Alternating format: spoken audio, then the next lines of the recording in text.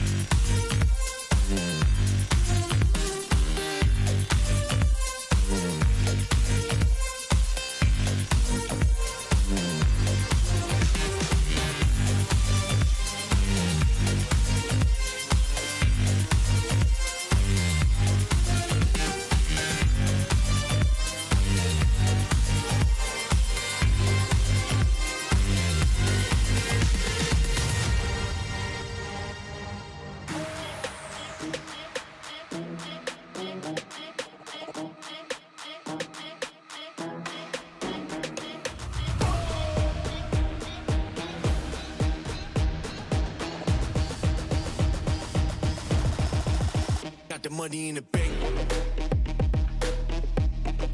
Hit you with the. Hit you with the bank. Hit you with the. Hit you with the 808. Hit you with the. Hit you with the 808. Bang to the break. Bang to the break.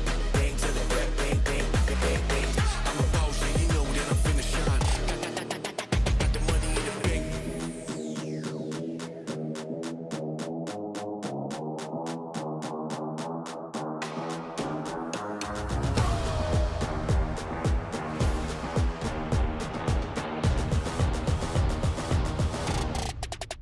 Got the money in the bank.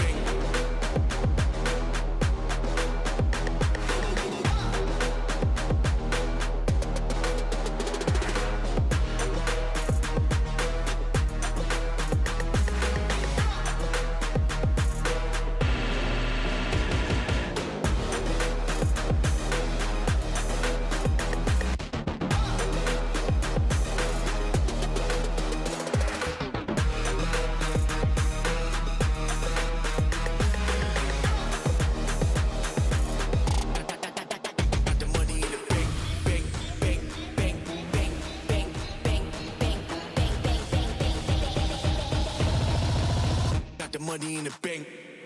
Hit you with the 808. Hit you with the. Hit you with the bank. Hit you with the.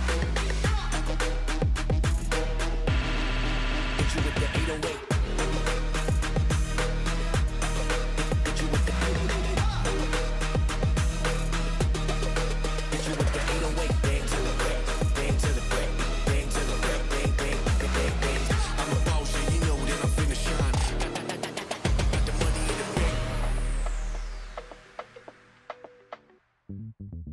Usually I take a backseat, yeah.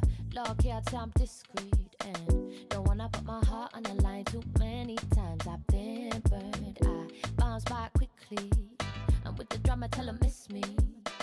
Won't never let it go too far. Expose my heart, that's risky. Maybe there's just something about the way you stop and stare.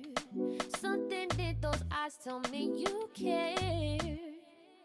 I'm still learning how to trust.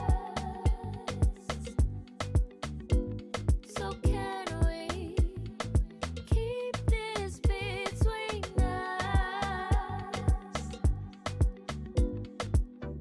I got a reputation to uphold, so don't reach out your hand for me to hold. Don't rush to tell the world that I'm your girl right now, 'cause I might leave swiftly, just based on my history. Been on to take them flights at different side of trouble. Maybe there's just something about the way you stop and stare. Something in those eyes tell me you care. I'm still learning how to trust. So can we keep this between us? If you choose to stick around, don't say I let you down when I burn it to the ground. I'm still learning how to trust. So can we keep this between us?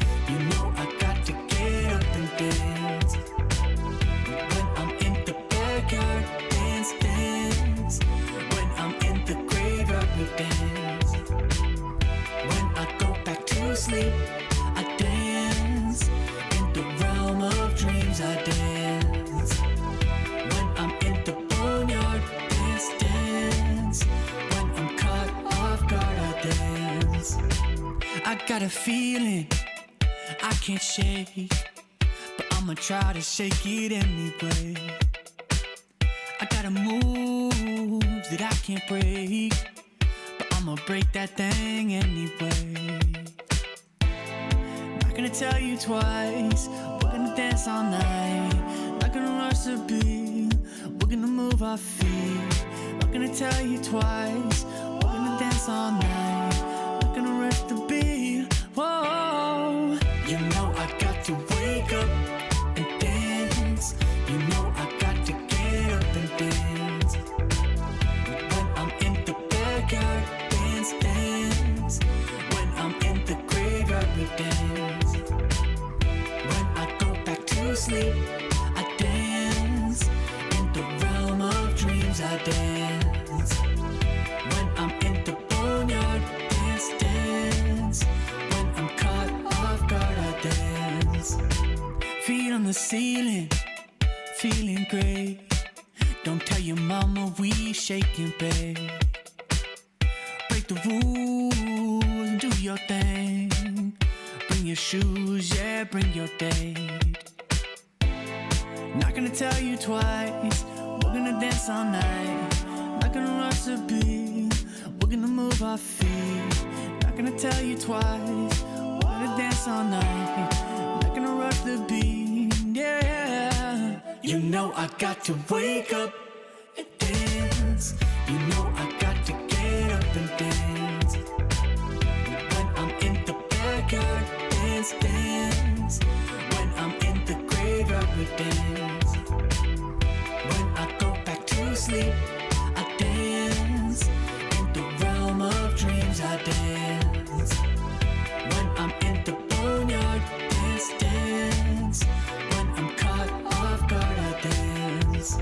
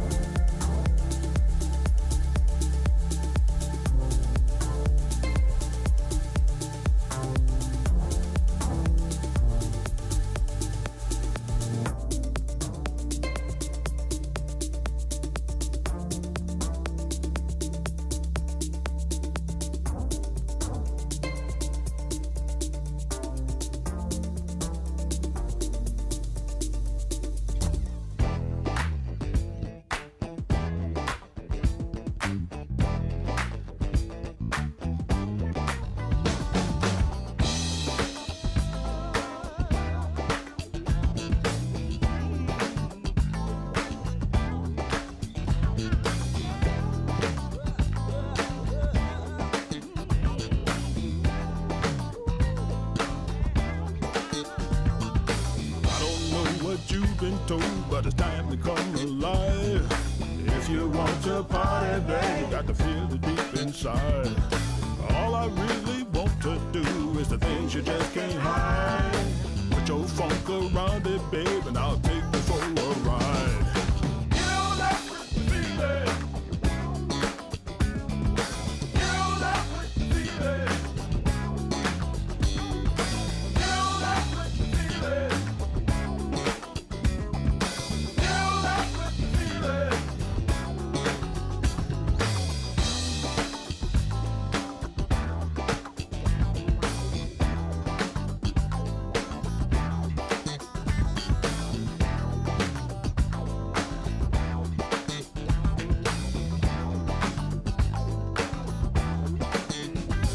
Now listen to the music as I bring you to the light. You can stop to see if you just open your eyes. All you funky people, just join the funky line. Girl, I groove, make your soul shake. Everybody shake it on. You know that's what you feeling. You know that's what you feeling. You know that's what you feeling. You know that's what you feeling.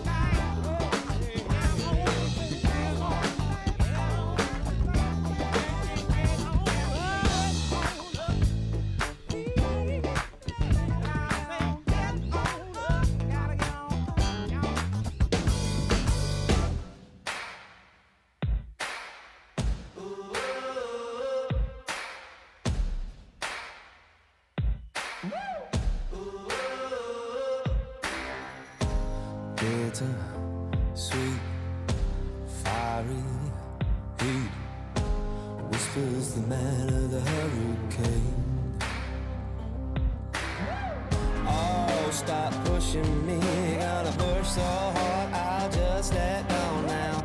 Lost in your mind, blown on the wings of the hurricane. I won't let go. I won't let go. I won't let go. I won't let go. I won't let go. I won't let go. I won't let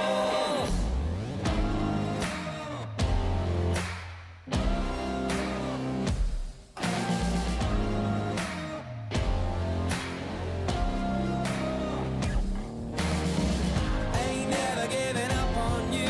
Gonna see this storm all the way through. Gonna push right through the driving rain. Gonna ride on the wings of the hurricane. Ride on the wings of the hurricane. Ride on the wings of the hurricane. Ride on the wings of the hurricane. Ride on the wings of the hurricane.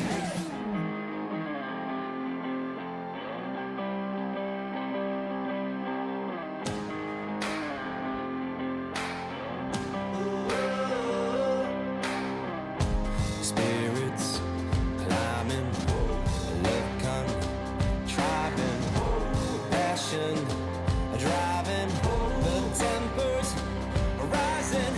Whoa, stop pushing me. You're gonna push so hard, I'll just let go now.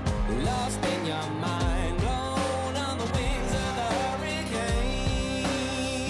I won't let go. I won't let go. Ain't ever giving up on you. Gonna see this storm all the way through. Push right through.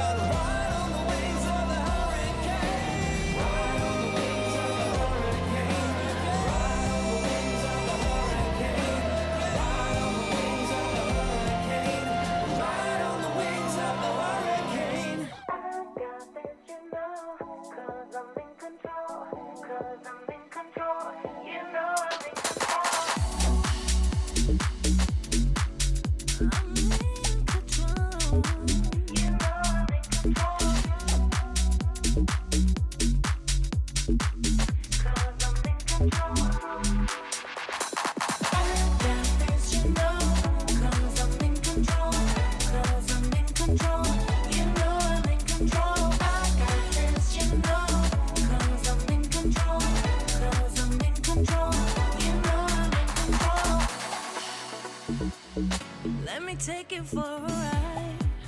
Close your eyes, come with me. It's a heaven in disguise, just for you.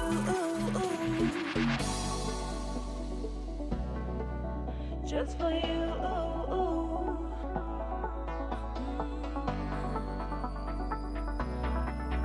Just for you. You know I'm in control. I got this, you know. 'Cause I'm in control. 'Cause I'm in control. You know I'm in control. 'Cause I'm in control. You know I'm in control. I got this, you know. 'Cause I'm in control. 'Cause I'm in control. You know I'm in control. I got this, you know. 'Cause I'm in control. 'Cause I'm in control. You know I'm in control. Let me take you for a ride. Close your eyes, come with me. It's a heaven in disguise, just for you.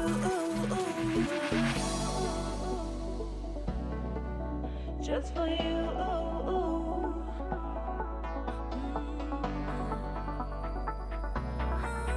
Just for you. You know I'm in control. I got this, you know. 'Cause I'm in control. 'Cause I'm in control. You know I'm in control. Because I'm in control. You know I'm in control. I got this, you know. 'Cause I'm in control. 'Cause I'm in control. You know I'm in control. I got this, you know. 'Cause I'm in control. 'Cause I'm in control. You know I'm in control.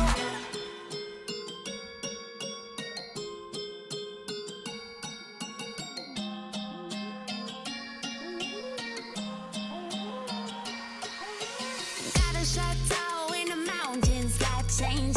Jet set through the islands that change. Zip codes like it is nothing. Top 10K first class on my side bang. Shorty went viral on a TikTok. Got 'em doing moves in a big mouth. Rocking their head doing pop lock. 20 million streams so she won't stop. Can't stop. 911, it's an emergency. Call your friends. Everybody follow me one by one. Moving to the melody. Light up the night. Oh, we light up the night life. We go into daylight. As long as it feels right. Light it up, yeah. We light up the night life. We go into daylight. As long as it feels right. Light it up, yeah.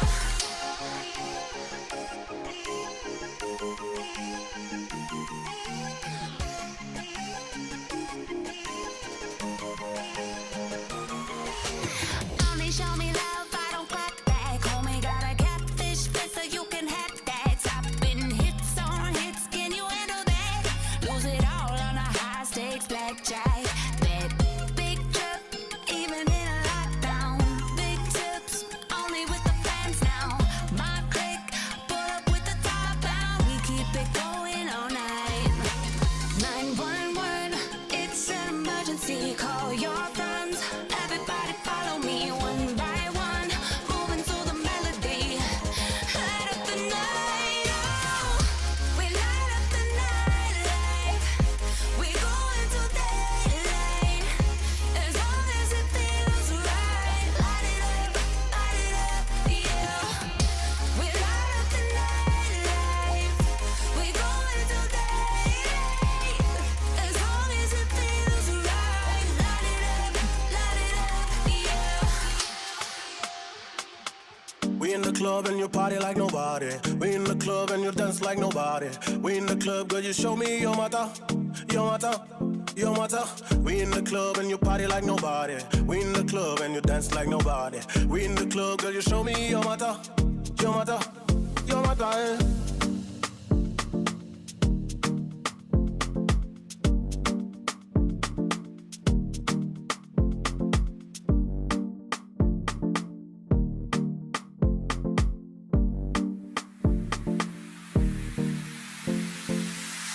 club and you party like nobody. We in the club and you dance like nobody. We in the club, girl, you show me your matter, your matter, your matter. We in the club and you party like nobody. We in the club and you dance like nobody. We in the club, girl, you show me your matter, your matter, your matter.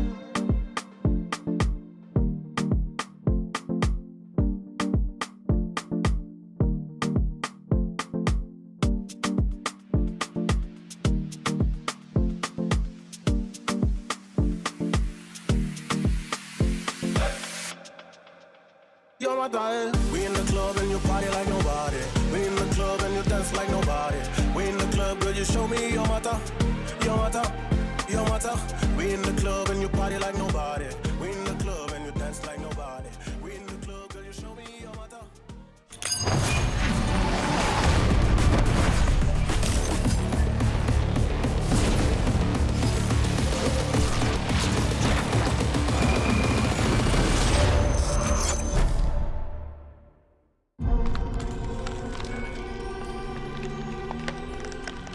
Be delicate, gentle, precise. Calm down. Why are you trying so hard?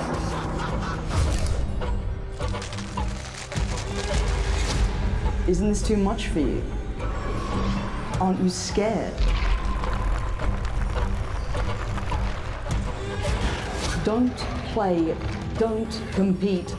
Stop complaining.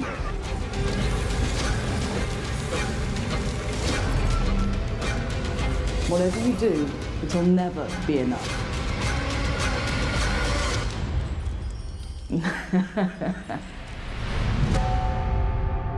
Greatness comes from within. Just wait and see.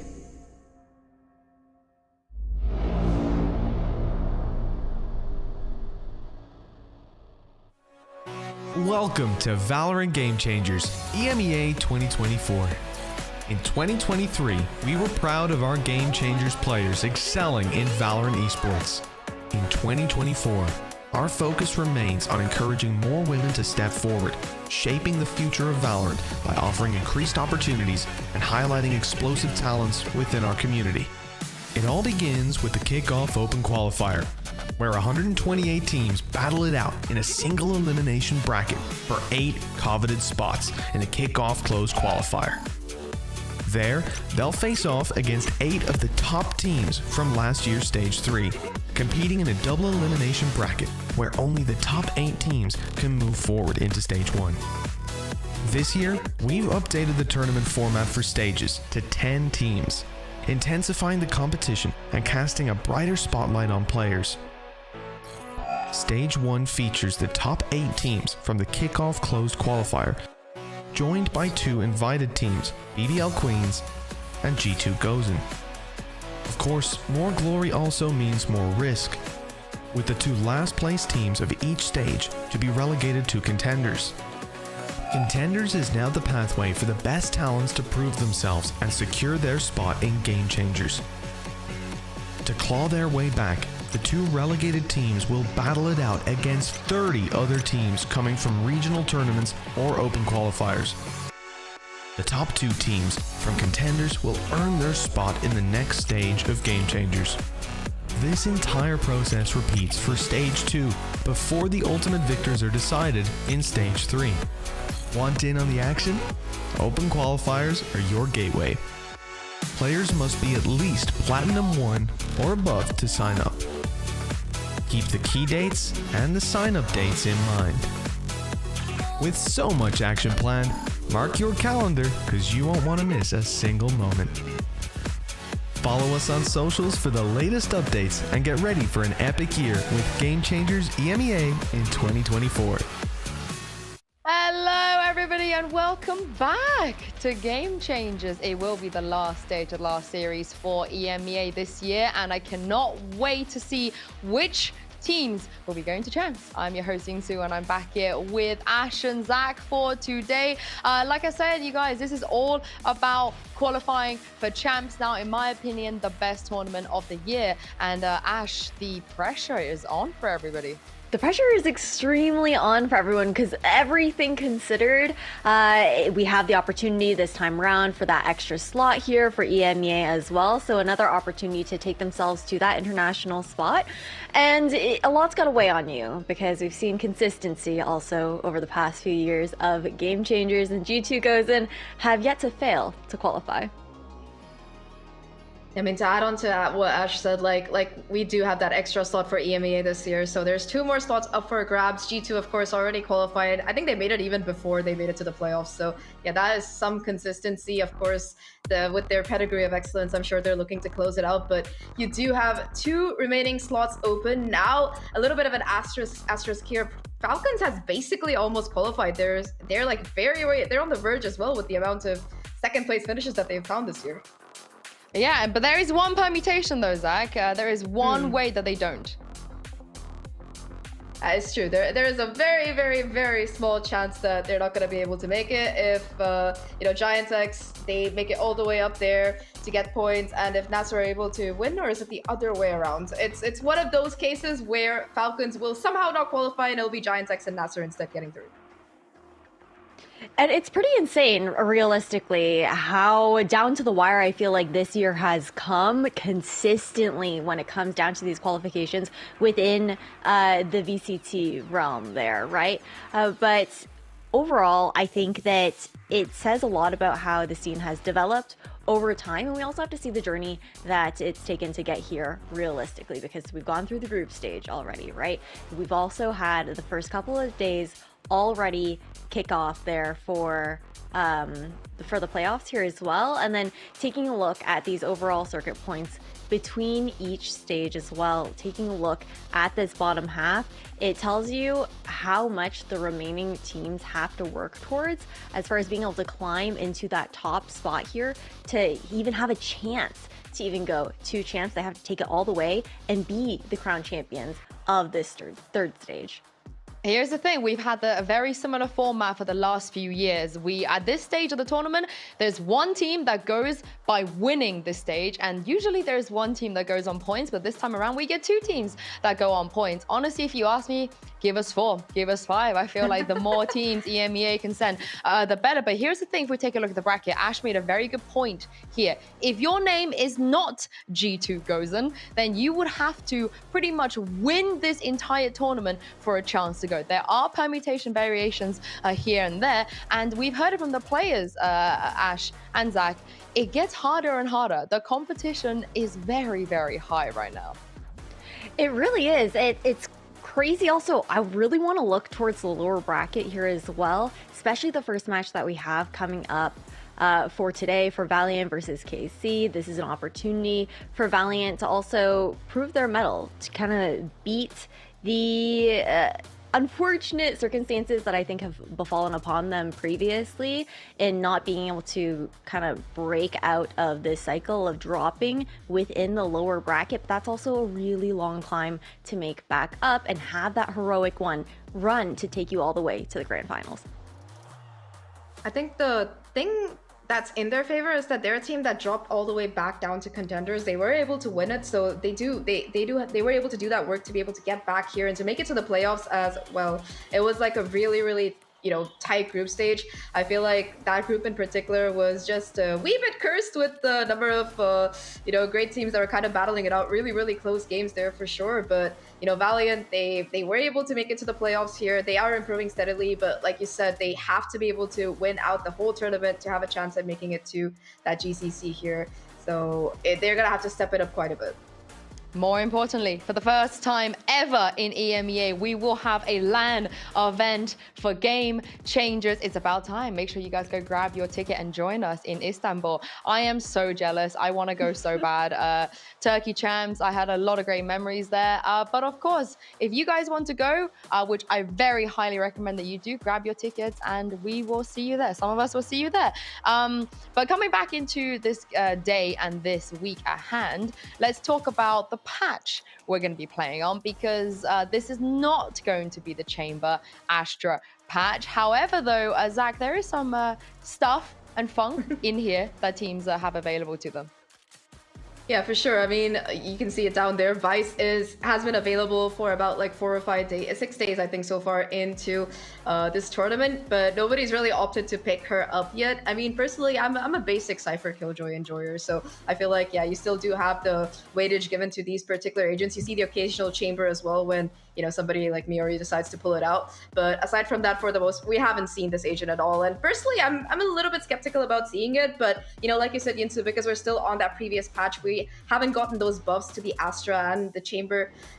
We were not going to be having it for the duration of this event, so you know, I don't think we'll see too much of a fluctuation of pick rate for Astra, especially unless, of course, you know, you're Fluxy picking it up because she loves Astra. And just to call back a little bit too, just to the vice point that you're making there, right? I think I really want to drive home the idea that we, again, have yet to see this agent in competitive play here within Game Changers, and there's a reason for that, right? Just compared to the traditional Sentinels that Zach was talking about, it's just not going to be as strong, but there are also certain opportunities, I think, where you might see some wacky combo plays being put out there with double Sentinel setups. It's very similar to what we see from like the Deadlock and Cypher compositions and that kind of thing. So the reason we're highlighting this is because we don't expect to see this agent come through, but if it does, that's a wild out-of-pocket pick, because a lot of these teams also aren't going to be prepared to be playing up against, I think, a wild card. Yeah, and the fact that the patch only came in kind of halfway through the tournament might be a reason they're not too prepped for it. But speaking of preparation, two teams we are going to be seeing the first match coming up will be between KC and VALORANT. I mean, they're definitely going to be prepped coming into this. They've had a fair amount of time as well. And Ash, I don't know where to lean here for this match. I feel like we're definitely get 3 maps, but I just don't know if one team necessarily is favored in this matchup. I think realistically, I don't think you can. I'm a little bit biased because, you know, me, Carmine Core, that's still gonna bleed through within Game Changers. I'm also just like the biggest Glance fan ever, I think. But realistically, when you look at the head-to-head between these two teams and how they've evolved as well over time, both of them making that contenders run that Zach had been talking about earlier, and the way that we've seen them level up with those extra reps that they got to have in contenders, and how they continue to climb through stage 1, through stage 2, making those improvements. I feel like it really does come down to maybe some of the experience that we see on either side when it comes down to how difficult and how much pressure are on every single one of these matches, being in that lower bracket and knowing that if you're either of these teams and you want a chance to go to Game Changers champs, you have to win it all. I mean, my take on this is that, like Ash said, both of these teams, they've had a lot of similarities in their journey to make it this far. I think what stands out for me is that, you know, if you look at KC, they do have those players with that previous LAN experience. You know, Glance has been to GCC, Roxy has been to GCC. Yes, they were part of different teams then, but they've got that LAN experience before. And I think that, you know, if anyone's going to be hungry to get back onto that stage, it's going to be these players. And you contrast that with VALORANT. You know, you've got these, you know, slightly newer players coming in. Like, yes, Mel has been around for a while, Ninu's been around, but again, you have GX coming in, you've got Dream coming in, who's like a complete unknown. This is like our first Game Changers tournament officially, and you look at the kind of performance that they've been having, and it's still pretty incredible. I think that for my part, I would lean a bit more towards KC just because by weight of that experience, but they're gonna have to show up today because, like Ash said, it's win today or, you know, it's the end of your competitive year. Well, there's one player who has never missed champs before, and that is Roxy. Take a look at what she had to say a little bit earlier.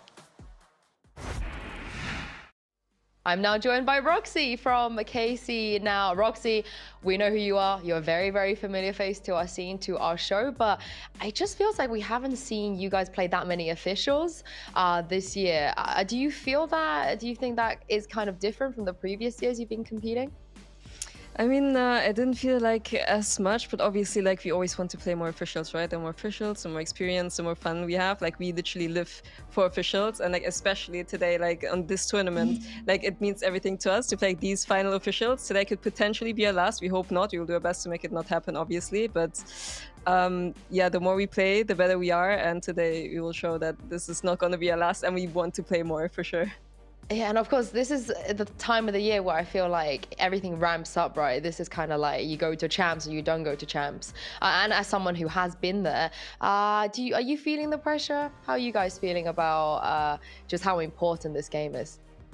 I mean, I don't really feel like the pressure, right? I only feel like the excitement of wanting to go there again because I have been there. I really want to go again, and I really like want my team to experience the same, right? So I feel like for me the pressure is not that much. For my team, I can't really tell. But then also again, like I'm the one that's kind of like trying to take the pressure off them. Like, you know, like we've worked so hard, everything's gonna work out. Like we're gonna make it. Like inshallah we will. And it's like, you know, it is what it is. Yeah, it's my favorite event of the year, honestly. It's such a fun event. Everyone wants to make it there for a reason. Now, of course, there's going to be a lot of mixture of like veteran players, rookie players. We've seen a crazy amount of rookie players coming to our scene this year. What are your thoughts on this, I guess, kind of narrative of maybe the rookie players are shining more because they're more motivated? I mean, obviously, like the veteran players, we are still going strong. We still want to have the same motivation to win, obviously. But I also think coming in like with the rookie players, there's a lot of new players that have been scouted and like are now in the teams in the main event that are really performing and really shining.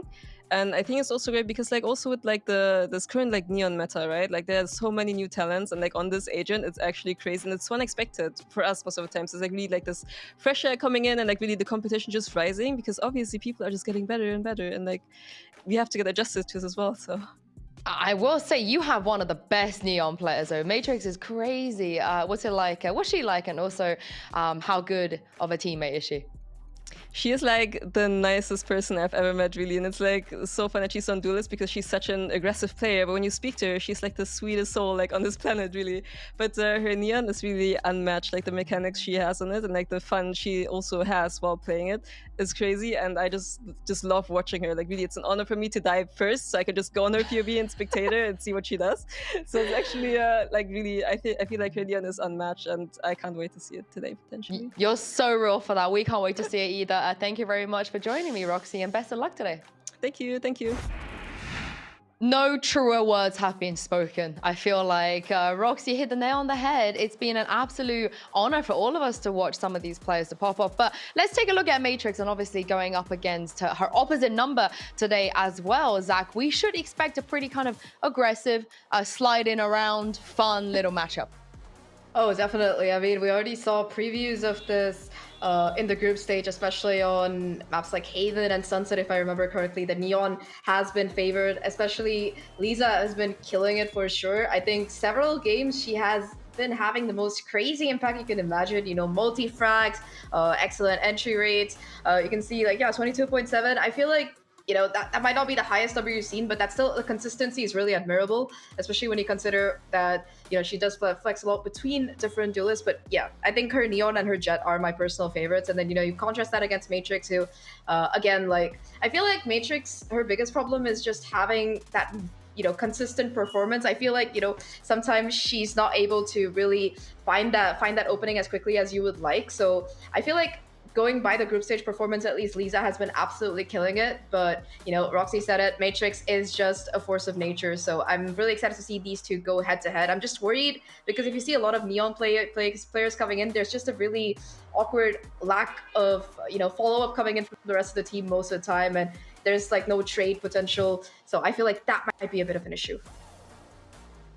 Yeah, we'll have to see how that ends up panning out for the two of them. I think realistically, also consider the fact that Liza is going from previously having been on the duelist before and then being on the Sentinel and then now role swapping back to that main duelist role. But as we head into the map vetoes here, I feel like both the pools for these two teams are so similar, Rinsu, aside from the perma bans that are no surprise that we see coming out Abyss and Ascent. Yeah, you're right. You hit the nail on the head. I wasn't expecting to see Abyss or Ascent at all. I mean, you have to expect, you know, your Lotuses in there, just as I said it. Your Havens maybe in there as well.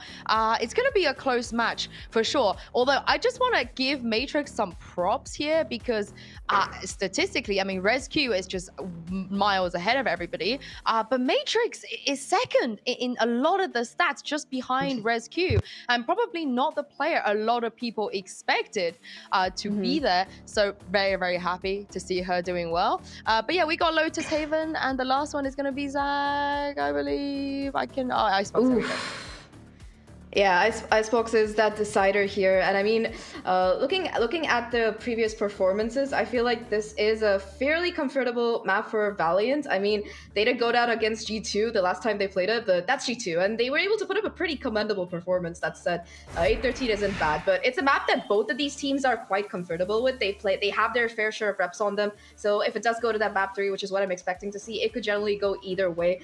But you know, I think that Haven in particular, it is weighted a little bit towards KC in my opinion, looking at their history. So I'm excited to see how it's gonna go. Yeah, let's take a look at Agent Select and see if we're going to get any changes, surprises. Although at this stage of the competition, Ash, I take everything back. Wait me when I lie. Me when I lie. Yeah. What is with the Pocket Sova pick? Like coming, I feel like it comes out on Lotus at the most random of times sometimes. And having Ninu swap onto that as opposed to the Fade that we're used to seeing her on, I think I have a little bit of concern here. Realistically, maybe it's for the opportunity to try and break those tropes with the shock darts, just because Cypher is that hard neon counter. However, you also have to be very practiced on those lineups, and it can be a little bit uncomfortable, I think, when it comes down to pacing with the Sova compared to the Fade. Yeah, I mean, I also agree. I feel like you get the value of, you know, the spammability, the kind of information that Fade really gives you, and the Nightfall as well. It's just such a great ult for retakes and stuff. So I think the Sova mainly, like you said, counters a Cypher. Aside from that, the Hunter's Fury can be useful in post-plants, but this is a comp that they haven't really run before, so I'm kind of curious to see how it plays out. Yeah, well, I'm going to settle your nerves a little bit. Ninu is a seasoned, fantastic Sova player, so I think we're going to see some tricks. And speaking of tricks, we got fast and fresh, quick and brief here on the desk, and it's your casters, Mitch and Kukuka. Yeah, thank you very much, Insu. Appreciate the introduction. It never dies. It just never dies, Mitch. No. It's the best. I think that you should do it again, just for people to remember how great it was. Nope. We're gonna let that one. We're gonna leave that one in the past, Kukuka. We're gonna let that one lie. Never. As long as Sue and I are alive, you will be reminded of that. I don't doubt it. The track record's certainly there. Well, listen, we've got a game of Valorant on our hands, so it's time to focus ourselves up. Valiant, look, they fell to G2. An acceptable circumstance, I believe, but it's not like the competition is getting that much easier now, finding themselves up against KC, a big game here in the lower bracket. And not only that, the entire year amounts to this. We know that the competition has been getting tougher and tougher, but it doesn't matter what you achieved at the rest of the year. As the desk was highlighting, we have a couple more extra spots for EMEA this time around. It is time for you to get it. Of course, it is very difficult to fall into the lower brackets so early, right after the group stage, and how close some of these matches were, but it's do or die for this girls time and time again from now on. So let's expect that they're ready. Well, starting it out on Lotus, this is a map that, well, when we saw Valiant play it, they lost it in overtime up against GX, but for KC, they didn't quite make it to overtime against Nasser. There's been some stumbles recently, and well, this will be quite the litmus test to figure out where both these teams are at. Kukuka, though, coming into this, I want to ask you, do you have a favorite between these two teams that you think stands out? I think...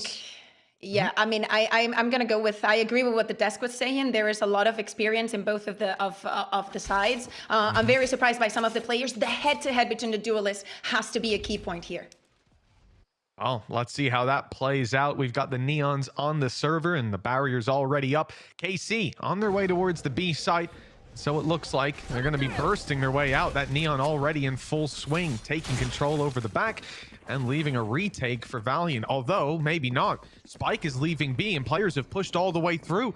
They're sending it. The train is arriving at the C site and, oh, there's a bit of a challenge for Dream. One that she doesn't want to take, getting out of there and playing the retake. Yeah, exactly. And just because of the swap, you know, with the Cypher that we will talk on the second round, the Spike is going to go down for KC, but this is going to be a 5v5 retake, Mitch. Oh, it is. Yeah, the Valiant played this one patiently. They've decided to group up and use the numbers to their advantage. That means on the breach, you're going to have a bit of trouble, and straight through that choke point they go. Valiant already tripling up on the advantages with Lisa following up. It's Nella all alone, Frenzy running out of bullets and running out of chances as the round comes to a conclusion. Only the one player falling for Valiant, a strong retake from the defense. Yeah, exactly. And look at the space that they were given, right? When they're faced with all of that utility, all that aggression coming straight on to be the movement from Breach to just give out that space. Also from Dream to just change your utility, just go up a little bit and try to play for that retake. We think about how they want to face this matchup, and probably having the both the Cypher and the Sova want to prevent or want to make even this retakes more plausible, more easy. The drone is extremely strong, and now that they've secured that first one with almost a flawless retake, it's a very, very good start for their map pick. Oh, absolutely is, yeah, and I like what I'm seeing already. It's an unusual play style to see a Neon rocking an Outlaw, but hey, I ain't gonna be complaining. Unfortunately, the only thing to complain about is the Outlaw's not getting any action. Instead, it's towards the A site where the push is coming down, with KC bearing down heavily on this site and leaving Mal in a tough position. Nino's got the cross a little bit. Nino's covered. Oh, we'll see how much it can do. Already doubling up, and Mal does the same. It's clean on the site with nobody falling from Valiant. Casey got on the site but couldn't do anything. And the flawless for them. That's the second round. I mean, great prowess from Nino. Sue was mentioning it on the desk, and I thought that we would have some more time during this round to discuss it, because she is a great star. She has so many reps on this agent. She has always been a support player that we've always gotten to enjoy. So it's good to see that everybody in Valiant is feeling this strong right off the bat, because if they are able to convert this bonus round, things are looking great for them. I'm looking at Lisa for this round. Look at the position of the players and that Outlaw that you were mentioning in the previous round. Yeah, I didn't get the opportunities in the last round, right? Just sat in the same position. This time, there's a little bit of backup. You can see that there's 3 players around Mound, one tucked up close, one further back, and the Outlaw looking for the contact now, posted up and ready to go. But KC give nothing. And with the time ticking away and the smoke already expended, they weren't ready for the fight. The flash, though, well, it's not caught very much. Blinded the players for a moment. Nello had to take the gun out to deal the damage. Despite being on 46 HP and a couple of kills, it's not really enough. KC are still way behind in this round, and they have to rely on someone like Roxy finding that space, and Roxy's already being detected and tagged. I'm loving this patience, you know, the given the space. If you're trying to deal some chip damage that we saw there, you still have this man advantage, this 3v2. And now you can get everybody to regroup. The drone is going to gather all that information. I believe it's just going to spot Roxy if it did. But based on the position where Lisa is, there's still a lot of questions for Valiant to be answered, but they have a lot of time. They do. They've got time. Up against the Breach as well, I expect this level of caution. It's wise, for sure. The utility Nello still has. Maybe there could be a quick pinch from that util alongside Roxy if they isolate. But instead, they've grouped up, and Valiant are moving towards the spike as a team already. Rooting the Breach out of position. They suspect the crossfire, but Roxy still gets the jump on the first time. Ticking away. There's the kill and the second. Nicely done. And they've got enough time to bring this across the line, I believe. It will be close, very close, in fact, but just about. Oh my! I'm gonna say that this was down to a T. You were saying it, and I was like, I don't think they've got it. I was like, I'm on the verge of they don't. But they were so comfortable in doing so. And I have to say, I love this piece because I love it from both of the teams. Like, KC respects the one way. They don't want to give anything away. They did not gather any information on what was going on C on the previous round, probably expecting some of that aggressive push for this bonus round. But the fact that everybody gets to that retake scenario where Dream still has a couple of cages, Nino has her entire utility, same goes for Lisa, speaks a lot again about the plan and how well organized everything the Valiant is putting on the table is so far. Yeah, it's been hard to break, and now we're seeing even more to it. The rubble push up as they take the space. Lisa's now posted. Usually you'll see the Omen there, but they're confident with the quick slide in from the Neon, seizing the space, and presumably falling back in the rotations. Usually you'll have seen that by now, and maybe that's going to leave Dream with a position to play a retake. Traps already being broken, pressure being applied, and you don't really want to stick around here on your own. Yeah. Still has another cage. I think she's given a little bit of respect to that Rolling Thunder that Nello has for this round. We saw it on the first round, how cautious they are with it. And with Nino gathering all this information on B and the push that it's on Rubble, Dream should know where they are. Oh, yeah. I mean, even now, the stun, the utility coming in, it's too late to reposition. Dream has to hold her ground. Everything coming her way, and straight in is Matrix. It's actually Roxy finding the kill through the cage. Just goes to show how many bullets were flying her way. An opening pick, now a retake for Valiant. Spike's gonna go down. Ultimate as well from Roxy just to get all this info, but Lisa's not going to care about that. She can look at her right away. Really nice stuff. Yeah, the Outlaws already picked up one, evened up the numbers, struck fear into Nello's heart as well with the Rolling Thunder active in hand. Quick play out the door, using it as cover, but Lisa's not able to survive. Now they're focused up on patching the gaps. Glam steps in, the Rolling Thunder blocks some of her teammates. Now, Valiant, slow as can be. They eventually make it in with the stun, and it'll catch Matrix. It's at least one trade, but the numbers there for the attackers. The time on their side. The clock running down. Mel with the pressure to get this diffuse across the line, and nothing she can do about that. KC finally on the board. Yeah, and same that what I was saying for Valiant, and how good Dream was moving around her utility, the preparation for Matrix and how she goes straight onto her. We're seeing it here right now on the replay to secure that plan. Also, not only using the Rolling Thunder and escalating that utility. Roxy goes first, spots them, and then they know where to use the Rolling Thunder then with the right timing. How Lisa's also shut down. Very, very good stuff for KC. They're stepping up to how tight this has been so far. Well, that was it. They needed an answer fairly early on, right? This is still going to be a scrappy game because it felt like Valiant had control, their hands on the reins. But now, well, they may yet again. Big upgrades in this department. Sure, there's a couple Bulldogs, but it's the big old gun, the operator, in the hands of Liza that can do a lot of damage. Same position as before. They clearly prefer to have that scope around Mound. For KC, same old plan. They have pumped the brakes early. They are just waiting for Valiant to burn utility, but also make a mistake, step forward, and give them a shot. And Liza here with the operator. She might find something soon. She's going to hold this angle until the very last second. She's going to be forced away, though. But it's just a lot of utility being invested by KC. A little bit of the rotations we're already seeing from Valiant, taking that as an initiation from KC. And they just take all this for free. They're just walking up.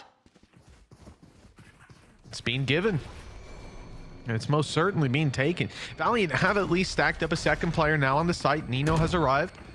And in fact, we have 3 now ready to help out. A site seems relatively secure. It's all about that heaven fight. That's where KC need to root these players out of. Wall doesn't cover that much, and Mal, oh, she's going walkabouts straight in, had the angle, but as the smoke fades, KC come out on top of every engagement, and with an operator still in play for the defensive side at 2v5, not even finishing the kill on Matrix. There's no way they go for it.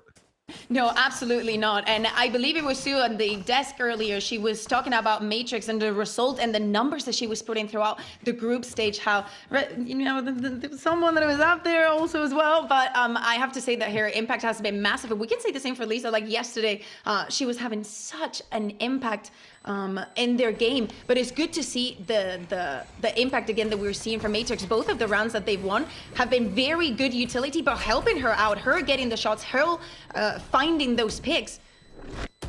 Let's put us in a 3-2 situation right now after 5 rounds, and KC getting 2 in a row. Maybe it is the time to ask for a timeout. How many do you have to lose in a round to get a timeout, Mitch? What is your take? I think it's very contextual, right? Like even for Valiant, let's look at the rounds they lost, right? They come in with weaker weapons, a couple weaknesses here and there, and then in the last round, some Bulldogs and an operator. That's the big gun, the one you want to use, and it's on the other side of the map. It's not even in the round, you know. That's basically a classic at that point in terms of round impact. So I feel like at this point they're okay to reset and come into another buy round when they get there. There's been a last second judge buy. I thought Mel was keeping money, but Mel's gone a little all out. And unfortunately, they've lost their operator off rip. Very different to the last round, but just as devastating. And again, an opening for Matrix on this round as well. The impact that they're finding, how passive they're being at the beginning of the round, knowing what they've heard in previous ones on either on Rubble or what they've Valiant has been doing on C. They just expected that this time around would happen on B. Oh, the Prowlers missed Mel. I don't think they're going to go on it. Oh, if they walked in here, this could have been a colossal judge play, but instead they've just confirmed nobody's close, so we can rotate. And they've even left a trap now. Maybe not that big of a problem for an Omen. But still, this is, well, an Omen with a judge, unlikely to go for that flank anyways. KC, they've avoided a trap early on. Now they've got a couple to deal with on C.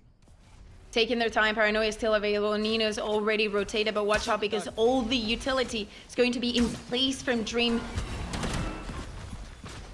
They don't have a lot of time. Oh, they're really running it down. It's got to be a straight up fight. Dream blinded still. Matrix is able to get the better of her. Round the back site. The fights are going KC's way. And now there's big problems starting to brew. That spike needs to go down soon. It's on the side, isolated at the moment. Even crossing back, they're going to the door. They're taking the space. Roxy's gone on to B, and they know that they can get the plant down. 15 seconds, just enough time to make this rotation. It was a gamble. They've even lost a player in the process, but it's worked out.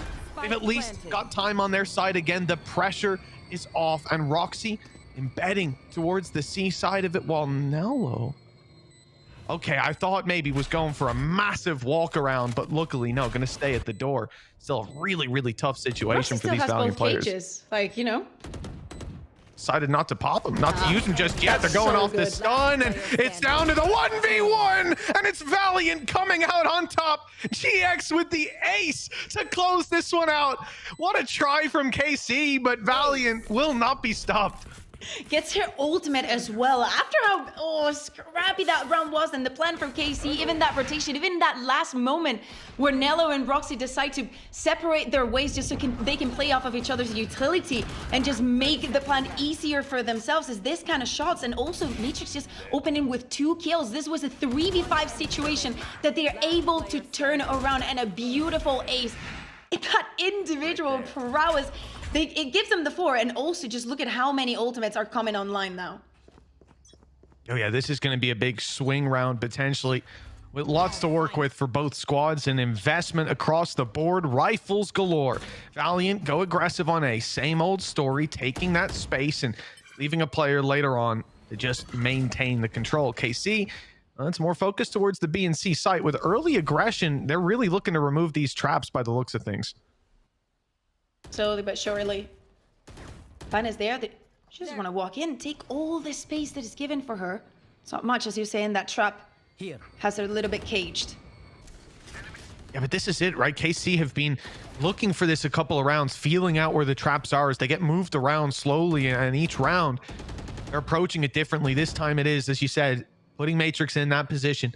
You've got a player wedged in. Now they look elsewhere. They make it look to Valiant as if this is a B hit, a conventional little poke on the C side. At some point you ask yourself, where's Matrix? She's been entering every single time. Where is she? Where's the neon utility? What's the wall? Where is the wall? And now the trap breaks. They realize just how close Matrix is, but too late. That realization comes in. Now the site taken.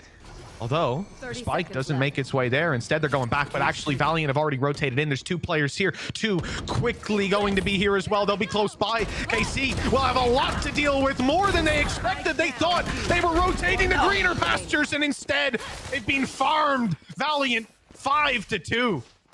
And this is, you know, one of the great values of the Neon, the quick rotations, taking a little bit of the advantage of the operator. I don't think that is having as much impact as they would like. Matrix, again, just getting the opener time and time again. But Valiant have now a different plan, right? Like, they know that KC have been running down the clock, and now they just want to avoid the plant from even happening. Now is when the timeout has to happen for the side of KC. A couple of things that they need to talk about, and how quick and how right Valiant are being on the reads that they have.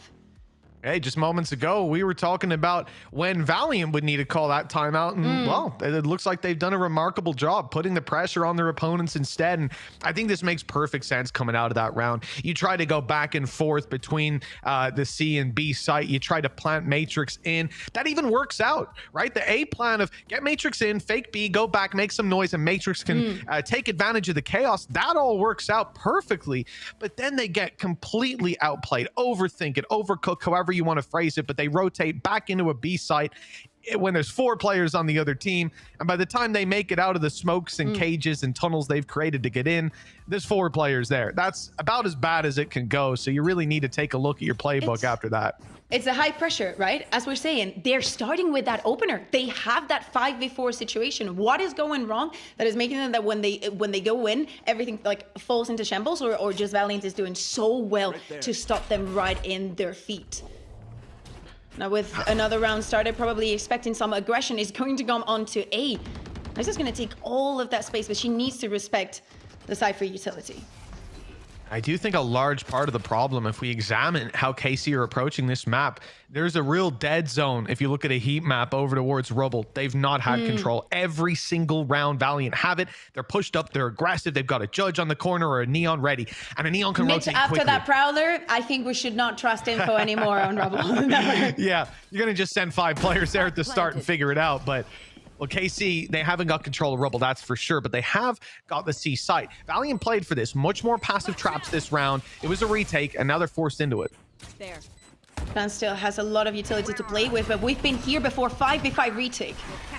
They made their bet. Now it's time to lion it. Matrix not able to find that initial pick. The pesky wall getting in the way, and the repeat costs her life. Spam's going down to just 13 is Roxy. She's in trouble as well with a flash, quite well timed, but the Rolling Thunder buys that little bit more, runs the clock down low, gets Nello in position for her triple kill, and now down to just the 1v1 with Roxy on that 13 HP from before, but it doesn't prove to be that much of a challenge. Oh my, I thought she was going to do it again, and correct me if I'm wrong, but this was another Rolling Thunder, another round 1 for them, right? The plan is definitely way different. Just, you know, get the spike down, we all get out of sight, and we just play for the retake with that ultimate. The read from Valiant is also good, right? Like, we just go onto them, we know that this ultimate is on play, we need to go hunt them because there's a very high chance that they're just waiting for us, and especially after they retake all that site, that's what the plan lays. But now, back-to-back timeouts here after losing that round. Do you think that's justified? Because that came out too close, Mitch. Yeah, I get that perspective as well, right? Because they just got to sit down and have that chat. It is definitely unusual, I suppose, to see that timeline. It makes you wonder what they saw in that moment. There must have been a reaction. Maybe they've planned for something. When an opponent does this, we do that, and that just didn't happen in the moment. You know, as a coach, I think those are the difficulties in figuring out when your players have just tripped and fallen, and they're going to get themselves back up, and when they need that little bit more redirection. I think you also need to think about Nino's ultimate, right? Because I think that the Sova ultimate is something like different here, but it holds so much value. You can stop a plant, you can stop a very early aggression, but you need to have that conversation on they're not fighting for Rubble. They're never fighting, and it would be so good if we could just stun them and literally just ult them. They would be on a line. It would be so effective. And we see 4 players from Valiant trying to find this encounter. I mean, it's been 3 most rounds. I guess now they've got the weaknesses. Why not throw in an extra body? But there hasn't been much contention from the side of KC. Like we've said, Rubble is not being approached. I think the most presence they've had there in the majority of rounds can be chalked up to a Prowler. And mid-round one time. Yeah, exactly. So I mean, for the side of Valiant, stacking this seems like a weird choice, but then I look at the map and I look at where players are going, and there was a small shift to the right side. There's a part of me that thinks they might decide on KC to go for Rubble in the one round where Valiant put all the bodies here. They've already got a double opening, and that should send KC running. She's going for it. Oh, not finding anything. Just about off the mark, but they're gone. Finally, I saw KC group up as 3 after that massacre, but they've decided to leave it, and it makes sense. You want to stick around, you want to defend the guns, of course you do, but get out with your lives. Problem is, we've already got Dream waiting on the other side of the map. 30 seconds left. All the utilities there, less than 30 seconds to go onto the site, and she wouldn't do it as well, right? Oh my god, she is! Gorgeous Cage and GX in for another. Now it's Roxy back against the wall, cornered with 3 players waiting outside the site. She knows exactly where they are, but that ain't gonna make dealing with them any easier. At least they haven't picked up weapons. They've not yet recovered any rifles, so it's down to pistols and a stinger, but close range and with numbers by their side, Roxy is gonna have a tough time dealing with that. Valiant back with a stronger lead now, up by 3. I cannot believe that you said they don't even have guns. Excuse me, did you see what they did with the sheriffs? Every single thing was a headshot there. A round that they probably, as we were saying, should not have easily won, has turned into something completely different, just based off that initial presence, and then having that quick rotation, the utility, everything, and just KC biting onto that bait. Wow, what a round. And so unfortunate, I have to say, for KC. That's the most presence they've shown here. And they sent 2 players. If that was 1 player, let me tell you, that was 1 player swinging it, I'm going to call them out. I'm going to say they made a mistake. That's their fault. But here they went, oh, we haven't really, we haven't looked at Robo much. Should we just take a look? Best timeout ever. Oh, you think that was the call? Best. I mean, yeah, it was a call in the timeout. Yes. Go headshot 2 of 100%. them. With 3 rounds left on the defense, the ultimates to work with, and a thrifty. Yeah, that was the call. Whoever gave it, 10 out of 10. And also the individual. I mean, the sheriff plays were unreal. But just with that, look at the economy for the side of KC. You've broken them completely for the rest of the half. Yeah, it's wrecked. They're in a rough position. Was it 3-2? Yep. Was it? I think 3-2. It was on Valiant. Yeah, 3-2 to Valiant. We were asking if maybe Valiant needed a pause because KC had that momentum. They were building it up, but well, once Valiant got their rifles and got their economy equalized, things looked okay. Then they got wrecked, and then they won it with the pistols. They've been doing it with everything, and now it looks like KC are bringing back a taste of their own medicine. Oh, they didn't like how that one went down. Oh, but that's the a spike spike. has gone down. That's a big problem. It's going to buy a little bit of extra time, create a window for some harassment from this defensive side as they get into spotting Kuripuya, trying to reposition a 3v3. 2 rifles on the side of the attackers at least, and they know Mel's isolated, wanting to take the fight, but well, the shot doesn't quite land from Mel. In fact, it wasn't quite fired. The shock dart, well, it will do damage. There's a lot of numbers on the other side. They need to deal with these players, and they're doing just that. Roxy trapped in a corner with a sheriff. It's already the rifles that have fallen. 45 HP and a need to swing and stop the defuse. Nice shot, and almost. It was so close. But Dream lands it in the end, and Valiant continue to extend the lead. Man, what is it with this rounds? What is it with this rounds? I mean, I have to say, every single time that we see KC doing this, you know, this fast flood onto side, just a five-man push onto it, they're coming out on top usually, right? Like they have the right timings with the utility, and of course, also the movement from Matrix, gathering that rifle, running and trying to help the rest of her team. Just get in that position and being extra aggressive as expected of Neon, especially in the situation of Postman, knowing that the guns are not the best for you. Still, very, very close round, but it doesn't matter. It's 7-3 on the scoreline. 2 rounds left of KC in this attack. And look at the ultimates. They're so close, Mitch. Yeah, they'll be there for the next at least, but gotta fight trouble for the certainly orbs. brewing. Okay, Matrix already gone around the smoke with the paranoia center the other way. Liza's now here. 3 players ready on the choke point, and that smoke's gonna fade. KC still look to take control. Be ready with a flash, but Matrix goes right by GX. An easy kill on the side. A reposition to dodge the spams, and that's an opening pick secured and put away. Their choice now to fall back or continue fighting, and it looks like they've made the wise one. They're disengaging. And not only that, that is all of Glance's utility, of course. She could still spot, but it is a lot invested for nothing in return. This space here that Roxy has taken, but she's completely spotted. Yeah, Roxy's being dealt with. They were very well aware of that position, of that little sneaky play. Now KC 3 versus 5. They're basically at the start of the round, but with a big disadvantage, at least starting to brew some of these ultimates. But Nello having it online in this round or with a death wouldn't have mattered either way. I doubt, well, I don't want to speak too soon, but I doubt they're going to find the position to pull this back. They have walked into the A side. You know, Glance can take that orb. She's not going to go for it. The spike is going to be planted by Nello in this case. As we said, every single time that she has had that rolling thunder, it's meant a round win for KC. Let's see if the last one can be just as effective. Well, it's more so. I imagine she's going to save this for the next, but hey, if an opportunity presents itself, maybe. It is used here for Valiant. On the other hand, taking the space to start with, fight in the back, good for Liza, and this is now looking done and dusted, but the Rolling Thunder gets committed. They put it in here. Nello committing the utility, full commitment on this side, wanting to make the best of a bad situation, but, well, they might just have left themselves a little underarmed for the next round. I think that there's a couple of things that I loved about this round. One is Valiant being so eager to fight for that orb onto C, because as we're saying, being so close to the ultimates, having 2 rounds left, those 2 ultimates can define the rest of the rounds. Understanding that, fighting for that, putting all that effort, bodies, utility into getting that. And also at the end of the round, even though it's a 5v3 retake, they're disciplined enough to not leave anything to chance. You do not want that, especially when you're thinking about you having to make a lower bracket run. You want to give the best version of yourself every single round. And that was a great example. That's it.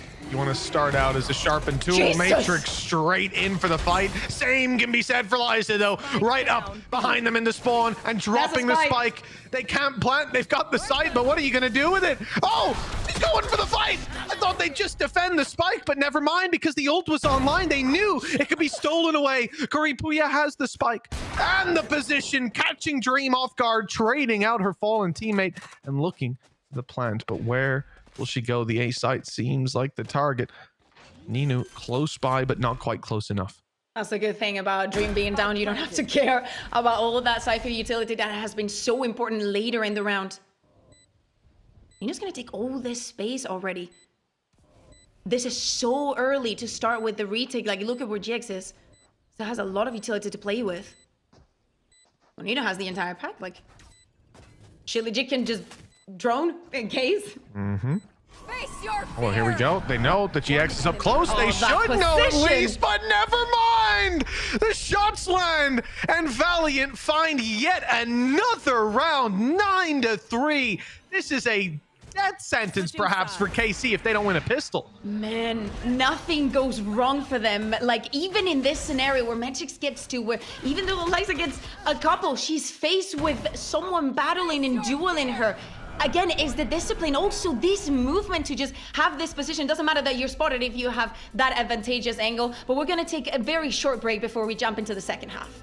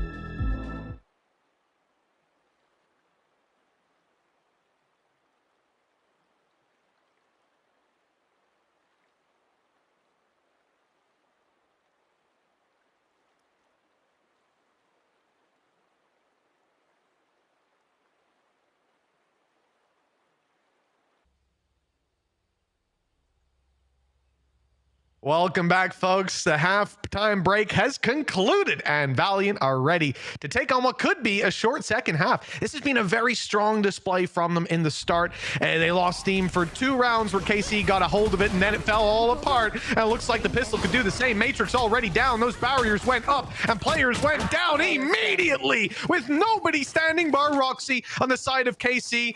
This pistol, well, I said it could be a death sentence for KC, and unless Roxy's got a big play, it very well could be. Oh, and love this. Given the spike to Liza so she can get her ultimate super quick, could be decisive in the bonus round, because when a 5v1, Roxy's not going to be able to take a single kill. Everybody low on HP, but that's a 4K for Lisa. She's 1 away from her ultimate, and it's just round 2. The aggression coming out from KC was not enough. Was she blinded? Yeah. Don't you just love this game sometimes when you just all love the right utility? They're stunned, they're blinded, it doesn't matter. And it's an Andalusia flawless for them. Remember, at the beginning of this match, that round number 1, 4 players alive on that first round. So far, very impressive pistols from Valiant.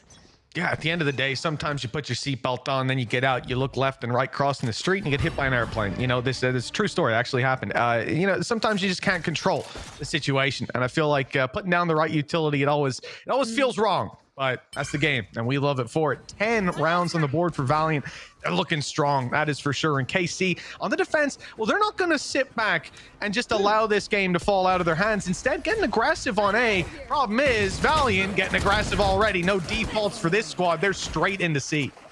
I will say I don't get why Liza got the orb for this round. That is the only thing that I can say. I don't think that this is going to go Case's way. I mean, what do you get the orb? Like, even if you die, you will have your ult for the next one. You're gonna get kills. You're literally going to be spearheading the entrance onto the side, maybe building up towards other ultimates. You know, Bridge could be a very good one, because so far the rest of the team for this second half, even though it's only been a couple of rounds, they don't have to do much. They just enjoy the view. Now let's just going to wait, maybe see if she can get a pick from this position. She probably just likes this fight. Never mind. Back-to-back Andalucia flawless for Valiant, 2 rounds away from closing their map pick and Lotus. Yeah, listen, we talked about previous results and how both teams have had struggles recently, and albeit, you know, you never like to use the transitive property, but it looked like Valiant had at least a better fight on this map, so maybe there was something to read into there, but this is quite the stomping, I have to say. And for KC, you know, no doubt this is a squad we've seen all of the, not even most of these players. We've seen all of these players compete at the top level. We know that they've got a lot more than this. We just I don't think we're going to see it here on Lotus, at least not based on what we've seen so far. That is unlucky. Mice is just gonna go in. Look at the position from KC. They're just ridden into that, and they're just following the queue, following here around. Roxy's gotta be human. She was on the camera the whole round, got flashed, and then got killed by a Neon who pushed B. That's gotta be a frustrating way to go. Good stun, and almost the follow-up too. Oh man, and this is the problem, you know, Valiant, they're already winning. They're already dominating, but they are not taking their foot off the gas. There are no brakes on this train. Matrix trying to put a stop to it herself and swinging around the backside. Lots of targets here with utility out, and both are kill. It's KC dominating the fights to close it out. What a, I'll say, scrappy way to close it, and Matrix making a bit of a name for herself on that push. Oh, yeah, exactly. In such an important round for KC, if Valiant was able to convert another bonus round in their favor, things could have been, I mean, way too complicated. Like, honestly, just forget about it. And as you're saying, Roxy here is completely sure. She cannot even get into her utility. She's completely lost. But even in this situation, having that retake potential, having Matrix putting up these numbers and giving Valiant a little bit of a taste of their own medicine for this one. Still, it's a long way ahead. But hey, 11-3, we've seen those comebacks before. Oh, well, yeah, look, we definitely have. And when we do, it's typically because a player who's been either sidelined or just in the middle of the playing field, having an okay day, steps it up. And that round right there from Matrix, shutting down the over-aggression of Liza, going back into sight, doubling up then on the back for a triple kill. That was huge. And if KC can keep the momentum that they've now found, this could get rough for Valiant already. Roxy, okay, taken down as the judge tries to fade away, but a big player taken out of the game. Yep, still a 4v4 scenario. For KC, of course, a lot more on the line. Look at that position from Matrix onto Rubble. They have to give the space and just wait for Valiant to make the next move. They're being very careful about the space that they've been given away. Not using that trip at the beginning from Dream, just to make sure no one has pushed over Rubble, but everything just slows down, just freezes. And it's time to chat. What is it that we have here? We see the pings on the map and probably how they want to go towards A. Mm-hmm. Yeah, well, trying to bait someone out? Yeah, it looked like it. Maybe they're pinging that they heard some noise, a jump peak, something like that. It could be because you see the flash go down, the smoke, and they're immediately backing off, going to C. They wanted to put pressure on these A players so the rotates came through, but they didn't. KC are still stood strong. 3 players here on the C site waiting for Valiant to walk in, albeit they lose the first fight, but time is low and they need control of the site. They need the plant. 7 seconds, time to run on in. That's exactly what Matrix is doing, but the plant begins. Matrix knows they've got time, going in for the kill while the time is right and doing a lot of damage, but still needs to convert. Oh my God. Catches Mel looking the other way, and 40 health on Nino. It all comes down to this for KC. Casey, this is a lifeline in the map, and Matrix secures it. Neon is an agent. It is an agent. The way that Matrix was just moving around the side on that round. How she gets the kill onto Kuripuya, was it? For the love of God, 1v2 scenario, but she manages to clutch that one out to get another chance for KC to bring this one back. I mean, we were talking about the individual prowess and on the first half, but even managing to get this 2v1, that's disgusting. That kill is disgusting. I would be so pissed. Way more than Roxy the previous round. Oh, yeah. And I mean, Mel, look, you heard the noise. You heard the jump down in the water, the initial steps. Mel makes the right read. Okay, it's a Neon. You know, what's Neon going to do? Everywhere. Slide around, you know? Oh, but yeah. no, she was making a nasty play and caught the angle on the head, finished Nino, and closed that round out, keeping KC in it. 11-5. The dream's not over for the defensive side just yet. This map is still within their grasp, but they need to tighten their grasp on it. Valiant right back into a site. Plan secured on C. Hunter's Fury even activated, and it's caught a victim. Oh, Rolling Thunder is not going to find all too much, but the conversion on the back of it will. Liza does well. Liza even finding more space with Kuripuya down and Matrix following. It's Liza's round. KC, they had that lifeline in the previous, but Liza, well, she's put it to bed. This girl, time and time again, whenever you need her, she will step up. She will get you this kind of rounds. Casey with now, Valiant with 7 chances of closing this map out. And as you're saying, very high pressure round. A lot of ultimates going left, right, and center. And Liza just doesn't care about it. She knows what she has to do. She knows that she has to go for the kills. It's important not being hit by the utility with the Neon. It helps quite a bit. But having that moment in a round like that one where the money wasn't the best, just trying to speed things up after running the clock on the pre-reeves round and not getting anything for yourself. Door open and a challenge for Roxy. She's gonna go hunting and found Nino. Good damage with the Bucky. It's an off-brand play, but it certainly caught them off guard. Valiant even losing 140 HP on Mel. You could say they've got the back foot, but Lisa's gone into heaven.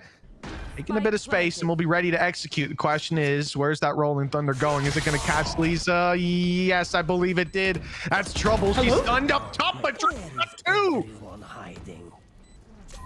Off a, across the smoke. But Lisa's still going, of course. Wants to finish the game confidently and might not be able to. Sure, Nalo shuts her down, but there's plenty in the back lines to fill in the gaps. 13-5, Kakuka. That is one hell of a statement to start out this map, or this series. Yeah. Oh, totally. And also the way that they started off at the beginning of the map, it's not only the converting the bonus, I think that they set the pace very, very well. They were faced with a lot of opposition from the side of KC, and they were adapting to various things. The pressure that they were putting around the map, how they were working with the space, in my opinion, was better, and probably is one of the reasons why they ended up taking this map for themselves, even though this is a map that I believe most of the teams, if not all of them, are very experienced in so far. Yeah. I mean, there's been a lot of close results when it came to Lotus, but here, this was anything but 13-5, a definitive start to this series. And now for KC, the pressure is most certainly on. They've got to bounce back in this series, and they've got to do it starting out with confidence, I'd imagine, because, we saw some flashes there, some moments that can inspire confidence, but there's a lot more still left on the table. We're going to toss this one to a break, and when we come back, we'll find out how this series ends.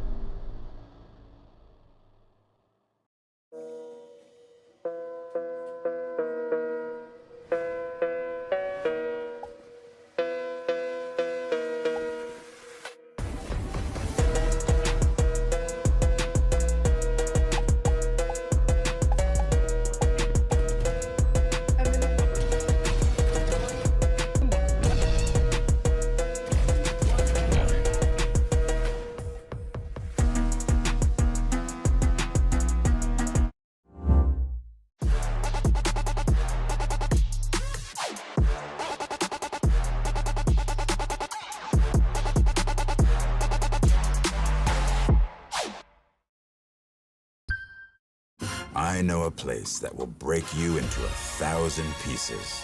Stay away from them. Stay away from Lorca, Paco, and Picasso. Don't ask about Lola. Ay, Caballo Grande. Ay, Dolor de Nieve. But in spite of everything, it occurs to you to visit Andalusia. Don't say I didn't warn you. Be careful of the Andalusian crush.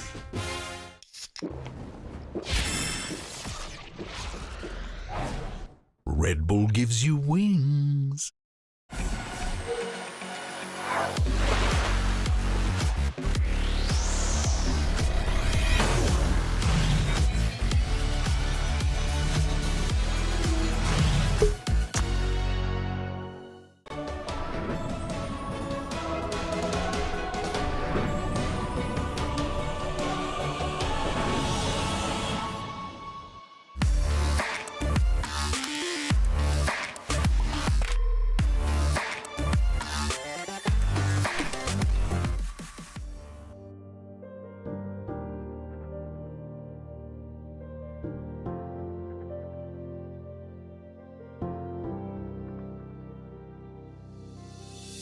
Do you feel what the eyes can't see? You hear it calling way down deep. Trust your heart, it'll keep you true. This world expects so much from you. From the dark out into the light, it'll come in the middle of the night. You were raised in the sacred place. Evil runs when it sees your face. From calls your name.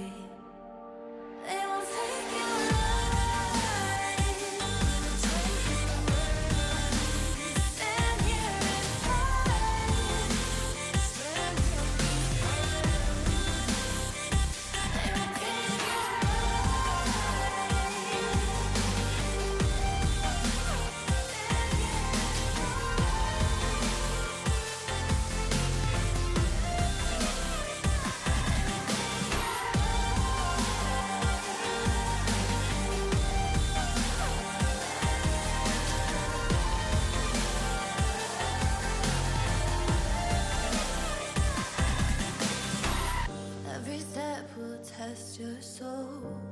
You will walk out pure and whole, stronger than the day before. Tomorrow you'll fight for more.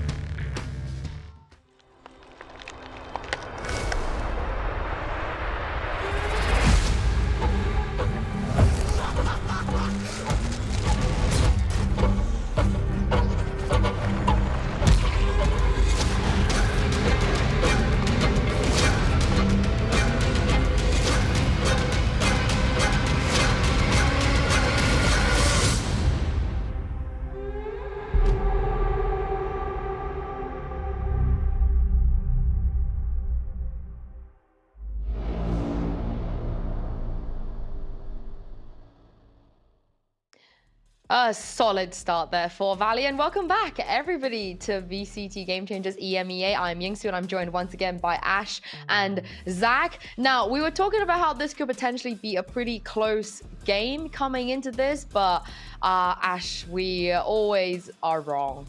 What can I say? Yeah.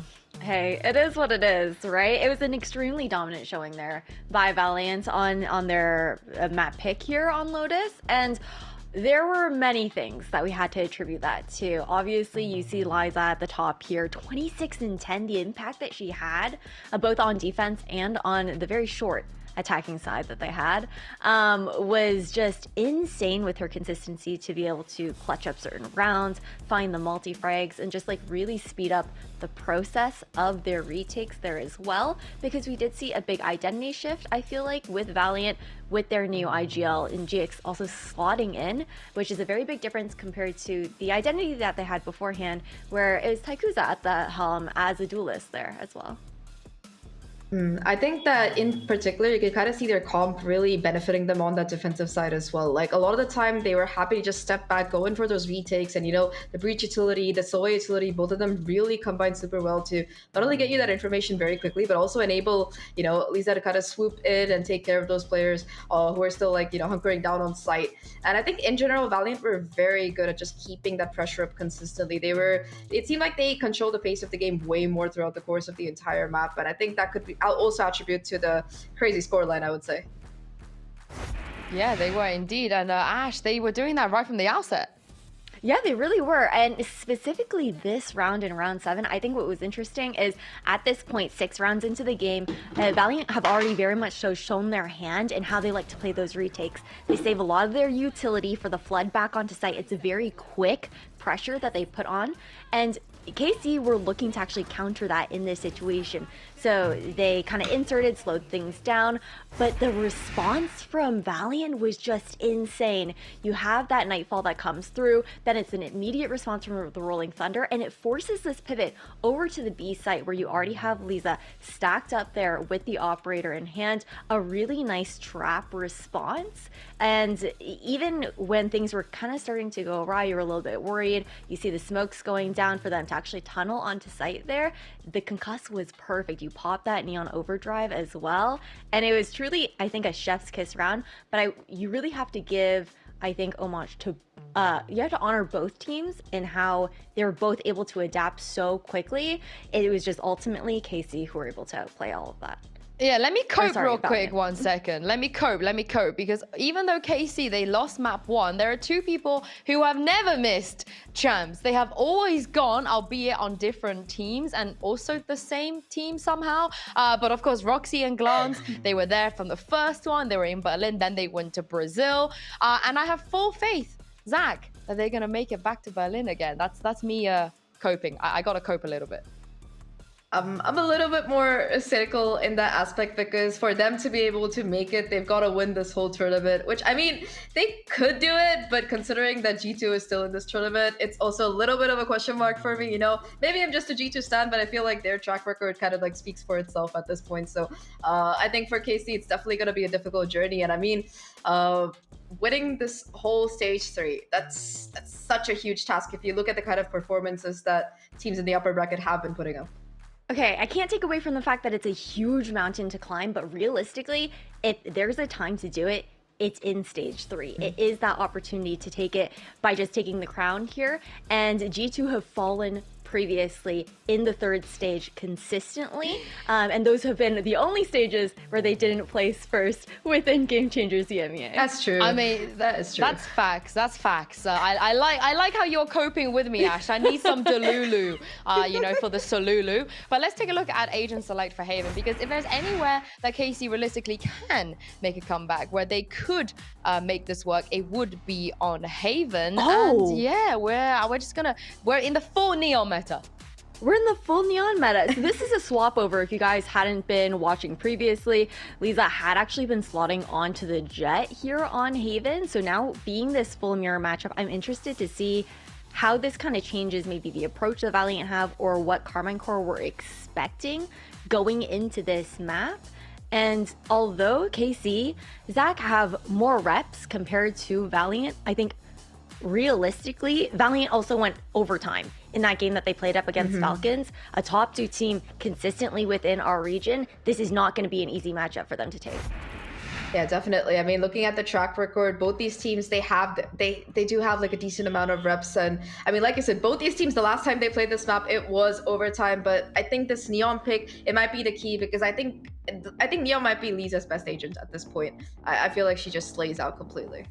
Well, this is it. KC, if they want to make it to champs, they have to win here. Mitch and Bea, who's coping with me, eh?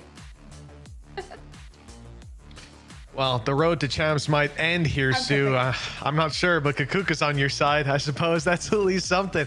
Kakuka, listen, talking about that road ending, do you think this is somewhere that they're trying to put up a roadblock with Lisa coming in, still playing the Neon, sort of matching pound for pound, saying, hey, anything you can do, I've already done better, and I'm going to keep doing it. I love it. I love that we live in this kind of universe of just slotting Neon everywhere. And I also love the fact that for today, the plan for Valiant was let's play to the best of our strengths. 2 maps, 2 changes in their compositions, even in the situation that they're in right now. Now, is Lisa going to be the massive change, like just from playing on the Neon? Maybe. I mean, she is extremely electric, but I think that Matrix, just because of the reps, maybe. Complicated, but first task, those pistols that we were seeing in Lotus, that has to change right now. Like, I think that Casey really needs to start off with the right foot. Yeah, that's the thing, right? The pistols definitely would have helped out and maybe changed the momentum of some of those early halves in their favor. Who knows? But always starting out on the wrong foot definitely didn't help out. Now they're on their map pick. KC, well, they're on the defensive side starting it out. We've already seen Matrix matched up on the other side. There's a Neon there looking to take her down in her own role, but Matrix playing confident. She's gone for the Sheriff, the big gun in play here in the pistol, and won't find anything. Shut down to start with. Surprise from Glance as she's inside the smoke, picking up one. In goes Nello and down goes Mel. Things are looking good for a moment, but blink and you miss it. It's back in favor of Valiant, and they close it out dominantly. Another pistol round for them, 3 for 3 in the series so far, and we could see Lisa just running in, like, why not? She was spotted by all the utility, doesn't matter, the trigger is there, you're already putting the pressure, you're already forcing players to make decisions into where to go, when to pick, when to push, and when not to. And even with the kills that Casey were getting onto the side, playing around their utility, it just wasn't enough. And of course, it's like bound to happen. It's bound to happen that we have a tech pause. Isn't it just? Isn't it just? Well, do you remember before we went live, I told you. Oh yeah. There's a story. Oh, is there? I won't tell it. I won't tell it because I value your friendship. But in case, if this is like a very long tech pause, I might consider it. You're fine. Okay, yeah. Look, if it goes the distance, fair enough. We'll have story time with Kakuka. But for now, I'm gonna hope that's not the case. KC, look, the start not ideal, and it really sucks as well. They find a couple of kills. It did feel like maybe once Matrix goes down and Glance and Nello are able to pop off with that double, like they had their foot in the ring for a moment, but quickly pushed out of it. And this is just being consistent. That's what 3 for 3 for Valiant now when it comes to pistols. Their early half has gone well. The late half has gone well, and for KC, there's just been breadcrumbs to pick up along the way. This is going to be a big challenge for them, and I think a good thing that they're not sat in this sort of 5-0, 6-0 down tech pause, right? Better, I suppose, to get it out of the way for their own mental. Totally. If anything is gonna go wrong, and especially if it's if, as you're saying, the match starts getting dominant on the other side, could be very complicated to get back into the game just because of how long everything takes. But we've got an update. We'll be resuming the game in about a couple of minutes. SSD dependent, I suppose. Yeah, look, these things happen. We've all been there. It's you hit the Windows key, you tab out nowadays. Listen, you're rolling the dice. There's a good chance your PC ain't recovering. So quick restart going down, and then the players will be back on the server ready to roll. And I think that, as I said, nice early tech pause out of the way. Hopefully now it's smooth sailing for the squad, as we've already seen the timer resume, and Valiant as you may remember, won the pistol round. That means they've got quite a bit of cash here, quite a number of rifles, 3 invested into with 2 pistols, just in case they suffer a couple of losses. For now, it started out pretty well. Yeah, Casey decided to just gamble that stock onto C. The first kill is going to fall into Valiant's hands, and now she's going to wait around. The movement from KC, though, is instant. They just want to push this. And Nino's going to find all of them. Well, they spot them more so. Not picking up the kills. That's a rifle down. Some players tagged. GX not able to find anything either. Now the defensive side really starting to get some wind in their sails. This is where Valiant need to step it up. The heroes can still emerge in this moment, and it looks like they will. We said they could suffer a couple of losses. That they have. 2 players already fallen. The rest, though, well, seems like they're out scot-free, ranged by their side. They've got rifles far away, and an easy kill to close it out, perhaps, or they can just group it up. Yeah, 14 HP, just a pistol to work with. So going to be a lot on the hands of Matrix. If she's able to maybe jump big and get Mel, I'll be very surprised. Turret's gonna get it. Maybe Timmy can get the kill. We're always down for those kind of graphics, even with that, like the plan for KC for this round, I think that is already good enough. It could have definitely gone the other way if it wasn't for the discipline the Valiant was showing there. But it's not only getting the kill on Nino, they saw the spike go on the floor. So you already know that they still haven't decided, that they still haven't committed to a site.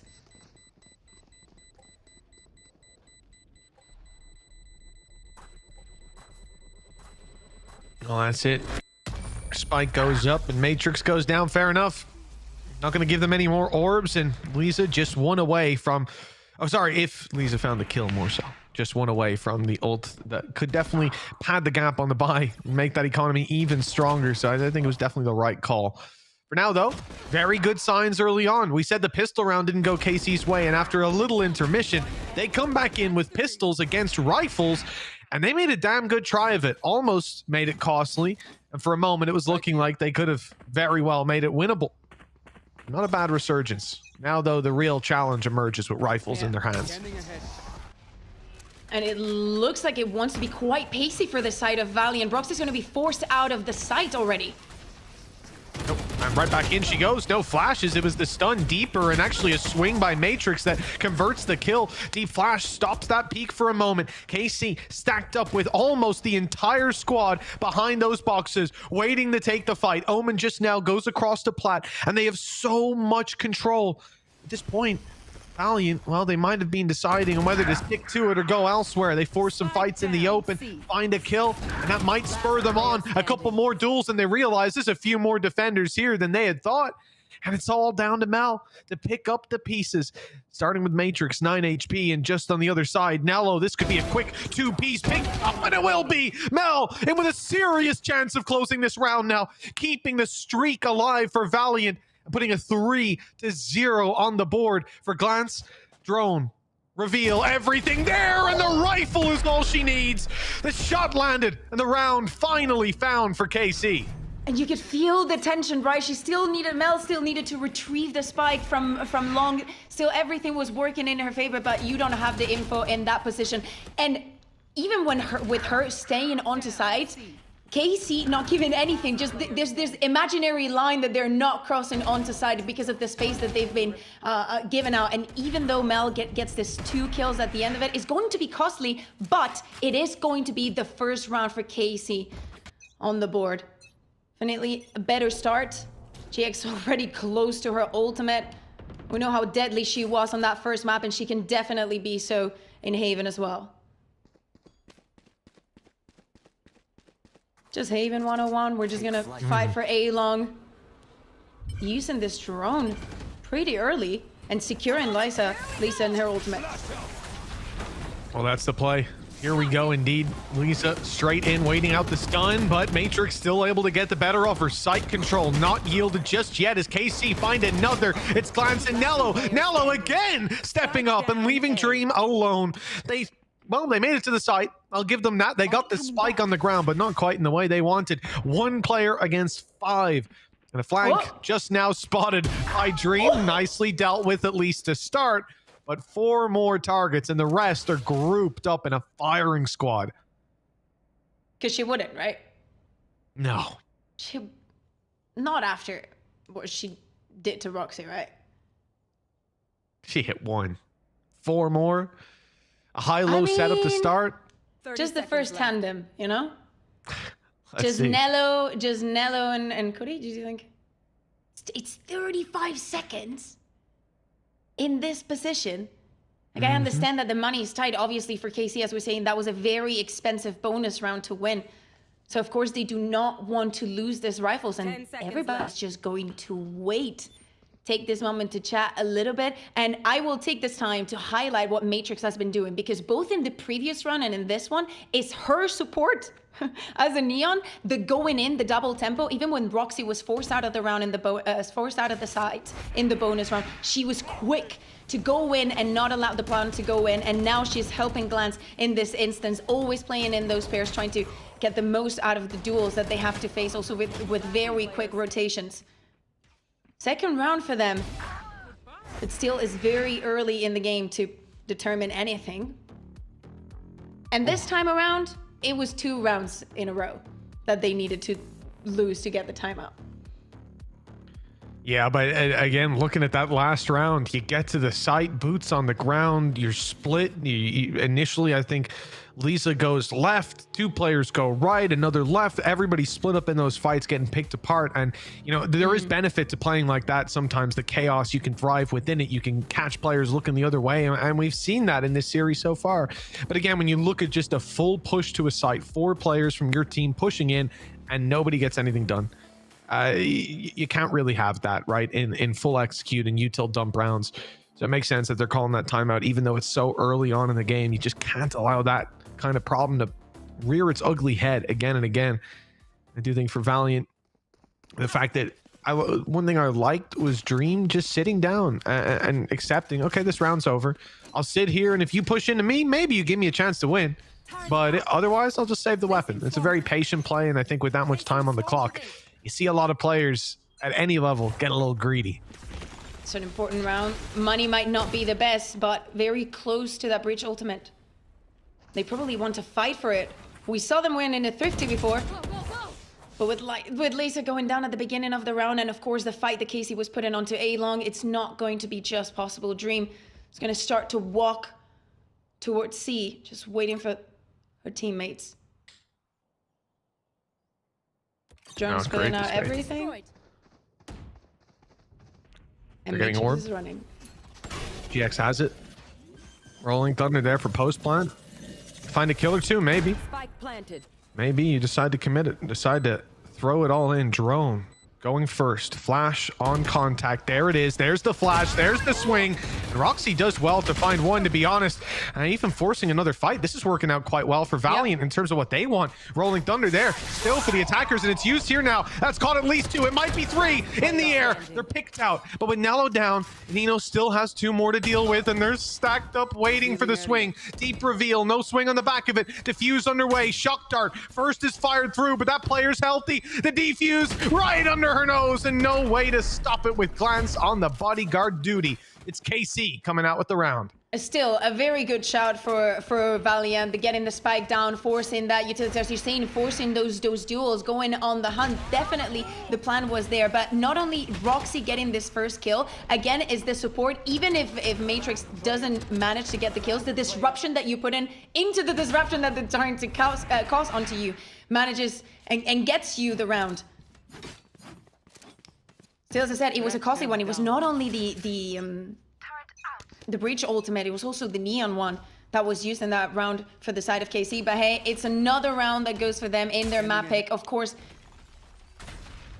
they would love to get 13 just to get us onto a third map.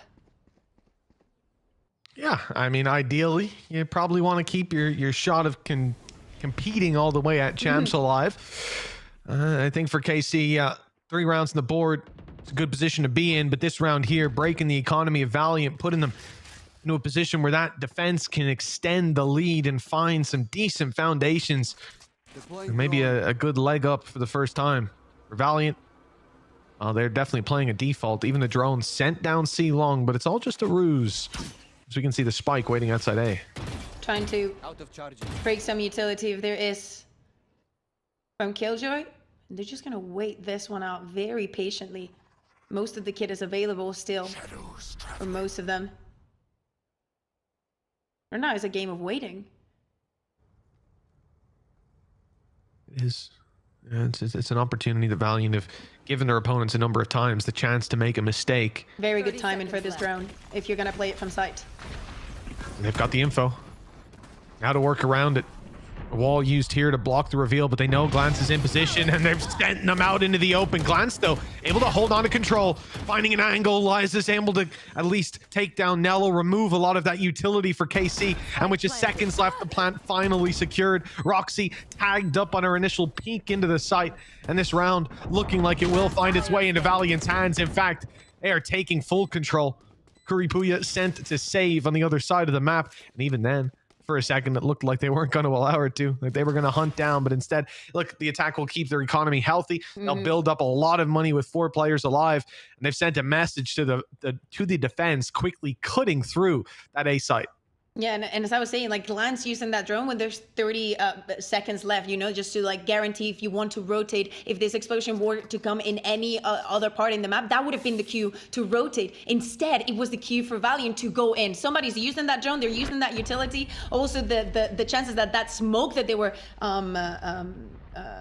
struggling to deal with from within the side has probably expired. People are not in the same positions at the beginning of the round, and that is going to meet the third one. Also, the utility, as I was saying, still was very, very present for them, not burning anything at the beginning of the round. And it's also good when Lisa finds the picks, you know? It helps. It's a good day. It most certainly does help. For KC, a timeout called after that previous round. And well, you just think about what we witnessed. You know, Valiant went into that site not long ago. 4 players ran in, and Dream seconds later was in a 1v5.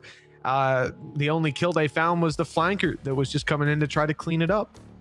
For Valiant, you know, that's quite a correction. They go from that round where they can't even, you know, they usually you say a push doesn't go well by saying they can't even get like anybody on the site. They can't get feet on the site or anything. They did. They got 4 people on the site. Spike was there, but you know, other teams hiding behind smokes always had that little foothold to play from.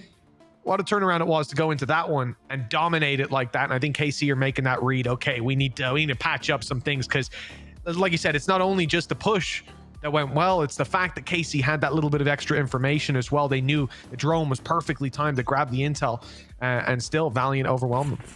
And also, I want to see a little bit more of aggression with that Neon. I think that second round, even though Casey didn't manage to win the pistol, was a good example. I want to see that coming out from Matrix. I think that could be definitely a game changer for them. I understand that obviously #1 priority might be fighting for that A long, but that versatility is what makes the Neon so interesting. Well, for now, there seems to be a clear direction. The C site taken over, and Kuripuya not able to get away. The Hunter's Fury hunted her down, and with the Hunter's Fury on the other side activated, I think that's going to catch all 3 pulses. Lockdown not in effect. Plant denied, but GX finding a pick nonetheless. That's fine. Valiant are happy to trade out ultimates for advantages, and in a 5v3, they've got Lisa tucked in the back, undetected, and dealing all the damage. This one is done with a 1v5, and Matrix looking to save already. Yeah, another save for the side of KC. Very important that Valiant decides to do this round right after KC asked for their timeout. Also very important, not only getting to side and using that lockdown is definitely a bait. We could see from the positions and how well everything was merging, because when KC responds and Roxy tries to peek to get a kill, she's also trying to get her ultimate. She was only 1 away from that lockdown, and that could have been the second layer for KC to prevent the plan from even happening, or to even have a second plan, or just playing for the retake. But her going down, not managing to find that kill, plays into what Valiant were trying to do. Okay, we bait, we run onto side, we use the lockdown, we bait all of this. Also, having used Nino's ultimate, getting Kuripuya out, them having no smokes. Very, very good round for the side of Valiant, and Lisa just also finding the space. Yeah, it's been a solid display from this side now. 2 rounds in a row for Valiant, already 1 map under their belt. And I think if you're KC, you would be a little nervous, but again, looking at the timeline, this is all okay. Standard gameplay. Valiant win the pistol. And the follow-up, they get a 2-round streak here, but KC taking eco, so it's probably going to be 3. That's when we expect to see the defensive side step it up. Still, that's 5-3. If it's 5-3 in favor of Valiant, there's going to be next to no margin for error. KC will need a clean half from them once we see rifles back in their favor and ults coming online. And you think about what's at stake and how you could be removed from the tournament if you lose this map. The utility being used, and Lisa just putting on more pressure onto them to do something. Something they will do. Straight in, glance down, but Matrix trades it, takes the space as well. Wall up, provides some cover, and with the smoke down, they'll start the defuse. The pressure's now on. The attackers need to stop that, and they will. The reveal, absolutely sublime. And with Lisa picking up another triple, well, it's safe to say this Neon pick is going as planned. This is a dominant chokehold on some of these rounds, and for KC, the solution can't be found later. It needs to be here and now. And it's making this C executes, this C entrances or entries onto the side so easy for Lisa to find that space, to put on that pressure, to force people out of the side. Yes, of course, this was probably not the best economic situation for KC, but still they're struggling to the point where Matrix just wants to go and fight what's happening on C already. Straight in, Matrix stunned, sliding everywhere. It's pure chaos, and it's Lisa to fall at long last. She's met her end in the early fight. Kuripuya hears the steps, knows they're close. Perfect paranoia, easy kill, and she's out as well. The attack side's being picked apart. Space taking across the map, not going according to plan, and now a 3v5 left to pick up the pieces. And it's perfect. They forced exactly what they wanted to. GX is going to find that pick, and watch out because it's still a 4v3, completely doable for the side of Valiant. That would be devastating, Mitch. Yeah, if they let this one slip, 5v3 player caught looking the other way, no weapon out. That's not the way you want this to start. Big swing, and well, it could have been a big miss. Luckily, they've dropped the player. They've dropped the spike as well. 5 HP, an easy clean up for Dream, and the spike now recovered. It'll even go back. They're going to go back to C. Look at the position of GX. Straight up into the spawn, clearing C side as well, just to be sure. And that's a free rotate for Dream. And this, as I'm saying, could be devastating. We were seeing such a good beginning of the round with Matrix pushing, having Glance and Nello go in behind her to help her. Also with Roxy leaving that alarm bot to combo with the paranoia. Not that many times we see a Sentinel and a Smoker getting some kind of micro to stop so effectively the push onto C. Even with that 5v3, this is now a 2v2, and it's all going to be decided fairly soon. It's time to embark on this journey already. A flash fired out, as stun as well to keep these players back. KC will expand utility. Reveals already thrown in as well to clear these close corners, but Valiant have fallen all the way back. They've conceded the space, using the nano to further run that clock down. Pressure is on, and the kill goes their way. Dream fallen, GX low and dealt with too. KC, this round was looking like it was going to fall into their pockets. They ended up having to fight for it, but they got there in the end. So with 2 players alive, with the investment that they made for the round, as in it was just good utility, you put the pressure here, you force them to go onto the other side. You have already created all that disruption, burn the utility, and having the pick. Unlucky, you know, that Jigs finds this much pressure and how these duels go, how Nino is always good for one. But still, it's a very good round for them on the side of just planning around what you want to do with the opponent. Very necessary as well. If Valiant manages to find the momentum that they had in Lotus round after round, like if we go out, let's say, in a 9-3, well, not anymore, you know, but even a 4-8, if Valiant is able to transform this last 3 rounds that we have on their attack for themselves, it's a very dangerous territory for KC. It is indeed. It looks like the players that look to stop this will be just 2 on the C site. Roxy and Kuripuya already. Come on, Roxy. Things are getting a little spooky. Shock dart close to remove utility. In goes Lisa. Not making it round to catch the players in time. Never mind. Kuripuya caught looking the other way. It's Roxy, though, managing to find the kill. Makes it at least a little bit competitive, but as she falls, and her friends are nowhere near the site. It gets risky. They've got to try to retake this, and the drone luckily will uproot Dream. Still though, they need to deal with Dream becoming a bit of a nightmare, leaving Nello running for the hills. 1v4, but players could be anywhere. Now wants to avenge her fallen teammates, but that's a mistake. Dream is having none of it. 6 on the board for Valiant.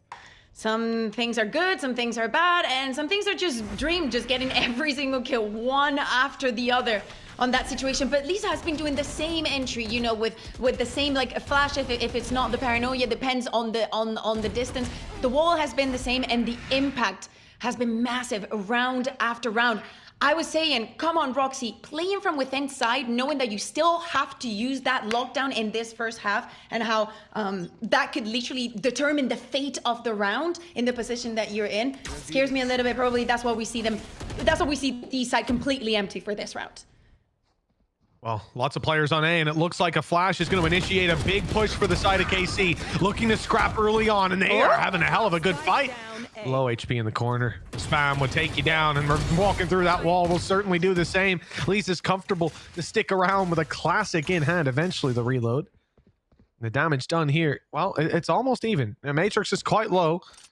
They haven't managed to recover the rifles, and the ones that sit around are being thrown off the map. So yeah, all in all, I think Valiant have ended up in a decent position. The only thing is Dream and Lisa a little bit squishier for those Sheriffs. 3v3 scenario. Roxy again still has that lockdown to work with if they want to go full on for this round. And now with the movement from Valiant, he might be able to even retrieve those rifles if Valiant ends up planting onto B. Turret is not even going to be the first contact.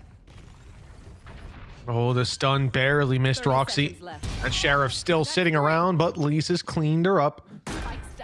With the spike plant as well. This is looking pretty good for that attacking side. Lisa building up a lot of confidence as if that was needed. The Rolling Thunder still online. Not likely to be used in this round. In fact, I'd be shocked if it was. And that's a big tool to have online for what will be the final round of the half. Just got Matrix posing a little bit of a threat here. I'm scared of the quick slide in, but it looks like we're out of juice. Yeah. Very complicated situation for Kuripuya, but much to do here. Maybe trying to find some damage. You know, Mitch, there are things in life that I'm pissed about. So some things in life piss me, you know, like let me know. Nana not continuing. Like it's a great anime. Why does not follow in with the manga? Like there are some things in life that piss me off. One of them is why did not get Lisa on the duelist before? Like her role swap and how like the impact, how comfortable she looks in every single thing that she does. To me, playing Neon, like it's very fun, but it's, you know, like the ceiling is too high. I see some of the players and I'm like, yeah, I'm never gonna be that good. I'm never gonna even try. Like maybe this like 16-year-old reflexes. It's just not going to happen again. But the impact that she keeps finding time after time, how confident she is in everything that she does. That's the main thing, right? It is the confidence, and that's a big part. Look, if you're a Neon and you're not confident, I think you're playing the wrong agent, but Elisa backs it up with a depth of skill that's very fun to watch. 7-4 at the moment. The attack side has already set foot on the C side and will find a plant. Timing on that lockdown, not quite good enough to deny, and in fact, there's a Hunter's Fury fired through to deny it. It's even grabbed the tag onto Roxy in the meantime, so damage done. Damage done. The drone is going to gather the information, and KC is just waiting until this shot. Rolling Thunder, they know most of these players are coming in from spawn. That drone didn't see anyone in garage. And ready for the fight. As they were delayed just moments ago, KC now come for the spin, and it's straight into Mal, securing that spot down below the window as GX picks up a triple. Well, the Rolling Thunder that was worth committing, evidently. GX picks the kills up herself. And this C executes have been so good throughout the entire half. Definitely not only giving them a lot of edge, but the pressure that they were putting also onto Garage every single time made it for KC. It made it so difficult for KC to even think or like take anything for granted. They always had another piece of utility, another ultimate, someone peeking at the right timing and with the crispiest shots ever. So, you know, Mitch, let's just give them a minute and we'll be right back for the second half.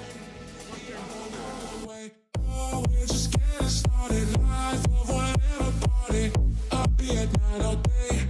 We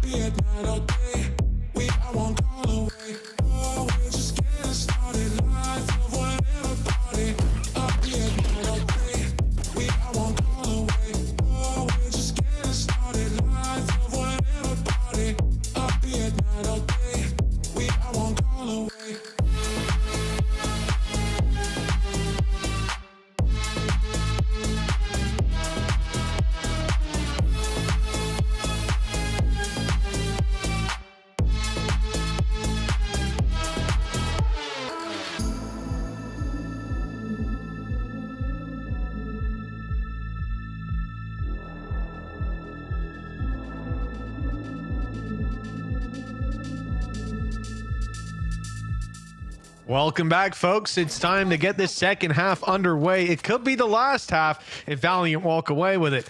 For KC, well, the hopes and dreams of going to champs on the line, and a pistol round. Well, they haven't won any so far, but this will carry a lot of weight, and whether that journey will still be possible. Yeah, we're going to see the collision as we're seeing right now before the timer goes off.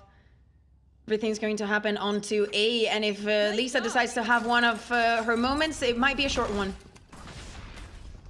There she goes. Indeed, there she that goes. reveal is huge. It's That is caught a massive. lot of them, and Lisa converting with the double, able to fall back as well. That's about as good as it can go. With damage done onto Roxy and Matrix tagged, Valiant, well, they've certainly started to topple the dominoes. All that's left is to sit back and watch, let KC walk into this site and be picked apart by what should be a number of weapons on the other side. And indeed, it is a firing squad awaits. The Matrix does well to find one, so does Nello, but it is little consequence to that defensive side. There's too many players. 3 left. The plant needing to be secured, and it will be. They've Hey, given it taking up. the creds, taking them creds. Fair play. 3v1, completely doable. On 51 HP, seen it before. It's a Surprised ghost. Nello Like, even stuck it. Well, that's not going to go well for you. A little paranoia goes in, little double swing, and it's closed out nice and easy. Yeah, I'm honestly, I'm surprised that Nello went for the plant. I thought she'd tap it expecting someone to swing, but hey, they called her bluff and well, at least got something out of that situation.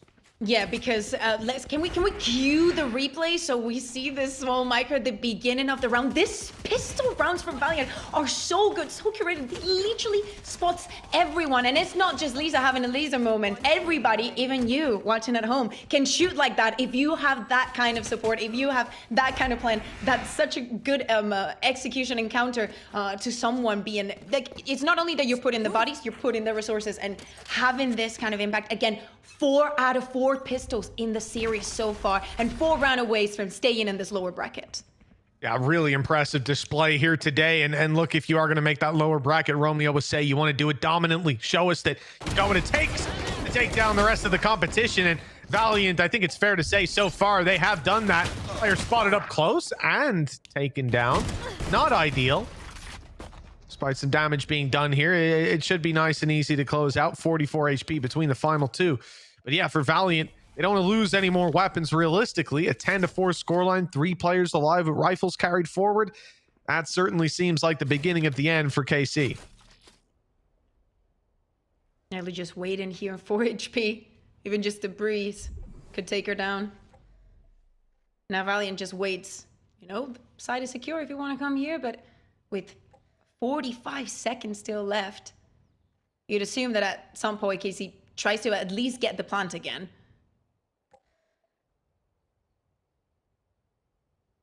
Well, certainly seems like they're not in a rush. Valiant aren't in a rush to rotate. I think the gamble here from KC is that they'll leave, right? I think they're going somewhere else, but that's not the case. Quite simply because Lisa's just sat there holding the back. They know that those players have not left.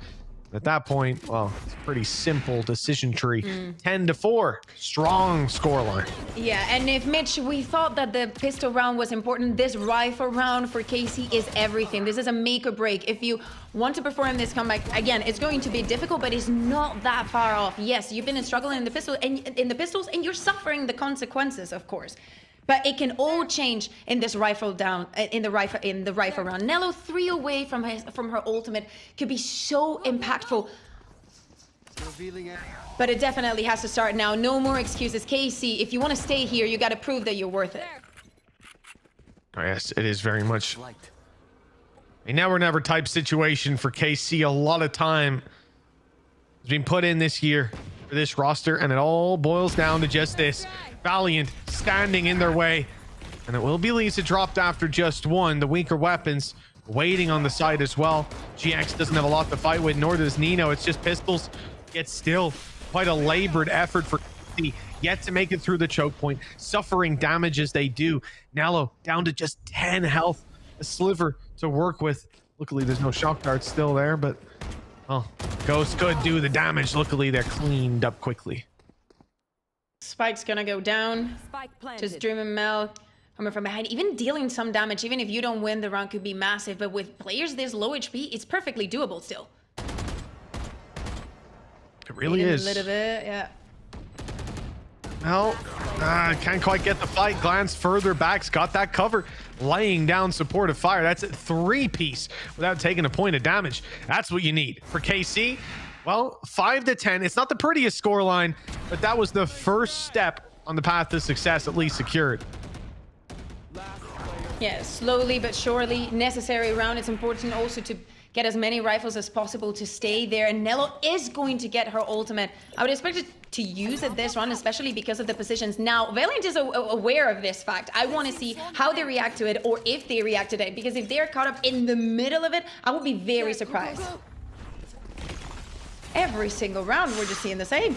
Yeah, but Lisa, well, she's had enough. Straight in for the fight. Paranoia's caught her, though, and that, well, that certainly spells trouble.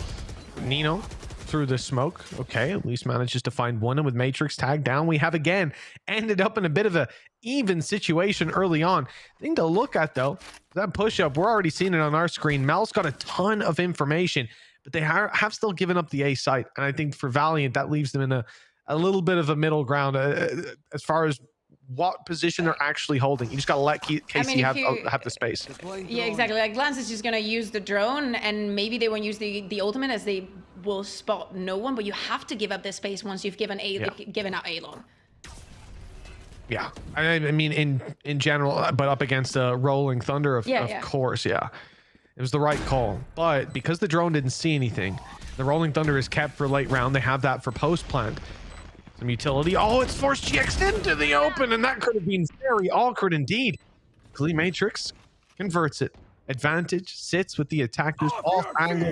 Glance, another kill for her. She's barely taken a lick of damage these last couple of rounds, and been cleaning house as Valiant seem to be left to a retake that they don't want to take. I mean, I have to say, I love the way that these rounds are starting, how eagerly they're fighting for A. The utility, like every single recon that we're seeing from Nino is so disruptive, right? But I think that KC is matching up that energy very, very well at the beginning of the round. Probably just fighting for this space. Just, you know, if you want to fight, okay, we will fight. The chances of us being more than you are so incredibly high that you're going to regret this. And as this 5-man pushes onto the side, even if Mel gets all of that pressure, all of that space onto C-Long, it's something that KC has zero interest in. They're just gonna just look at the positions from Killjoy, from Sobak, Glance here with a beautiful off angle. This is the if KC wants the rounds to be like this, right here. That initiative from Valiant is not really paying off. And that's it. You know, we look at not the round we just saw, but the one before it. They're up against some weaknesses. It's a little scrappy. It definitely looked like it could go either way, and that's a worrying sign sometimes. But then they come into the previous, find it, and then that's it. Worries alleviated. Comeback could be on. 4 rounds in between them, and weak weapons for Valiant, but a big stack up on this side of the map. Players not able to get involved in the engagement. A lot of isolated battles, perhaps, but Lisa gets in with ult, manages to bridge the gap of weaponry, find a kill, looking for more even. Support from further down, not enough this time. So the numbers equalized, maybe a little further. Mel barely survived. Gun here. How is she alive? You're going to try to get that rifle on 11 HP. The rest of Valiant just pushing through B right now. Roxy walking onto A. Probably giving the call that, yeah, there's not a lot here. And all this sound, all this noise is going to be heard by Nino. What? Nello got both of them? I'm going to kindly request a replay, and surprise, they're already here. Roxy pushing up earlier, like we said, found all that space. Now found the pick that has confirmed the round, and Mel, never mind taking a fight against these players. Mel doesn't want to take a fight against the turret right now, and I think you can understand why. Just 11 HP. This is not a pretty situation.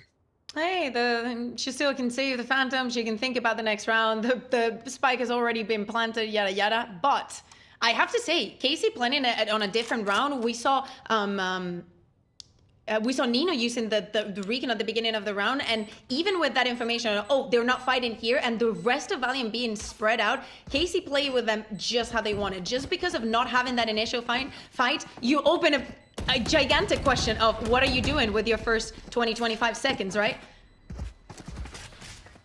getting that pick, going back, working the map the way that Roxy did.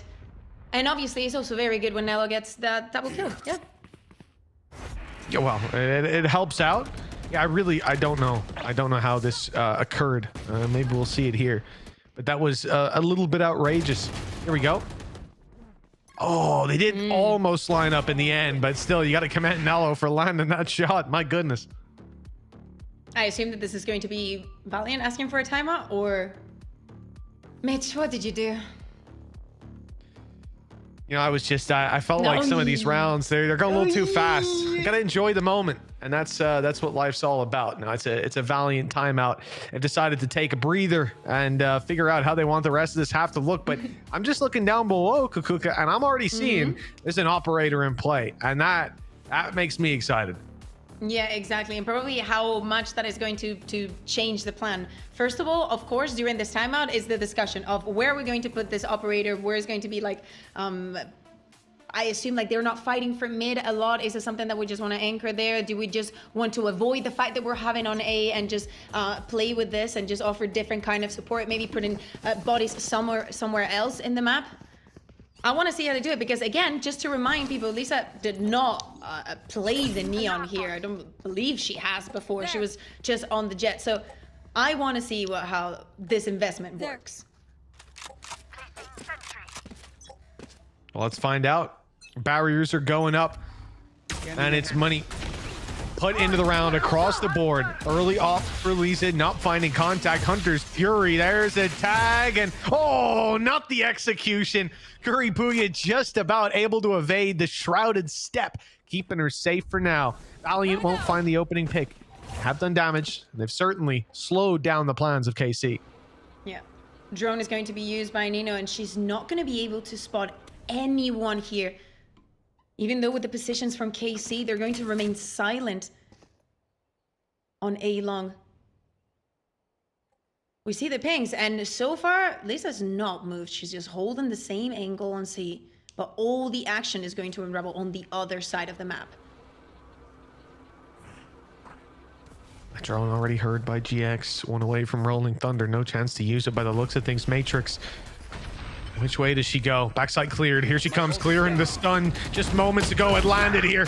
And it's Matrix. Both players on that angle. What usually should be a crossfire, but instead, it's gone crossways for this defensive side. 3 versus 5. And maybe even thinking about the save. I'm just looking at Lisa's position. They don't want to get rid of that op.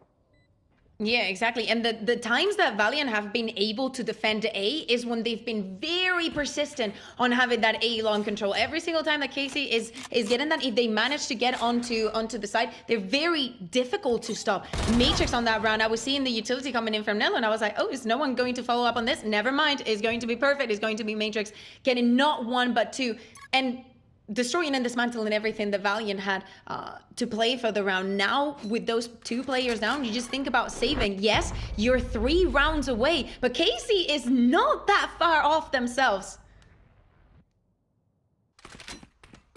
They've certainly started to make this a bit more competitive than Valiant will feel comfortable with. 4 rounds in a row, momentum in full swing, site takes look good, big players stepping it up in moments when they need to. Players like Nello last time catching that big rotation. And now for Valiant, well, they've been on double digits for a while, but they haven't gotten off this mark. Oh, Lisa's gonna, she wants to fight this. They've been smoking off A long. They've been blocking that angle, so Lisa, well, now that she's made it to the A site, she knows the setup, she knows what she's facing. Wants to take it in a different angle, but look at the rotations. KC are doing something completely different. They've shown the same presence at the start, but now they go the other direction, and Valiant are none the wiser. Dream is left, caught out by a smoke, and the site of C will be taken without a shot being fired. And probably Valiant did just want to play for the retake. Yes, if we find that confrontation on A, that's all right, but for the rest, just give a little bit of space and just think about this 5v5 retakes that we also saw in Lotus.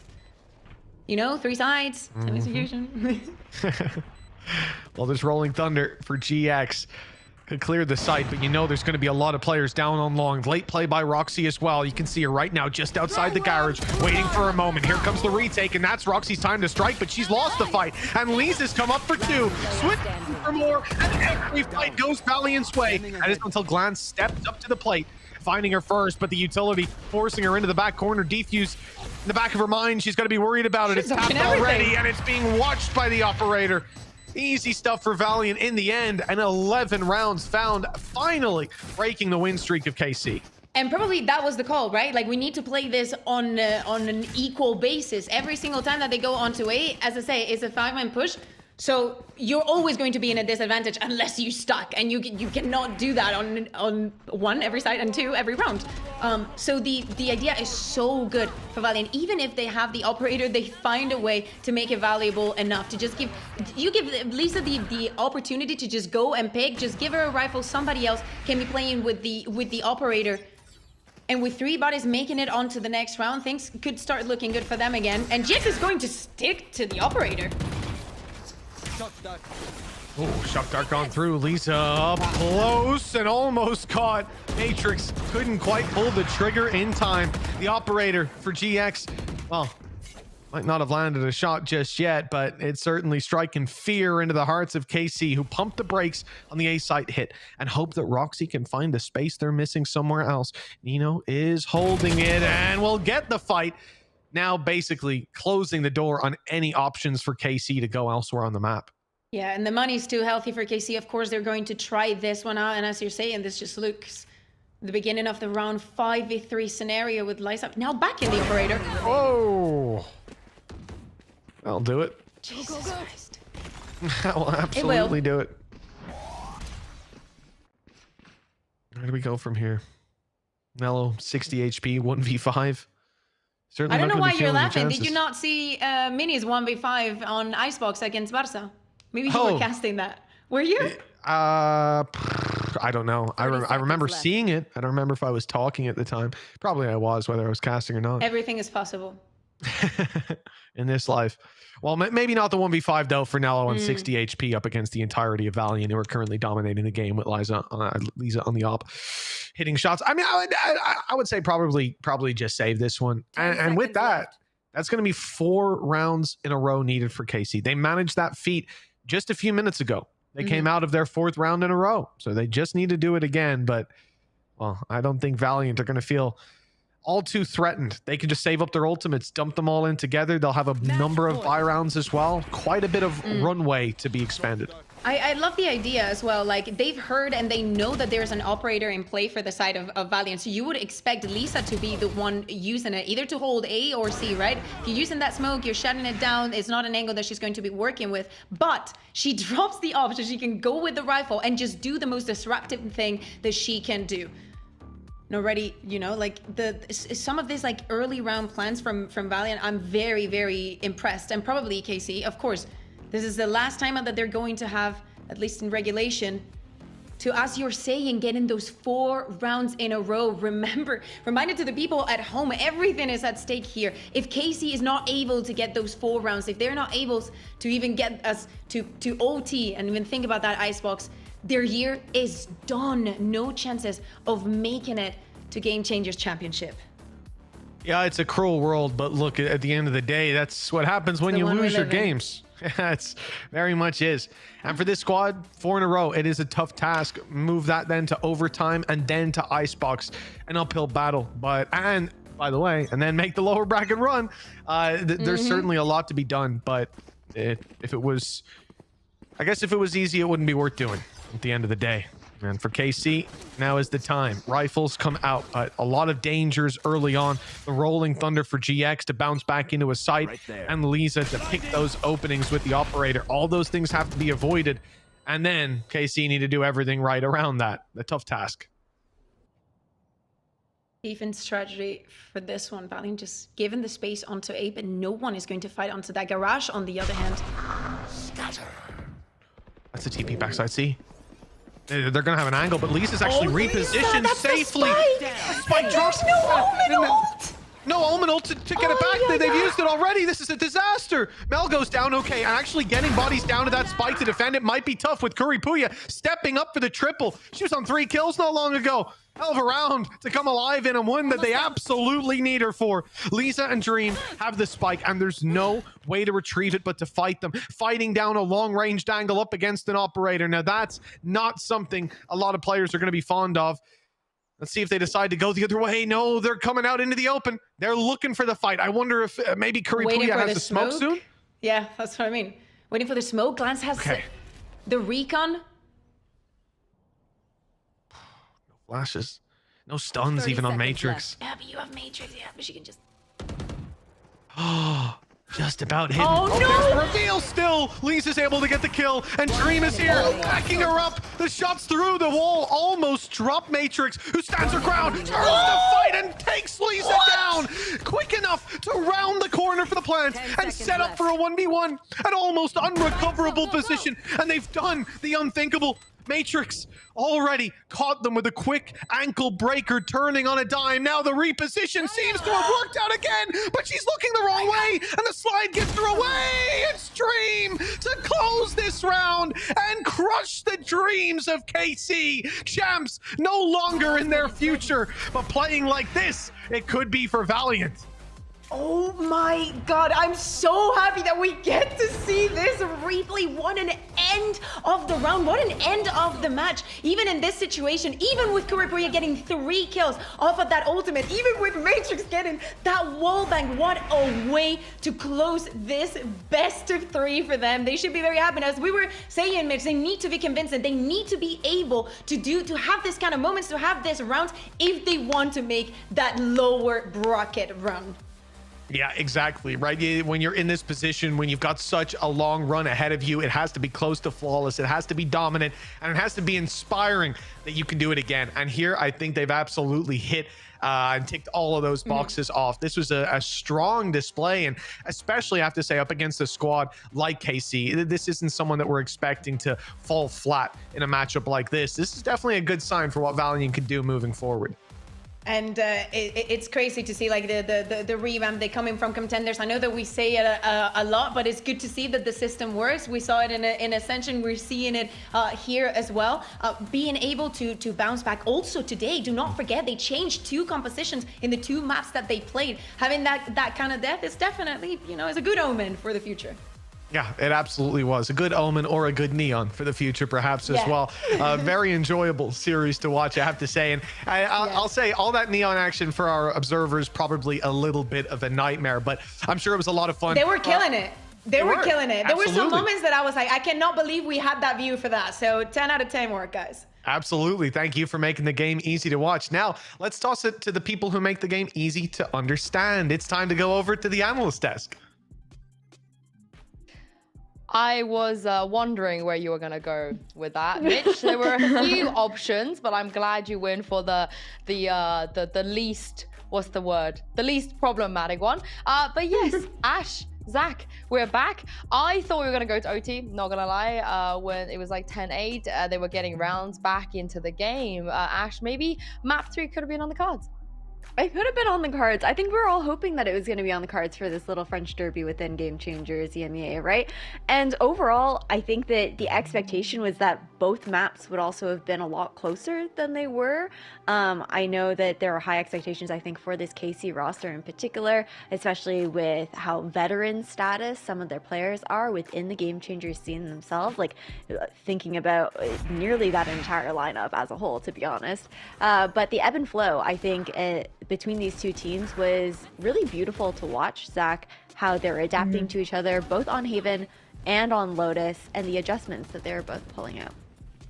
Oh, for sure. I think in general, though, I mean, map number 1, it was a bit of a domination, I would say. It was quite dominated by Valiant, I would say, especially their defensive half. But on Haven in particular, right, KC were really stepping up to the plate in that second half. You know, they struggled a little bit on that first half here on that defender side. But, you know, once things swapped around here, they looked a little bit more comfortable. It just felt like, you know, losing both of these pistols, in fact, all 4 of these pistols today, could really, like, kind of set them back. And they weren't able to get back the momentum that they lost off the back of it. And of course, I think just the utility, the kind of setups that Lisa was getting throughout this map, and in general, the supporting cast from Valiant, they were just fantastic on every count. Yeah, they were great. I mean, Mitch and Kuka said it. They had to win it convincingly, and that is exactly what they did. But sadly, we do have to say goodbye to Casey. I might have jinxed them a little bit. Glance and Roxy have never missed champs before in Game Changers, and I feel very, very sad that they're not going to be there this time. But I think it kind of goes to show, Zach, just how deep and how competitive the region is right now. Oh yeah, for sure. I mean, Casey, like you said, it's a little bit of a heartbreaker. I do feel like, you know, they weren't really at the peak that this team could achieve. I hope that with a little bit more time and, you know, maybe they'll be able to get back into the swing of things. But Valiant, they were fantastic. It's like, you know, they've taken all the learning, all the experiences that they've had throughout this year. You know, they've gone through their role swaps. They've gone through I don't know, it's been a while for them to adapt. And really, since they won Contenders, they've just looked like a whole other team, like much more convincing, much more better in terms of being able to play off the back of each other, and also just kind of control how exactly they want to take the game forward. And I think this is them being able to beat KC 2-0 is a very good sign at their chances of possibly qualifying, you know, as that off the back of winning Series 3, because, you know, you want to be able to look convincing in your victories because you've got a whole bunch of scary teams ahead of you. Yeah, speaking of convincing, we have an interview here right now with a player from Valiant. Dream! Hello! Welcome to the stream. Oh my god, that rhymes. I definitely did that on purpose, but congratulations on your win today. First of all, the way that map ended, what a fantastic clutch. How's your heart doing? I was feeling it's a simple clutch. Yeah? You were confident? Yeah, for sure. This is the thing about you, I feel like, because obviously I know in the past you've competed, you know, you've had a taste at a professional career in this, but this is kind of the first year you're really going for it, and you really come across very, very confident, and it doesn't even feel like that you've only been really competing for a year. So what's it like being for you? What's the experience been like? I was playing in Contenders, and that's all. Did you think that you were gonna make it from Contenders all the way here and go even further in this competition? My goal it was this, and I did it, so I'm happy. Even if you don't make it to champs, you think you'd be happy? Now my goal is to go champs for sure. But that's what I like to hear. Yeah. That's what I like to hear. I just want to ask you a little bit about your games today, because the last couple of games, you know, against G2, against Giant X, it was more shaky. So what did you guys do in order to make some changes and come back and win today? We work a lot, like we practice like 4 pracs a day, and we try to find those mistakes, and yeah, that's all. And whose idea is it behind those changes? You know, some of the Our agents, coach. they were different today. Yeah, our coach. Ooh, and you guys are happy to go with it? You know, if he's like, I want you to play Sova here, whatever, you're like, yep, no problem, we got it. Yeah, we did this. Like, all right, good coach. Yeah. Yeah, great coach. You gotta love a coach for that. And last question before I let you go. You know, no matter what happens now, you're gonna be minimum top 5, top 6 finish. You know, no matter what happens from now on. And how does that feel for you in your first year? It's my first time in main event, and I can't believe it. Like. Top 6 or top 4 or 5 or more, it's wow for me. I believe it. I believe it. You played fantastic today. Thank you so much for joining me, and good luck on your next game. Thanks. Thank you. All right, that was Dream. We will have more action coming up. We're going to take a quick break here, and on the other side, we're going to be bringing you Giant X versus Odd Ones Out.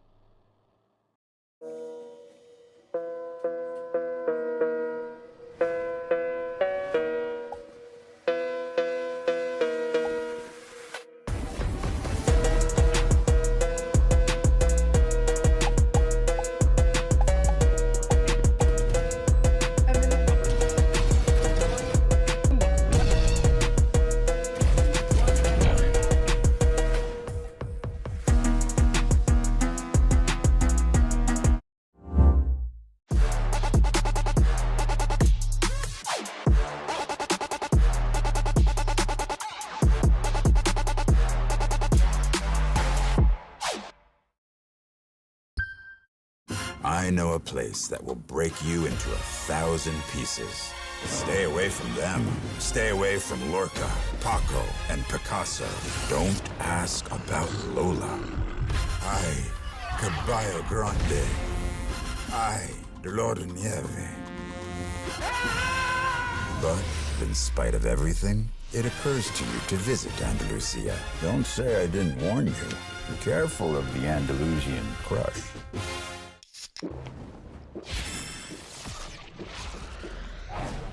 Red Bull gives you wings.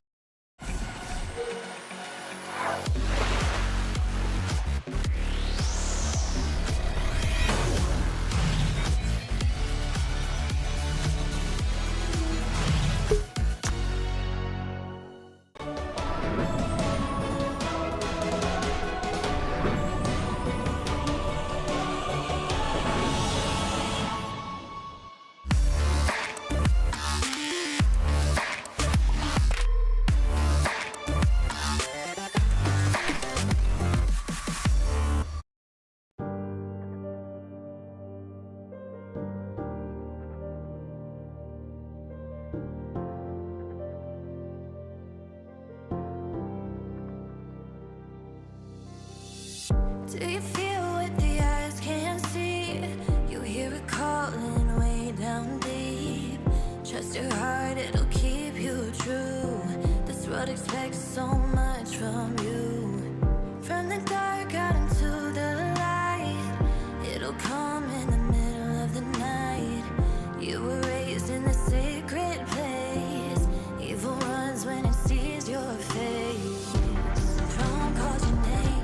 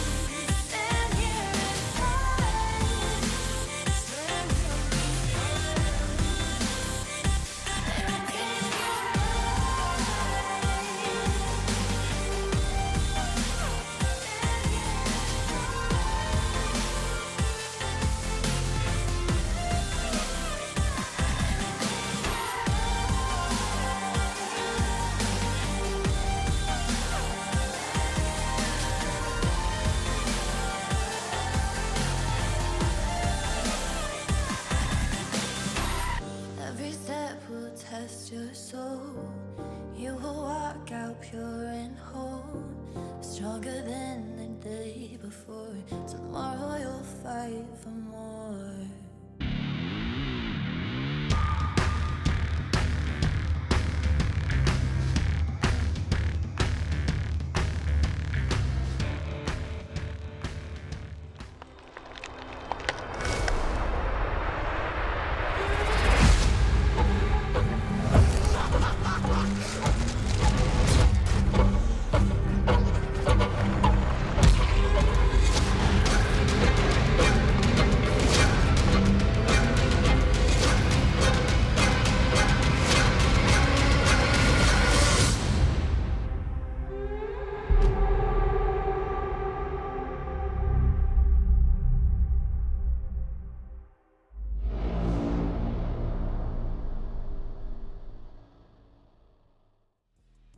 Welcome back once again, everybody. It's time to get into Giant X versus Odd One Out. I'm Yingsun. I'm back here once again with Ash and Zach. Now we're getting to a point, you know, after G2 goes and have secured a spot at Champs where everything is kind of up in the air. There's lots of permutations. There's lots of different scenarios. There's lots of things that'll be moving parts that'll be happening. But the thing is, Ash, if we look at the way the points have been for these teams, Giant X, they are right now in an alright spot. They're in a better spot than some.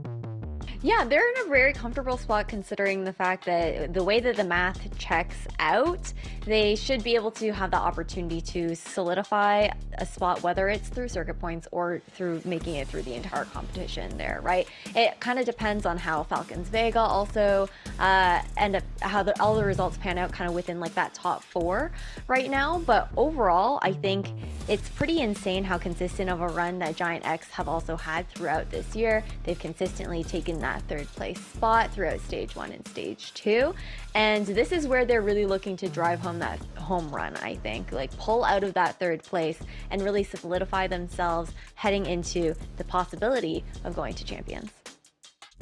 I mean, I think that they've got a pretty good chance. I think they qualify if either G2 or Falcons win it all. They qualify if they win it all. And I think the likelihood of G2 or Falcons winning this is pretty high, at least if you're going by statistics. So, you know, like you said, that 3rd place team, that consistency really paying off for them in the long run, I would say. But, I mean, there are these outlier circumstances where they couldn't make it, which would involve, again, like one of these other teams coming out of the blue and completely winning it. And that's where Odd One Out comes in, right? I mean, they're a team that has had seen their fair share of roster shuffles. I feel like Odd One Out is kind of like the, I don't know, like the signing ground at this point for teams in other GC teams in EMEA. Like almost every other team seems to have picked at least a player from them at this point. Yeah, and of course, if they do make it, we have a lot of Turkish players in our competition, and we will be holding the grand finals in Istanbul. Make sure you guys get your tickets. They are on sale. Yeah, there you go. There's a QR code. We make everything easy for you guys. All you have to do is scan it, you know? You got this. But yeah, to see some of your favorite teams in Istanbul at the first LAN we've seen in EMEA GC. Very, very exciting stuff. But let's talk about this match at hand between GX and Odd One Out. I mean, you guys have summed it up already. There is one team that has been incredibly consistent, that has had this narrative of not making roster changes, which is incredibly rare in game changes. You know, every team is making roster changes, it feels like, after every series, but GX have been pretty consistent with it, Zach. Yeah, for sure. I think they've had pretty much the same roster since the beginning of the year, and they've got some pretty fantastic players on it as well. Like Jelena, of course, very experienced controller player. Smurfette, I really think no introduction is needed. She's made it to that first GCC, and I think just a very, very valuable fit on this team. Of course, Sarah coming off of her stint with G2 as well.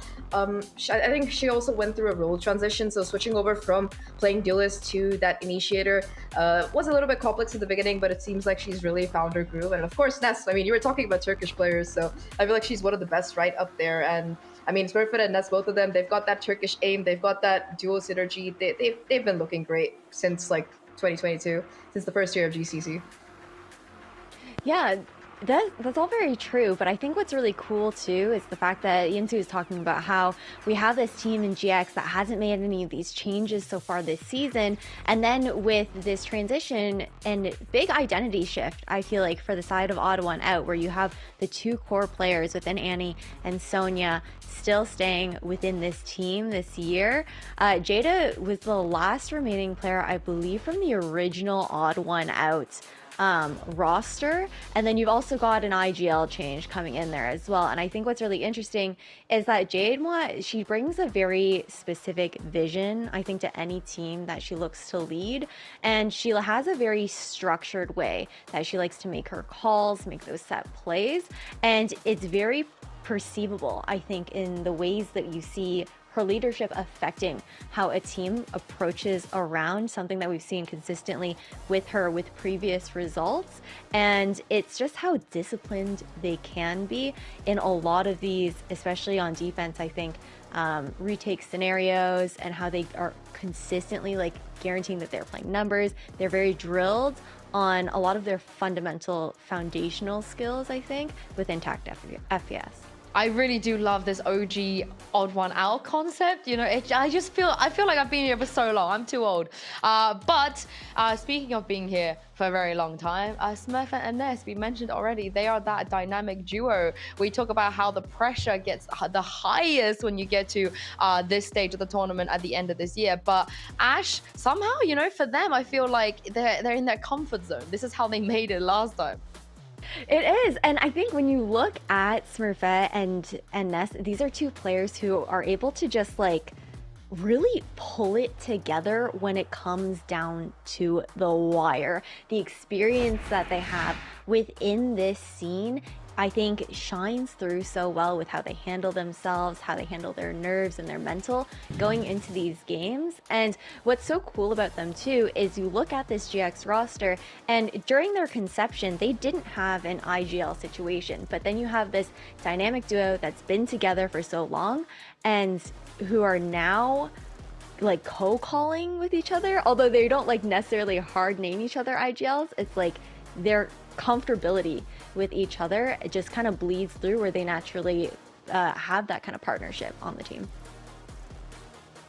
I think to add on to that, you talked about the previous synergy as well as, you know, the importance that having that same consistent roster can really have for a team. And I think Giant X's results kind of speak to that as well. But, you know, if you do look at Odd One Out in particular, I feel like even though it's been a little bit more of a rough journey for them, I still think they have been incredible in the fact that, number one, they're a free agent team, so somebody please sign them already. But more than that, even with the consistent roster changes, with the role changes, them having a new IGL coming in this stage, I think this stage they look the strongest that they've been playing so far this year. And I really do think that there's a lot of potential for this team. I mean, you also have Devil, who's coming in off of playing in Challengers last year, I think, at least for a game or two. You got Sonya, veteran of the scene, one of the best solo players. You also have like, again, Jade, who does have that IGLing experience. I think that team as well, last year, it was a team which was able to come up, find that third place finish multiple times. So I think with her at the helm, this Odd One Out roster really has a lot of potential to maybe even go all the way. Although I don't know if it's going to be happening this stage. I do have my fair share of copium for it, but you know, it's a long road. Yeah. Also, shout out to Smurfette. She's a Swiftie, and that's all that matters. But let's take a look at this clip and hear from Jade.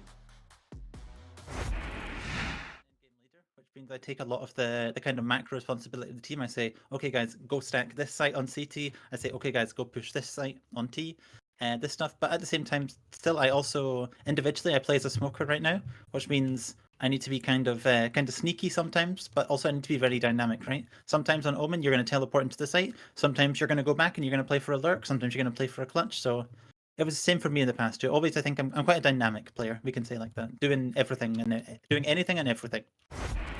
I absolutely love a lot of the things Jade was saying there. Such a concise way, Ash, also just kind of summing up who she is and her IGLing style. Yeah, I think she's always also just been really great during interviews. Like, it's always lovely talking to Jade, I think, and being able to hear from her. But she has a very set idea of how she wants to kind of pace the game for her team. And I think this shift for her onto the controller as well is a very welcome role for Jade, because it allows her to control that pacing a little bit more as far as being able to throw down that cover and just be more in control of a lot of the set plays that she'll be looking to make for the team. Yeah, and here's the thing with some of these players, they know each other. They've known each other for a long time. They've played against each other a bunch of times. They've been around as well. And I think it's really interesting to kind of take a look at just the duelist meta that is going on right now. I mean, between Smurfette and Annie, for example, very similar agent pools, very similar rotations of what they play and where. So what do we make of this head-to-head, Zach? I mean, in terms of statistics, like, yeah, you've got the fragging power, you've got the first bloods. I think for both of these duelists, it's just a question of what they're more comfortable with. I do like that Smurfette is branching out a little bit. I feel like Smurfette, you know, if you look at her from a couple of years ago, she was mainly on that jet. You know, sometimes picked up the chamber, sometimes on the raise, but most of the time it was that jet. And I mean, she still does play a lot of jet. I would say that it is one of her better agents, but I think that she's been really able to flex into, you know, leaning more into that Neon, leaning into that Yoru as well this year. And I think it's been really great to watch. Annie, of course, as well, being able to play multiple duelists, really a credit to her team. And I think overall, what really stands out to me between these two players is how evenly they're matched. I think that it's gonna come down more to what the supporting cast for either team can pull off, rather in terms of utility, in terms of combinations, because I think Smurfette really thrives when she does have, you know, the Sova utility or, you know, the Fade utility coming in from Nest to kind of, you know, get that information initially, maybe catch somebody with the C's, dash into their faces. Those kind of combo plays are where really Smurfette thrives. And I feel like Annie, you know, sometimes in some kind of a solo situation, she does tend to pop off quite a bit. So I'm excited to see if that's adapted at all with Jade coming in as the team's IGL right now. I'm glad you mentioned that, Yoru, because I mean, what did you think of it, Zach? Considering, you know, Smurf is someone that hasn't really played agents like that in the past. There were a couple of, you know, gate crash plays that were very, that you know, you really shouldn't be getting away with, but, you know, she's Smurfette, so she gets away with them. Aside from that, I did like it because, again, you know, Yoru is not really this duelist that you typically see playing like a very, very aggressive playstyle. It's more of like that I wouldn't say lurk really, but it's more slower playstyle, and it kind of takes the rest of the team adapting with it, especially considering how explosive Smurfette generally tends to be as a player. So I was very pleasantly surprised by it. I was actually impressed by it because, again, like Smurfette, you know, you're used to seeing her dashing or slashing in, taking names, getting like 4Ks and stuff, and Yoru is just a little bit more quiet, but Smurfette still brings that impact. Did you like it, Ash? Yeah, I wanted to get your view on it as well. I think that, like, when it comes down to the one Yoru game that we saw from her within Game Changers, because again, that one match on Haven was the only time that we've really seen her on the Yoru, aside from when her team had participated within the, I believe it's called Red Bull Instalock was the event, where they had to run 3 duelists. That was really the first preview that we were getting. And you know, Smurfette's going to be cold on, I think, any agent that she plays on, any duelist that she plays on. But when it comes down to the Yoru, it's a little bit scary for me to see that on Haven, because once that gets figured out, and if you're not having the impact that you want from some of those like very cheese kind of plays, there's a bit of a concern of where do you go from there? Because if that's kind of what you've been relying on in those set plays, if that no longer pans out, you don't usually see Yoru being run too often as a solo duelist. It's usually in a double duelist combo because he does play more of that disruption play style. I'd be interested to see how GX kind of handles that as a whole as a team. And I would expect them to probably maybe slow things down a little bit considering their composition there. But we'll have to see if we even go to a Yoru map here in this best of 3. Yeah, and honestly, for me, I don't think she needs to. Like, she's one of the best players we have. She's the, I mean, last year she was #1 in stats pretty much across every tournament she was in, and she was just playing Jet and Chamber, you know. For me, I don't think she needs to. And I remember that Red Bull Instalock event, I was there, and the vibes were great because everybody had to play 3 duelists, obviously, so she didn't really have a choice. And it was fun to see her play something that wasn't the Jet at the time, but in a competition like this, I really don't think she needs to do that. She is the bread and butter impact Jet player that we have in this whole tournament, and she's always successful with it. You know, don't fix what's not broken, essentially, is how I feel about this. We're coming in with a Smurf Grand Slam today because we also have a tweet from her where she kind of talked a little bit about love the emoji there. Shout out to I think, was it Kimmy that did this? If so, shout out to Kimmy. But yeah, she admitted a little bit that the groups were hard. You know, they were definitely in a really, really hard group. And I think Ash, maybe they underperformed. But the problem is they're in the lower bracket now, so you can't really afford to underperform at this point.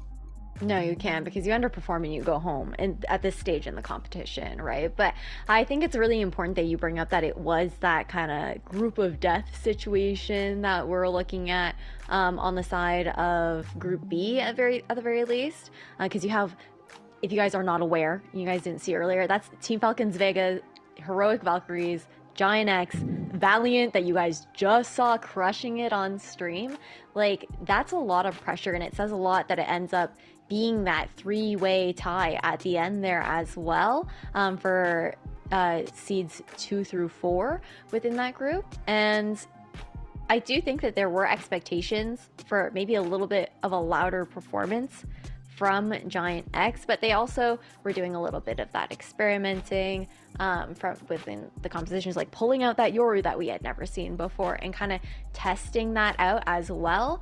So I do want to give them a little bit of forgiveness in a way in that regard, because I think that when we are talking so much about Smurfette, you're making the point of, does she really even need to change anything? I think that's such a good shout, because I feel like we're in this meta right now where a lot of duelist players feel like they need to adapt and fit into the mold of the current duelist meta and hop on that Neon train, hop on that Yoru train. But we saw it in VCT EMEA, we saw it globally within VCT, I think, throughout this entire year, about how, yes, the initial reaction was to kind of jump the gun, get into that meta as early as possible and kind of just go with the flow of everybody else. But then we saw also duelists like CNED, for example, kind of just like starting off doing that and then going back to what was comfortable and just seeing how much stronger the results were from there on in, because it was just so familiar, so comfortable. And you don't always have to feel that pressure, I don't think, to conform to what everybody else is doing. And to add on to that, I think to go back to Yinsu's point about this being the group of death kind of thing, I think also if you look at the team that actually didn't make it through this group, that's BBL Queen. So that should give you like an idea of what kind of group this really was. And I mean, Giants X, they were able to win their final match in the group stage, if I remember correctly. So they were able to avoid being that final seed and going up against G2 in their opening game. But you also have to consider that their opening game of playoffs, it was kind of expected that they would be the ones kind of coming out on top, I would say. But instead, they were the ones who went down. They got 2-0'd by NAS, or something that has never happened before. This is a grudge match, and they have usually been the ones to come out on top. But, first day of playoffs, it doesn't happen. So you also have to consider what the mental is after that kind of loss. Did they go back to the drawing board? Have they made any kind of changes? Do they think they need changes, or was that just an off day? There's a lot of questions that they've been asking. Yeah, there is indeed. We are just experiencing some delays right now, if I wasn't obvious, but hey, we like to yap, we want to yap. Give me 30 minutes and I can talk about Smurfette here as much as possible, but I think we can go to break. I'm not sure, I'm hoping we can. Yes, no, not yet. We're not gonna go to break just yet, but we will be, I think, in just a bit, and check out what's been going on, what the delays are about. But thank you very much to you guys for sticking with us, and shout out to the watch partyers. I know Minnie's watch partying. I believe Minnie is. I wonder if he's scouting, because there's not, like you guys said, odd one out. Currently, without an org, I think there's a lot of orgs that don't have game changers teams right now. So I think Minnie, if you wanna, I don't know, apparently you're going to NRG, so if Minnie, you wanna pick someone up, Ash and Zach, I feel like this is a good time to be scouting. Oh yeah, of course it's a good time to be scouting. I mean, what better opportunity than when all that's on right now is game changers also, right? Everybody's favorite time of the year as well. I don't know. Off season doesn't exist to me, because I'm just like, okay, now we just get to full focus on GC and give like these players that opportunity to be highlighted. But yeah, no, for real, I think that just having more support for the game changers scene just means so much to the community. You can see like the love and the passion that these players put in, and I don't think that there's much more that I can say about that, to be honest. Not right now, at least. Beautifully said, Ash, beautifully said. We're gonna let you rest your voice for a minute, because we're gonna head to a break, and on the other side, hopefully we'll be bringing you GX versus Odd One Out. Catch you guys in a bit.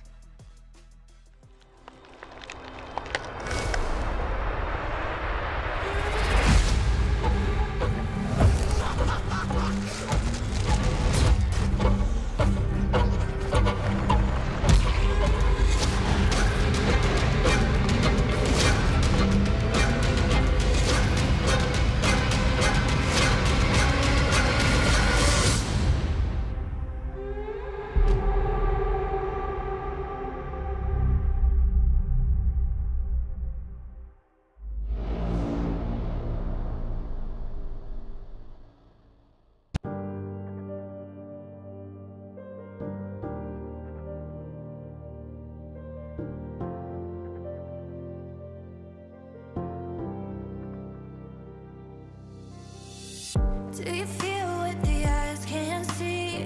You hear it calling way down deep. Trust your heart, it'll keep you true. This world expects so much from you.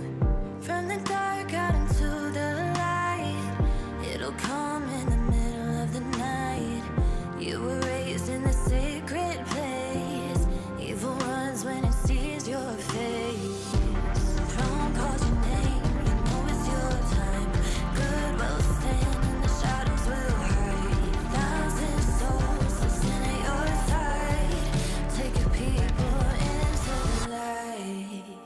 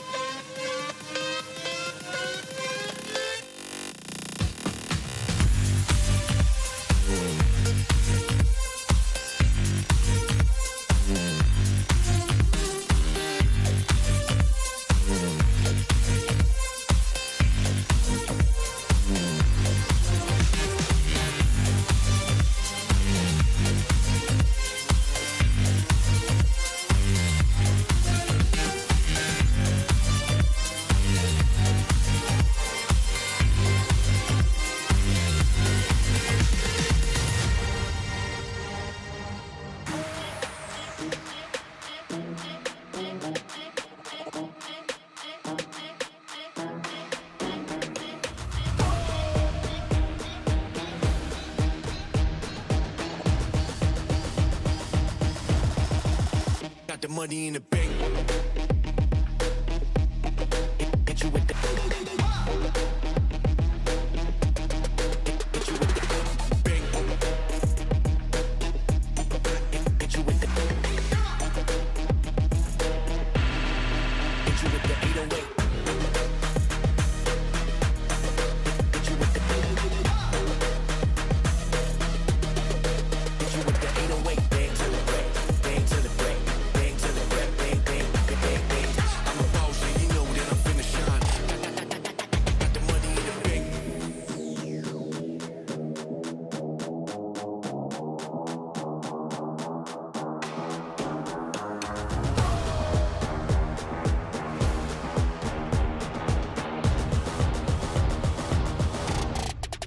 Got the money in the bank.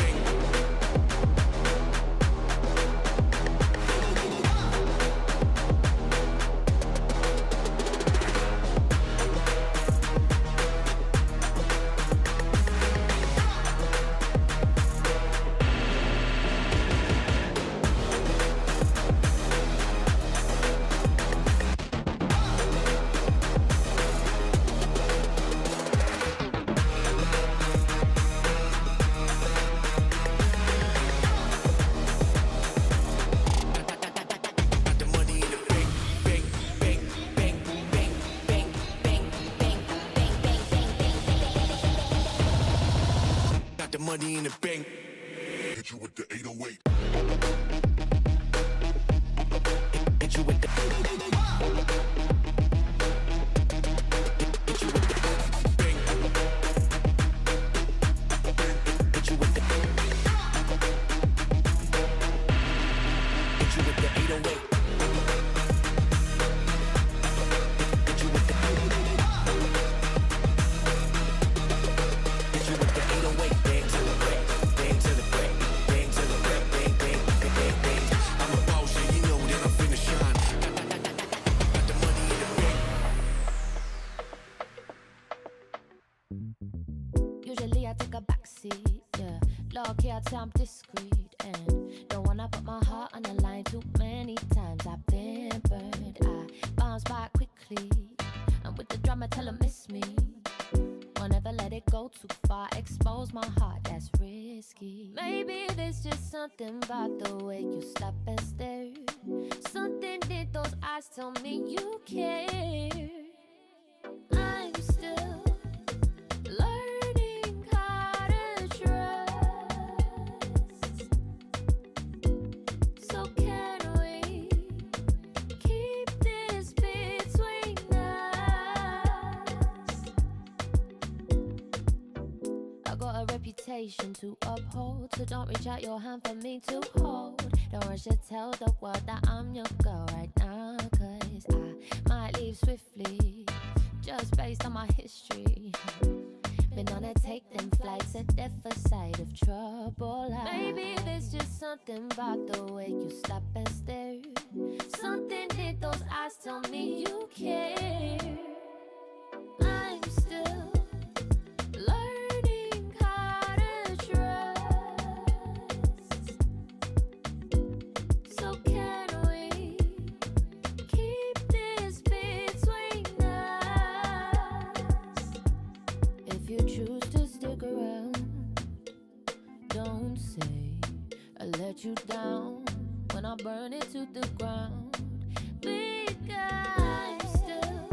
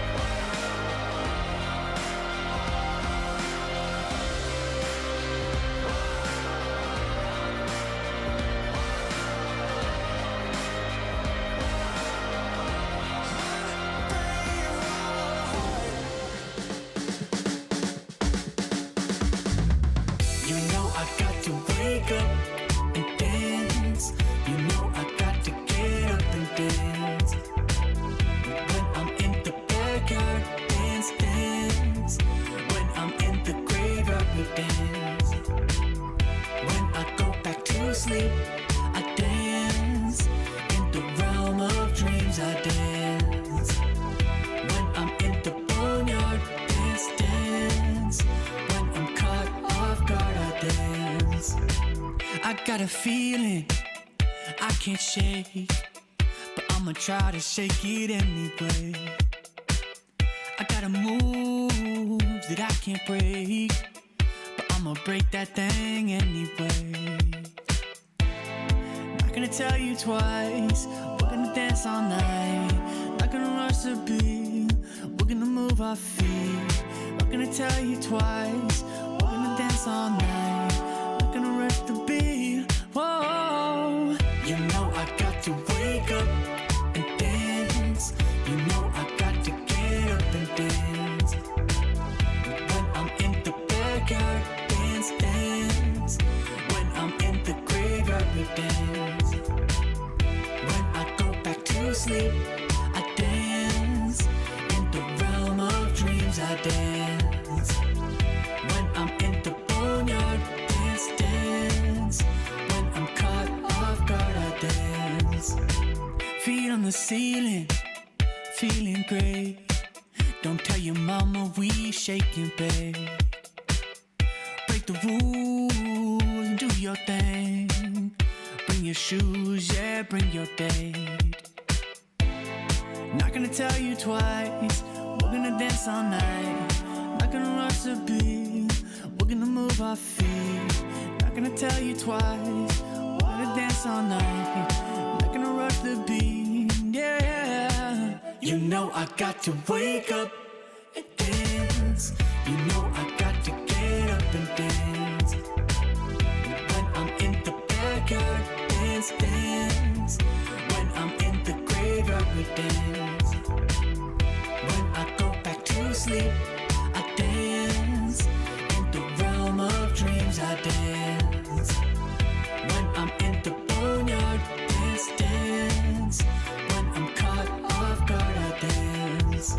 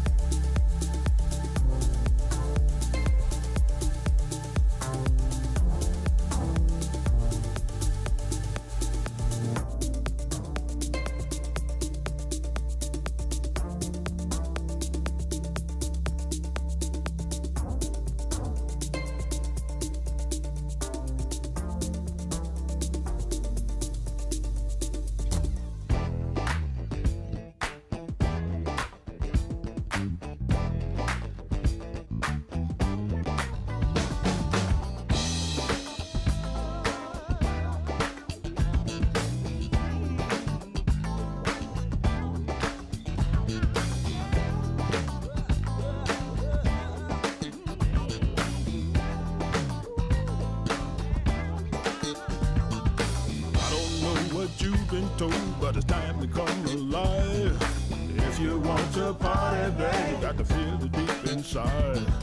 All I really want to do is the things you just can't hide. Put your funk around it, babe, and I'll take you for a ride. You know that's what you feel it.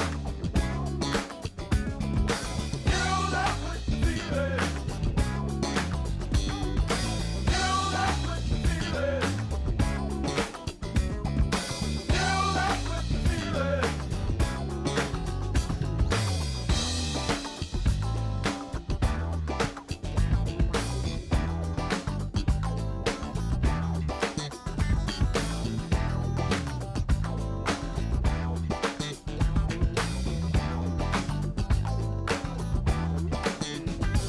Now listen to the music as it bring you to the light. You can start to see it, don't just open your eyes. All you funky people, just join the funky line. Girl, I groove make your soul shaker. Everybody sing along. You know that's what you feel it. You know that's what you feel it. You know that's what you feel it.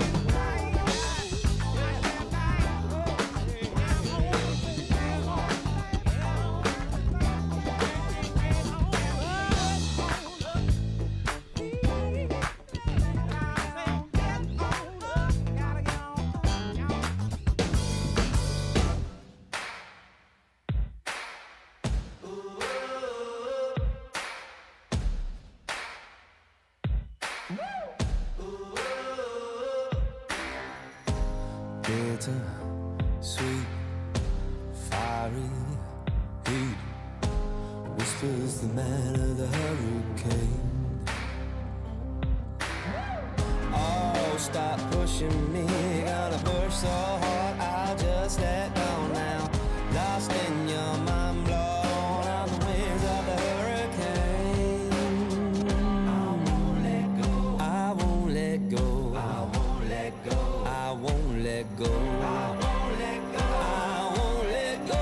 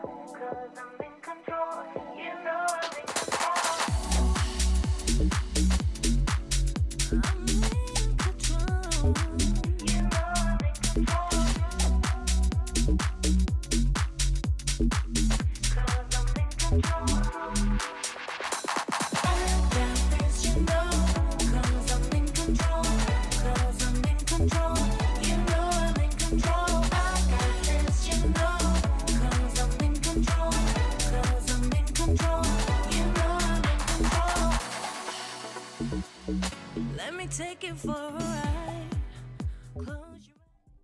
Hello everyone, it's me. We are currently experiencing some in-game issues, so I thought I'd come here and give you guys an update. Our team are on it, we're working on it, and we will be back with the game very, very soon. So thank you everybody for your patience, and we'll see you in a bit.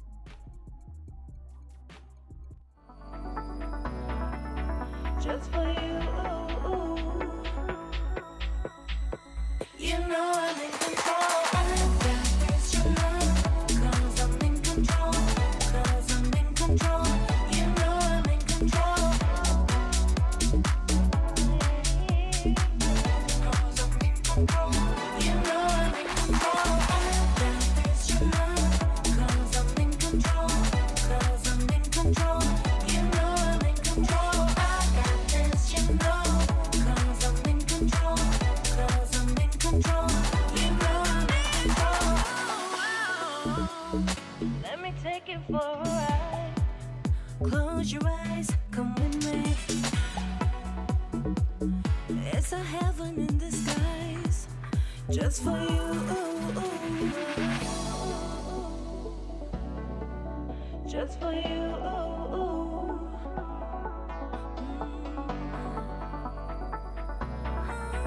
Just for you. You know I'm in control. I got this, you know. 'Cause I'm in control. 'Cause I'm in control. You know I'm in control. Because I'm in control. You know I'm in control. I got this, you know. 'Cause I'm in control. 'Cause I'm in control. You know I'm in control. I got this, you know. 'Cause I'm in control. 'Cause I'm in control.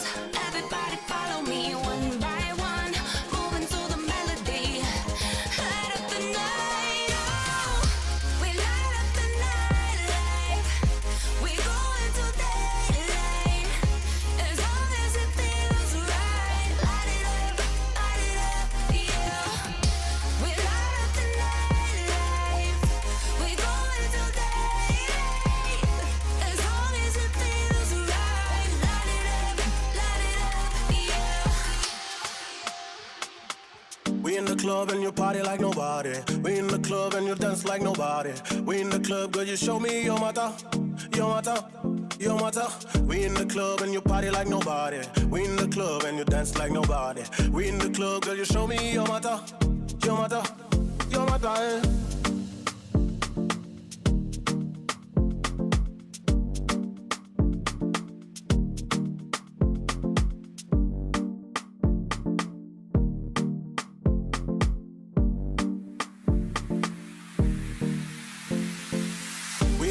And you party like nobody. We in the club and you dance like nobody. We in the club, girl, you show me your matter, your matter, your matter. We in the club and you party like nobody. We in the club and you dance like nobody. We in the club, girl, you show me your matter.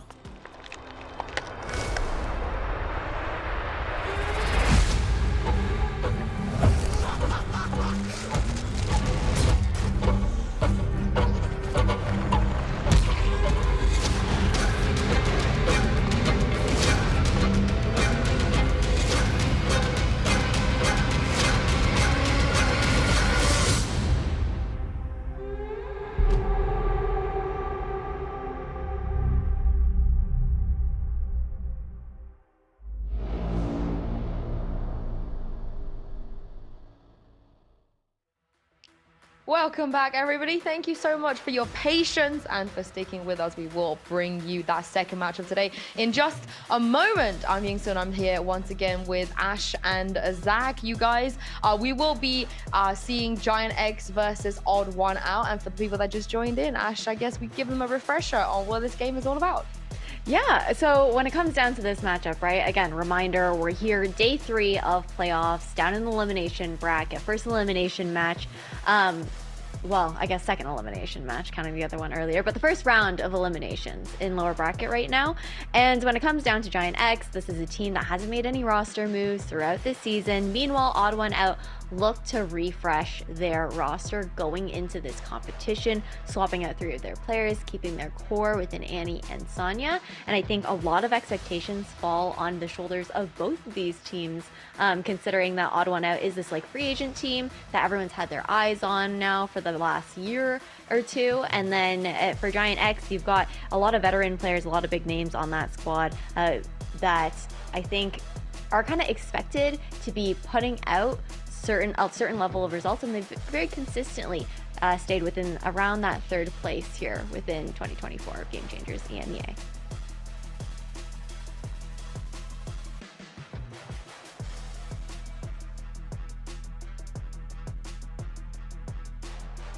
Sorry about that. That's on me. I was just saying, yeah, this year's Giant X reminded me of last year's Ascend and just being able to stay consistently around that 3rd place mark. I mean, they also, because of the fact that they've been so consistent this year, I think Giant X also have a better chance at being able to qualify just off the back of circuit points, assuming they make it through today. But if they're eliminated, it does a lot for the standings. But I mean, for Giant X, it's got to be a bit of a sigh of relief. Yeah, let's take a look at the map vetoes, because the consistency it does come through the bans. They both have their permabans, Ash. That they do, so no surprise when it comes down to that. I think Haven being this first map pick being pulled out here by Odd One Out is honestly a great first pick for them, all things considered. This is a map where we see Smurfette typically on the side of GX on the Yoru pick previously. We've seen her run it once before, and there's a big question mark, I think, about the depth that that's going to be able to provide to that roster, and Haven generally looks very comfortable, I think, for Odd One Out. I think my only concern about Haven for Giant X is that they didn't do pretty well with that Yoru comp. They kind of struggled, with the explosiveness of Smurfette not being there. Like, yes, there were some interesting plays that worked for some rounds, but overall, I think, of course, they were going up against Falcons in that match, if I remember correctly. So a bit of a challenging opponent to go against. But this map number 2, right? Tried and tested territory. Giant X, they had such a good win streak going onto this map of Ascent. It's one of their strongholds, I would say, with the number of Turkish players I have. But my only concern is this is a map that they pulled up against Nasser, and they fell short, which is the reason why they're in this lower bracket now. So a few question marks around there. If Odd One Out can get an explosive start, or even if GX come back on it, I feel like there is enough footage available for Odd One Out to kind of go on it, but in general, I would put Ascend pretty firmly as a Giants fan favorite, or just a Giants favorite in general. What interests me though is this decider map of Icebox, because again, this is a map that both of these teams, they've had their fair share of reps on this year. I feel like, of course, for the side of Giants, they do have more reps this year, but aside from that, I think in terms of performance, both have been pretty impressive on Icebox. I think that Odd One Out were able to take down Falcons, and Giants as well, they found their fair share of victory. I think they even pulled off a 13-0 at some point against Heroic. That's pretty interesting for me. Well, let's talk about this first map of Haven as we take a look at Agent Select, because what on earth is Giant X going to play?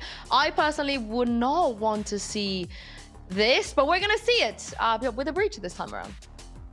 Yeah, unfortunately, they didn't quite ask for our opinions, but I think regardless, You're so real for that. It's too bad that they just don't, phone us in sometimes, because I do love seeing Smurfette on Jet on Haven. I feel like it's so iconic for her, but again, I think a lot of eyes are going to be on her. We've talked about her so much, both as a player who can be a leader for her team in the right moments, and as this player where we're expecting her to be making those plays, but questioning a little bit about the depth, I think, and the layers that she's able to bring to this Yoru pick that is very new for her. Well, of course, it's time to jump into the game. I'm sorry, Zach, producer's telling us to go. We gotta go. But you guys might be wondering why there was such a long pause. And of course, it's always the caster's fault. Mitch and Kakuka, you got some explaining to do? Naturally. Mitch, start explaining. Listen, I miscalculated the pizza timing. My oven, it doesn't heat up the same as the one back home. It's one of those things, but now we've all eaten. Everyone's ready to roll and dive on into this game. And well, I'm certainly excited for it. Kakuka, what's drawing your eye going into this series? I mean, I just think it's very funny that you took this opportunity to shade on Berlin a little bit, to shade Berlin. Loving that. But as the desk was mentioning, of course, the stakes for this one are the same as we had in the first match. Elimination is on the line. To me, my heart is completely broken because, Spanish players are not one out, but then it's Giants and it's Asuka, coaching. It's very difficult. It's definitely going to be a heartbreak game. Well, the attack side for Giants, that's where they're going to start this out, and eyes certainly drawn to Smurfette. Excited to see what this Yoru can do here. An Odd One Out will look to stop it. A roster that certainly has a lot of names that we're familiar with, although that can be said for both squads. Kicking this one off on Haven, Ascent up next. And this map, of course, is the choice of the defensive side. So we'll see if they're able to put up a lot of numbers. Stun already primed and ready to go. It looks like Annie has some aggressive ideas, and it's connected. First kill, backs off. Rotation's coming in. Still has the dash available. Oh, unlucky fight. Not quite able to land a shot, and the dash had already ran out, so not able to get out either. Numbers kept even, but Smurfette tagged low. Shock darts will be hunting her down.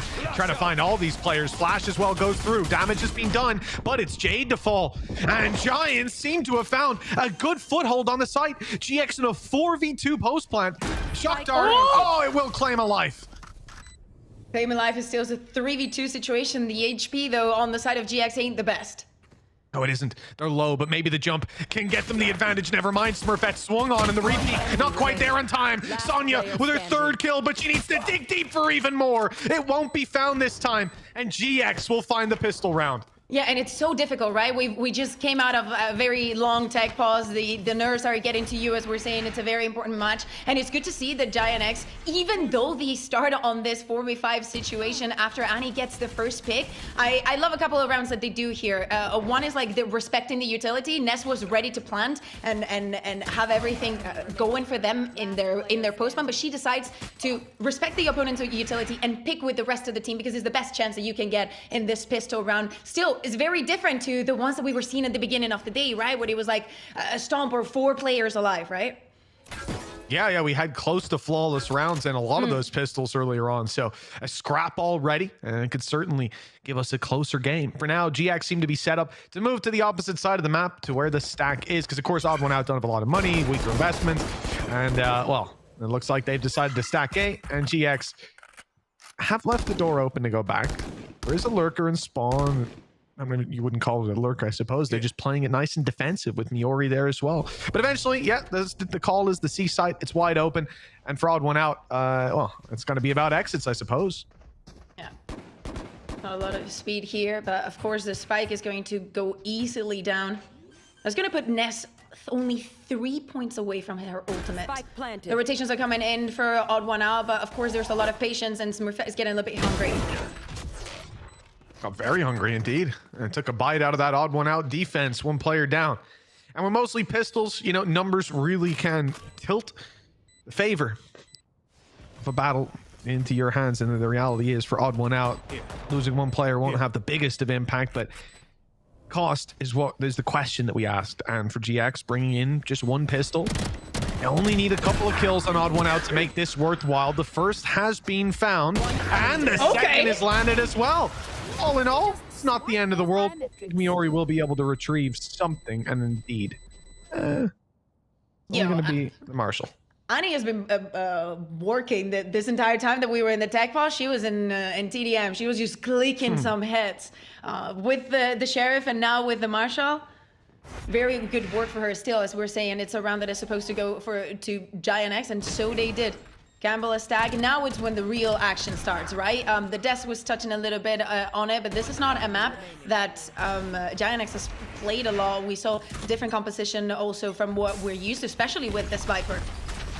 Early stun again. We're going to see this a lot coming out from odd one out. They like to do it, and well, with the value Annie found earlier on, you can see why. Already it's split this attacking side, slowed down their approach and left them trying to clear out short a little bit later on. They don't see anyone. For now, commit to that long control, but Annie is going to be sitting in the back of their minds throughout this game. Here. Totally. And to work a little bit of the map, especially in this first round. Tease the opponent to gather this information of where the Cypher's player, what the setup is looking like. And definitely taking that camera out. It's probably trying to cause any kind of reaction of this on the side of odd one out. There. There's not really been a movement though from that defensive side. And again, with the short control from Annie, being quite aggressive, still sticking two players on site. It's quite a gamble, you would say, but they put a drone out. Spotted at least one player still outside A. It's your Omen as well, and likely maybe that he's on his own. But GX, well, the rotations are coming in. They're going elsewhere, and a lot of odd one out are towards this A site. The Viper will do it pretty safely onto site, and they should not really have trouble getting the spike down. It looks like odd one out just wants to play for the retake on a 5v5. Yeah, well, I mean, they've taken such a gamble in the early round. It's not like there's much of a choice for them. Odd one out. Retake indeed will be the play. Annie's earlier position of short now going to be capitalized for not quite an early push, but how late it is might catch them off. The only problem is Sarah's happy to play this post plant, has a little snake bite to work with, and it will still be available for late rounds. So this now becomes very difficult to root these players out of position to deal with the cycle of utility that's going to come your way, and stopping that diffuse. You also have to battle them, and they've got utility of their own, popping out flashes to blind. A stun in on the spike that's even caught the second player further back, stopped Jade from swinging out to trade her teammates, and just like that, the round falls into the attacker's hands. GX 3-0 up, starting out Haven. Yeah, exactly. So you're saying like there is a gamble, but after you get into a 5v5 with that plant, now that Ness is on the breach, like you can expect from the get-go, it wouldn't have that much of an impact, but it's something that they need to worry for moving forward, because this bonus conversion could mean a very strong first half for the side of Giant X. And as I was saying earlier, is this not a map that they have a lot of reps on? So I went and asked Aska. I was like, okay, so what is this about? Why are you confident in like leaving this open? Why are you okay with playing it? And he told me that they played this map against G2 Gozen on Premier, and it was unreal. So they're going off of that feeling. Hey, listen, if you can beat, or at least do well against G2 Gozen, why not? Bit of a fight from odd one out. This isn't a round where they've got a lot, but they're trying to bridge the gap. Already finding a kill with the rifle and then throwing in the Hunter's Fury. Having heard some noise on long, knowing there were players in window, it's not a bad idea. A gamble that this time doesn't pay off. If it landed, it might have won them the round. But even still, odd one out have somewhat of an advantage. Yeah, but Jade has to be very careful. She's the one with the hero rifle on this round. where she's going to be looking for that support, and Nevilax is just going to trust her utility, of course, leaving a lot of space, because if they ramp onto her, she doesn't have a lot to work with. Placing swarm grenade. Securing that orb is going to put Ness too close to that ultimate, and if she gets the plant, it could be the key to winning this round. It could be for GX. See if they get the opportunity to put that down. Odd one out are starting to group up, and they were getting itchy for a fight. After losing another player, it seems they'll concede that. They'll allow the space. Problem is, they're gambling a lot on this rifle flank that's being watched. The alarm bot all the while was just holding control, keeping the information. Now the rifle takes a rotation. It's going to cost even more time, running this clock down lower, making it less likely that Odd One Out can have the impact they want. Now, dropping rifles is definitely still possible in the early game economy, worthwhile, but they're playing for the win here. Time is going to be a massive factor. Quick shot that certainly eases the load a little bit. Jade grabs one before being caught, and it's Miori all alone, able to find the first time, not on her side, and picked off as well from up top. That is going to be Odd One Out, finding the kills and finding the defuse as well, with plenty of time to spare. I want to see that replay. I want to see how the paranoia like trigged. Oh my god. Oh no. Oh no. No. I assumed, Mitch, you did it. I assumed they had the read on the timing. I think that was just to maybe save a gun, or did they stop the defuse part of the way through? I thought they had it. Oh, that's a tragic misread. Oh, 0.07 of a second. oh no. I don't really like, because Suspect gets that, and then look, sticks it No, a bit of the do way. not replay this. stops. No, Maybe probably to give the orb to a teammate, and then because the call is made, but it's such a tight. Oh, that's horrible. 4-0 down as well. That was to get around on the board. That was to start doing economy damage. That is one of the most tragic ways I've seen in recent memory to lose a round. And let's hope they can recover sooner. That's going to stay with them. Oh God, Smurfette, calm down. That was almost the kill. Damage is done anyways, and well, I'm surprised Devalaska's still sticking around. That's a lot of problems coming her way. Oh, it's a nightmare. She's barely holding on to life at the back of the site, somehow doing damage, finding kills as well. Whoa, she's managed to make a miracle out of that, but still so much to piece back together for her teammates. And it's all down to Suspect. The previous round could have been hers. Just the defuse was all that was needed, but chaos led to a 5-0 scoreline in favor of GX. A crushing start for the defense on their map pick. I need a replay of that round, because I started laughing when you started going crazy about what was going on. And of course, this has to call for a timeout, right? Like after that play from Smurfette, even if she doesn't find the kill, the disruption, everything that Devalaska goes through in this round, she's still good for 2. And the utility is not falling onto piece, but having that momentum go in your way, having this also initiative to break their mental completely. That is what Giant X is going for right now. Well, this timeout, I will say that this is going to be somewhere that there's quite a lot of weight on the coaching staff's shoulders just to keep the blood pressure low. That's ooh, it's not going to be easy to do, let me tell you. The first pause at 5-0 down. Now, the reality is that this is recoverable, right? This is not the end of the world by any means, but it's also a very scary position to be in if they don't get their engines warmed up here and now. And now you also need to think about what we're seeing on the screen right now. Like Sarah has her ultimate that is definitely going to be a pain in the ass to deal with, but you're also very close to very important pieces of ultimates yourself. So this is the kind of round that makes or breaks. Your economy is in shambles for Giant X. Everything's working, of course, with a 5-0.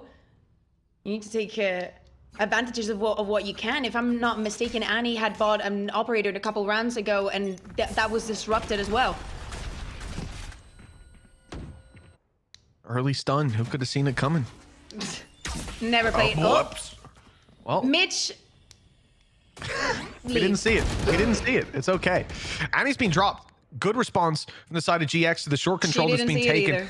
A number of rounds in a row and straight into the firing squad. They get an opening pick. What kind of a call is that? Let's just pause Man, real everything's quick. working. Everything's working. They're like, they're going to repick this. They're going to repick this. Not 2, 3 players waiting there. Last player Who does standing. that? Like, who does that? It's crazy. And the fact that they get not just one player going, oh, let me check if they're still here, but two. They double swing it. They say, hey, let's make sure we can at least trade. Nope, not a chance. There are 3 guns pointed at you, ready for the swing. It's over before it starts. And GX coming off the back of a timeout from Odd One Out. Somewhere that they said, hey, let's stop right here and stem the bleeding. Let's make sure GX don't run away with this anymore. Well, that's the first death they've received in this round. Now Okay. for a few more at the hands of Suspect. But ultimately, the impact of that will be left to be seen. 6-0 right now. GX are looking unstoppable. And making sure that you hunt that down, that you get that gun out of the server. This is the kind of pick. It's like, man, and they're so low. Even getting a couple of those picks could have mean the round being different, right? But now, as Odd One Out, probably you do not want to let them get onto site, because then you would have to play around the Viper's Pit if necessary. And again, that was a gun round. That was your investment going in. So of course, not a lot to play with for this one, but it's already 6-0. They have to do something. Okay, that Annie. works. Blade Storm for the first. Yes. Blade Storm for the second, and Annie's not stopping. In fact, GX are running to the other side of the map, realizing there's presence there. But the impact from Annie, not just the kills, but you mentioned it, Bea. They bought in the previous round. They invested, so now all they had was pistols. Well, thankfully, Annie's just picked them up 2 rifles. Blade Storm is still there to work with as well. They have a massive advantage for the retake. This is looking good for Odd One Out, finally on the path to recovery. It seems they need to be careful with Sarah creeping up close. In fact, 2 players up close. A big swing from the side of GX, but Annie's still here. Blade Storm standing strong. 4 kills, and the 5th just seconds away, taken by Jade. But at the end of the day, a win's a win. A round at long last for Odd One Out. For the love of God, Annie, what did you have for breakfast, girl? That was something else. I mean, I love the discipline, and even with everything that is going on today, the waiting, the losing that round on the defuse, you trying to invest into any round, not getting anything, being able to win this round in this way has to be a confidence boost. A tremendous one for Odd One Out, especially because as you're seeing top left of your screen, they decided to pick this haven.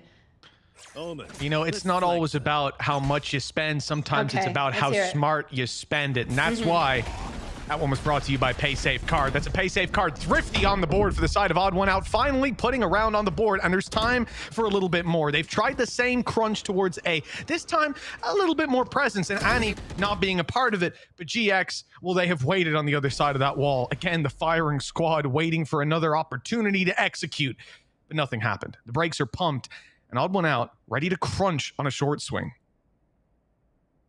And both of them are waiting. Annie has C completely locked out. That trip is guarding B.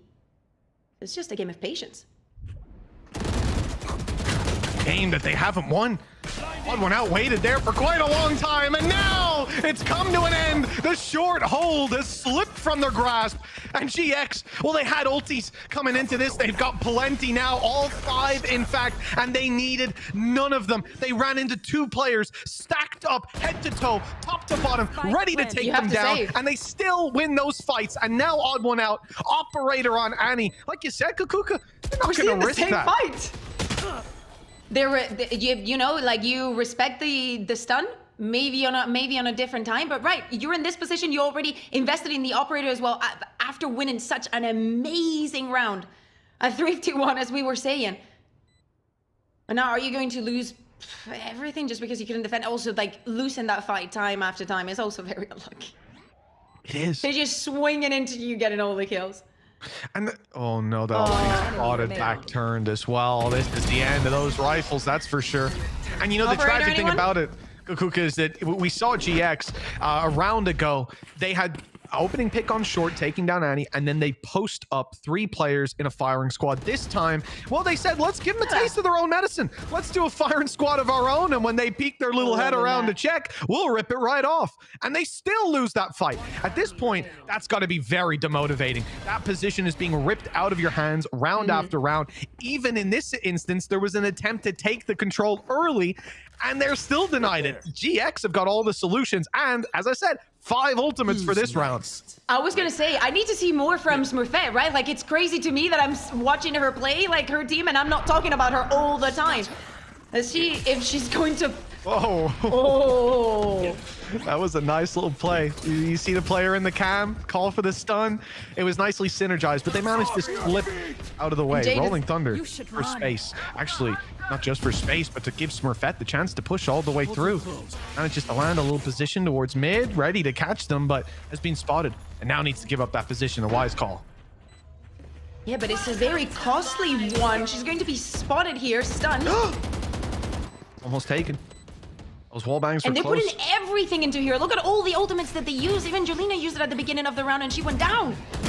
The only thing they have to worry about is spawn. There's a poison orb there to make it costly to the HP as they make it through the decay, starting to fade for these players, but the numbers are decaying. On the side of Odd One Out as the pit falls, they're all so low! But not fake, able to grab the last kill on the side. A big play pulled out of the last second by Odd One Out, and they're able to land a second round. I don't know how they have managed to find success from that position.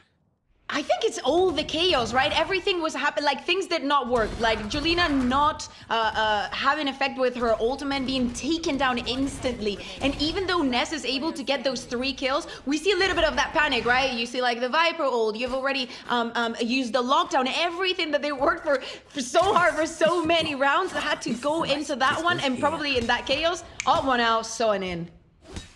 I mean, the fact that we have GX win rounds off running into high-low setups and just killing those players. The and then rounds in a that they're round they more come likely in. to win is the ones that they lose. Yeah, but literally, they used 5 ultimates, every single one, and got decimated in the end by Suspect walking into a Viper's pit, killing the Viper, turning and killing the last player. And a big play from Devil as well. Like, this is rough to lose that round. The good thing is they've got a 7-2 lead, so you're not going to be feeling the pressure of that just yet. And no doubt they'll sit back and go, okay, we don't have ultis anymore, but luckily we win all the rounds where we don't have ultis. A different approach though. They are definitely poking at the map a little bit more than we've seen before. Sarah just making a little bit of noise, and Miori's already in their kitchen. Oh, the timing is gonna go for the relaxer. She's been waiting on the side, trying to have some impact, and that ult is going to mean all the information on where the players from Giant X are standing. She doesn't care. She doesn't care. Jolina's just pushing up in the smoke. And they're coming back to take this space. They made it look like this was Jolina left behind a fake and maybe the ult had ruined it, but instead they've got this rotation perfectly. Sarah has timing, but whether she reads it right is the real question. And finding these fights on short will be everything. The position for Suspect is perfect. Catching one, and the spike almost going down. They'll keep the sight and hope that Sarah can work this control later. Yeah, they're going to go for the plant on A. And to recover this round, it has to be Sarah with a massive play, sneaking all the way around the spawn. Spike planted. Spike down, drone going in. She better hurry up. Yep. Oh, she's got it. Perfect timing. Sonya's there to deal with her, but the double swing. It's a little too much. Luckily, Smurfette fighting on the side found that little bit of advanced control. Oh, no! Not able to get the kill, and Smurfette's the one to punish. Still has that teammate alive, but doesn't need her. They swing wide and take another round. GX, 5 ults committed to a round, and they lose it, but bounce right back with just the rifles. And look what that's done to Odd One Out's economy. Again, I mean, they've been in this situation so many times, and this is a 5v3 that they lost. Yes, the position for Sarah is not only great, disrupts disrupts the retake completely, makes them swap around, and also Smurfette can go in and trade with her and help her win those duels. Even when you think that you have a minute to decide what the round is going to be, where the round is going to be going, GX takes that away from you. It's so weird that it took us until round 10 to see a Smurfette, just doing Smurfette, Hey, listen, when you're 7-1 up and Smurfette's not really being a part of that, that's a pretty impressive feat. That's a good team. Yeah, good sign for what's to come. Always have that little extra to fall back on. Remember, this is Odd One Out's map pick, and it started 6-0 down, a couple unfortunate rounds, but now the chances to convert round wins are slim. A nice bite to the backside for Smurfette, and she picks up all 3. This defense is being crumbled by Yoru alone. And now Suspect 1v4. That's a tough clutch to make happen. Very complicated. Spike planted. At some point, you just can't wait. Try to get a pick. It's not going to change much. This is going to be the 2-9 for GX. One more round after these for their attack. Ness super close to that ultimate. Loving the difference between the Gecko and the Breach, because honestly, what is Haven without Breach? What I also like is that Breach is the closest one for this fight. You really want it to be Ness going down or taking the kill, I suppose. Grab that orb for the next, although I see Smurfette leading the charge. Oh, 20 HP! My God. So close to the Rolling Thunder, but it won't be found. Smurfette, come on.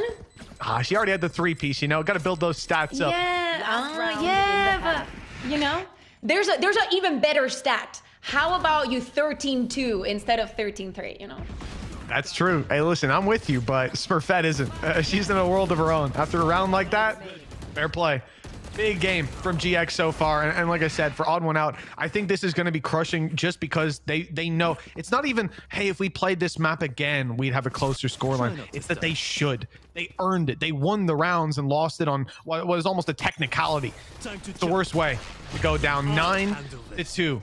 The last round of the half kicking off here. Immediately, Smurfette is hunting down more players. 3 have been spotted. That's an Odin. And the A side is the real target. She's going all the way around. Decoy sent out. Ult used and still finds the kill. No flashes, nothing. It's just skill for Smurfette. And that is all that she needs. Oh, this 10th round for GX is looking locked in with another Odd One Out retake. Is this like at least 9 kills in the past 3 rounds? Smurfette only needed 1 round to warm up. Very true. There is no stopping her now. I'm so sorry for the Odd One Out. You do not want to see that against you. And the flank is there from Miori. It might not be needed. Rolling Thunder put through, and Miori cleans up Jade. Annie's down, and Suspect, the last one standing. A good try of it with the first 2, but it's an ace that's needed, and they're all here to greet her. Back-to-back 4Ks for Smurfette. Double digits for GX, and we haven't even hit the second half yet. How much is that? 11 kills in the 3 past rounds? 3 rounds? Oh, like if the score is already taunting enough, this has to be a little bit of a heartbreaker, because now Smurfette is starting to get in line. Like this was when she wasn't in her prime. Definitely is going to be a very difficult task ahead if Odd One Out wants to take this into, I'm going to say an overtime, but let's give them a minute to see what they can do with that first.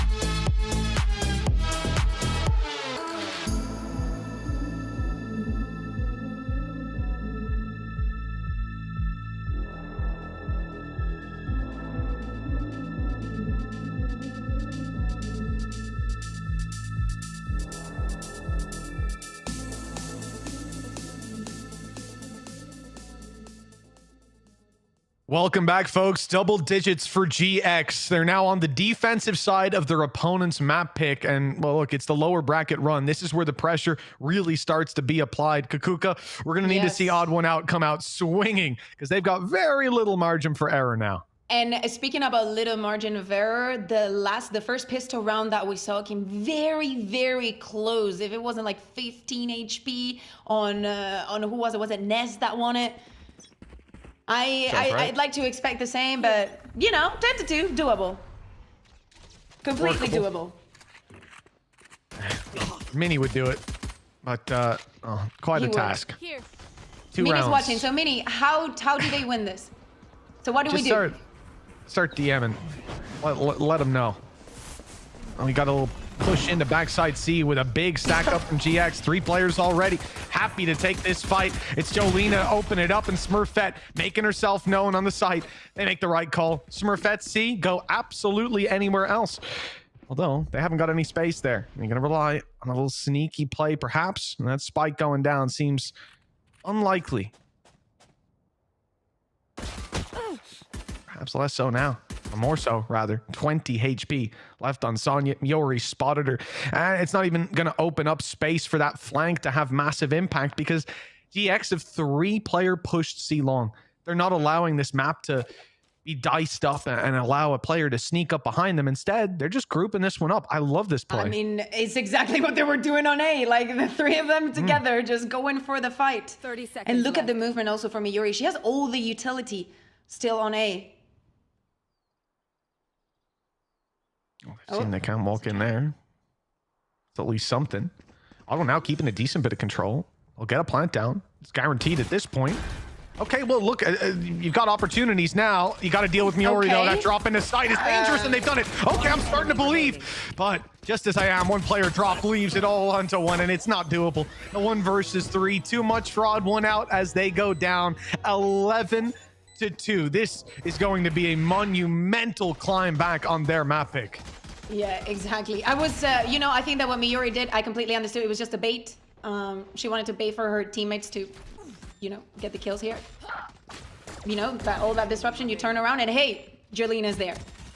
So yeah, great pistol round for them. Also, also peeking and taking the most out of that Viper wall that they're going to be using. And of course, Odd One Out is in this position. They managed to get the spike down, and with the 2-11, you have to force on this round.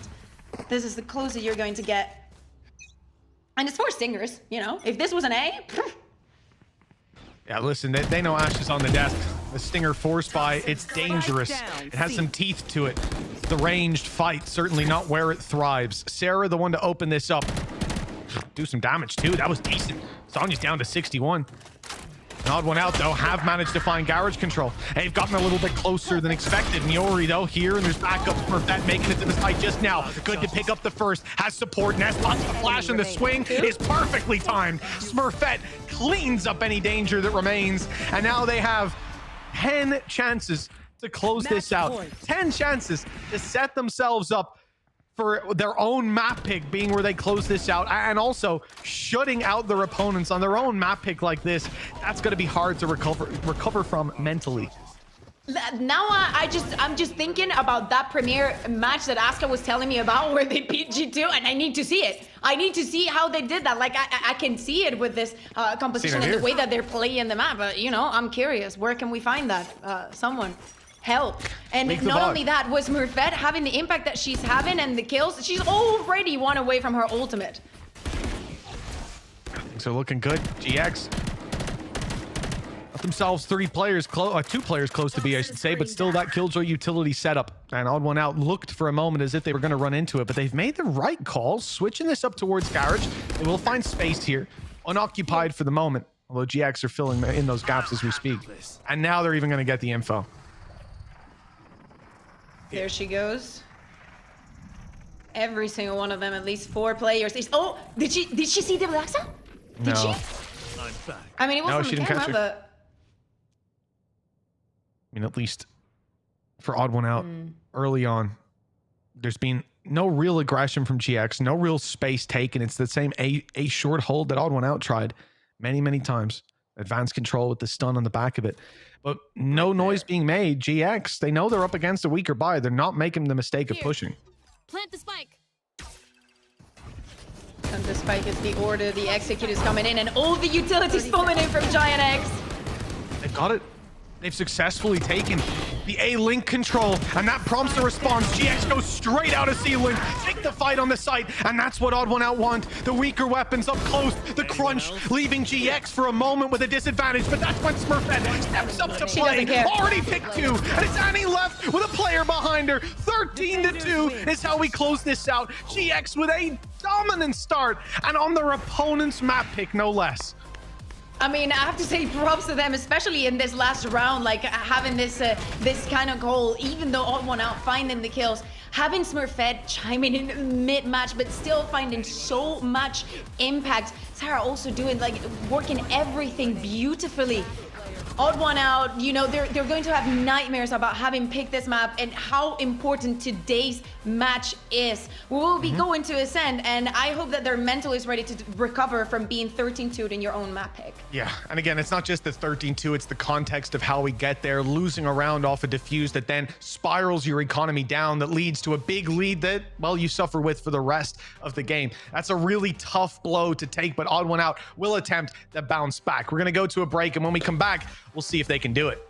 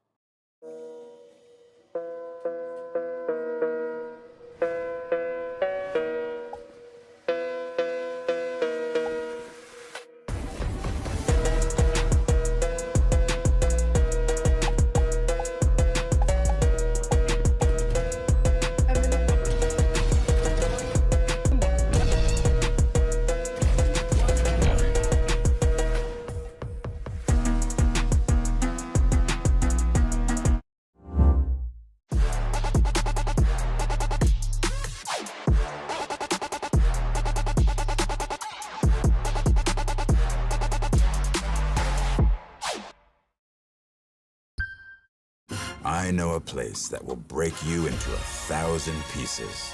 Stay away from them. Stay away from Lorca, Paco, and Picasso. Don't ask about Lola. Ay, Caballo Grande. Ay, Dolor de Nieve. But in spite of everything, it occurs to you to visit Andalusia. Don't say I didn't warn you. Be careful of the Andalusian crush.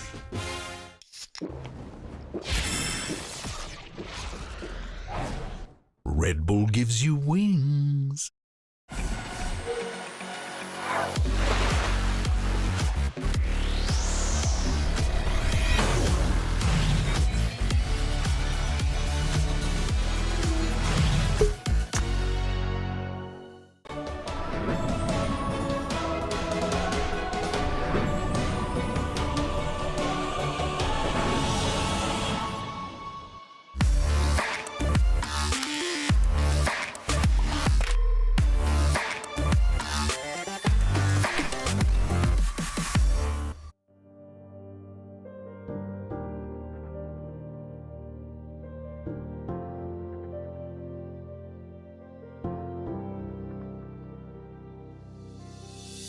Do you feel what the eyes can't see? You hear it calling way down deep. Trust your heart, it'll keep you true. This world expects so much from you. From the dark out into the light, it'll come in the middle of the night. You were raised in the sacred place. Evil runs when it sees your face. Throne calls your name.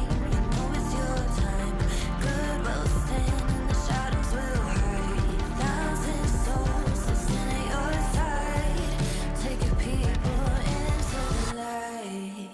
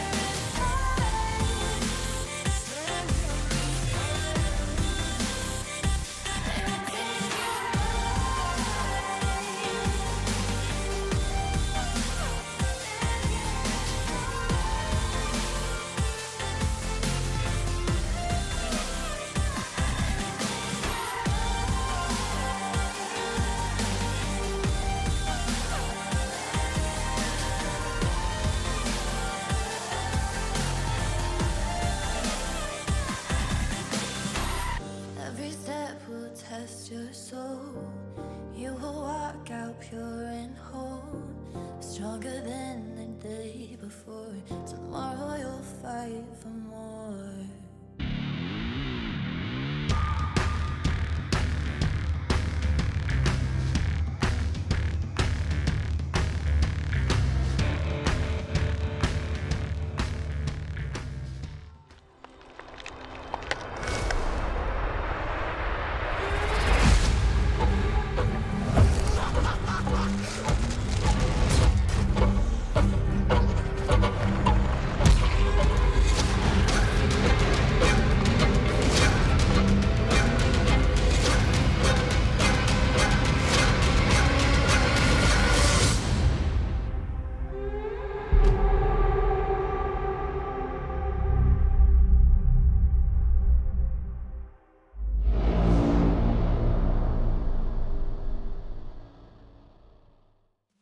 It's a great start for Giant X. I'm Yingsun, I'm back here with Ash and Zach, and I owe my girl Smurfette an apology. I know she's a really big fan of Taylor Swift. She loves the song Bejeweled. So all I'm gonna say is she polishes up real nice, because Ash, this is not, you know, the level of performance we expected from a Yoru, given that she never plays as agent. No, we knew kind of generally what to expect given her previous performance, but it felt like she was on a different level with the I can't Yoru hear this Ash, but I'm around. hoping that stream can. But it is insane how well she performed on this map and the value that she was able to find with her entries in. It was just crazy how this Yoru pick has developed for her over time. Yeah, and of course, Zach, this was a graphic comparing the last time she played Yoru on Haven versus this time. What an improvement. Oh yeah, for sure. I mean, last time there were a couple of shakeups. I mean, she was able to find value for sure, but I feel like Falcons were much better at shutting down the kind of impunity, I don't know, the kind of things that she got away with today were kind of crazy. I think there were like 12 kills in 3 rounds or 4 rounds. That was like something that was going on, and I don't even know how many 3Ks at this point, like 3 or 4 or something like that. At least 4, I believe. So yeah, I think also the fact that, you know, we were talking a little bit about the importance of, you know, your duelists being confident, especially if they're playing Neon. Well, I think Smurfette was definitely feeling that confidence in spades. I also really liked how Giant X used that Viper wall to kind of help Smurfette maneuver on the map, because there was constantly the pressure on A, and, you know, Smurfette was constantly prodding on the other side of the map. So it just seemed like odd one out. They were kind of slower in those rotations. They tried to play for the retake, but then again, like with Smurfette consistently being able to find those opening kills, there just weren't enough numbers for most of those rounds to be able to play for the retake at all. So I mean, 13-2, it's devastating for sure on your own mapping for odd one out. But I mean, kudos to Giants. Like, this was, if you just go by the stats that we were showing, Smurfette looked twice as strong as the previous time she played it. There is just something about Series 3 every year where Smurfette and Ness are just like, we are going to give it our all. And I love seeing that. But here's the thing. You mentioned devastating, and they really felt quite devastating on the other side, especially in the early doors. Zach, I feel like after that defuse debacle, the game was done. They seemed kind of boomed after that. I mean, I can completely understand. Like, I don't know if this was an honest mistake or, you know, some kind of malfunction or whatever you want to call it. Just microseconds that really led to this round being lost here for odd one out. And I mean, again, this would have been complete. It would have been a complete boom for their economy, because this was a thrifty round. If they had been able to convert it, it would have at least given them a more juice in the tanks for at least a couple more rounds. But again, you know, throughout that first half, they were caught in that vicious cycle. So yeah, this round could definitely be a huge factor in them not being able to, you know, make that scoreline look a little bit closer, if not make it a close map, because this is a map that odd one out they played a lot before. They have their reps, they look decent on it, so, and they picked it because of it. But then I think, yeah, the mental going down because of this could definitely be a factor. I think it affects all facets of your gameplay at the end of the day, right? It was that opportunity to put a round on the board early on, and that lack of defuse is what led to that initial 6-0 lead that we saw amassed on the side of Giant X, and that eventually snowballs into the 10-2. And yeah, at this point, if you're odd one out, you're just looking to kind of reset. You'd be looking towards Jade Moi and your IGL and your coaching staff there as well, just to kind of help you gear back up for the second map, because at the end of the day, it is a best of 3 series, and you have to be able to pull yourself back from mistakes like that. Yeah, and here is the thing. We are going to head to Ascent next. That's probably the last place you'd want to head to if you're 1-0 down against Giant X. And I am a little bit worried, Ash, for them. But maybe they have something cooked up and prepare for this, because they should expect that GX will pick this map. They should definitely, obviously, expect that you're going to see this map when it comes down to GX. I think you look at the Turkish goats and Smurfette and Ness, you're like, is this really what we want to leave open? But ultimately, for Odd One Out, Ascent has always been a pretty decent map for them as well. The last run in Stage 2 looked quite comfortable for them. They haven't seen the results this stage, but they only played it once up against Nasser, and it was quite a bit of a stomp. Especially as we saw Nasser kind of amass that momentum. So I do have a concern here for the side of Odd One Out. I think that they are going to they need a very hot start on Ascent to try and get that momentum rolling in their favor before GX just continue to run away with this series. Yeah, I mean, I feel like this map, we kind of saw the effects that momentum could have. Like Giant X, they got a blistering start and they continued their blistering path throughout the bracket. I feel like that could definitely be a factor in the second game. But also, I mean, Odd One Out, like you said, they have a pretty decent record on this. I'm just hoping that Giant X, they did see the mistakes Giant X made in their game against Nasser in that first opening game of the opening day of playoffs, I believe. So hopefully that helps them a little bit. Yeah, I just want to reiterate the success they've had on this team was not this roster. So I feel like with this roster, just one game on Ascent, I don't know if it's going to be enough to take down Giant X. I think that is a big part of the concern there, right? Because we're already seeing how things are panning out for them. This is, again, a roster that has just more recently come together with all of these pieces that you've added on top of that core within Annie and Sonia. So that is a lot of weight on your shoulders, especially now being a map down, all things considered, and it being a mirror matchup as well. I think it speaks volumes as far as the true head-to-heads that you're going to be seeing in this game. Well, they have to win here. If they don't win here, that a year will come to an end. Mitch and Kakuka, this is going to be the highest pressure I think they're going to feel up until this point. Yeah, that is for sure. The pressure is on for these squads as elimination is facing them. And for Odd One Out, what a way it would be to go, Kakuka. It felt like they definitely had more to show us on that first map. Do you expect that there'll be more to bring on map number 2? Yeah, and there's a couple of things, right? First one is that they have decided to start on the attack here on Ascent. It's something that we do not see very often. So I want to see the intention behind it, right? Of course, you cannot predict when you're doing the map veto how the first map is going to go, but you can think that they're in, and you might think that you might be in this situation where you just lost it, maybe not so dominantly, but now you're in the back end. Now you have to start getting rounds for yourself in your opponent's map pick, and it's so scary to think about Smurfette because now she's on the Jet, and we know the desk has said it, and we've all seen it. If you've seen one match of Game Changers in the past 3 years, probably you've seen Smurfette just dunking on people. It's just what she does.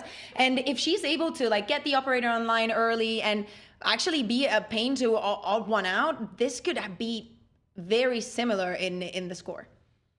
Well, there's certainly a challenge for Odd One Out. As we've said, we've seen a couple of difficult situations for teams here today, but well, Odd One Out coming into a map like Ascent up against GX after being 13-2'd, after seeing some flaw in high pressure moments, and that pressure is only going to mount as the game goes on. Now, listen, you might be rubbing your eyes thinking, I can't see the barriers. Where are they? Well, they have gone up, but Odd One Out are still in the spawn. They're waiting for GX to get aggressive. They're waiting for Smurfette.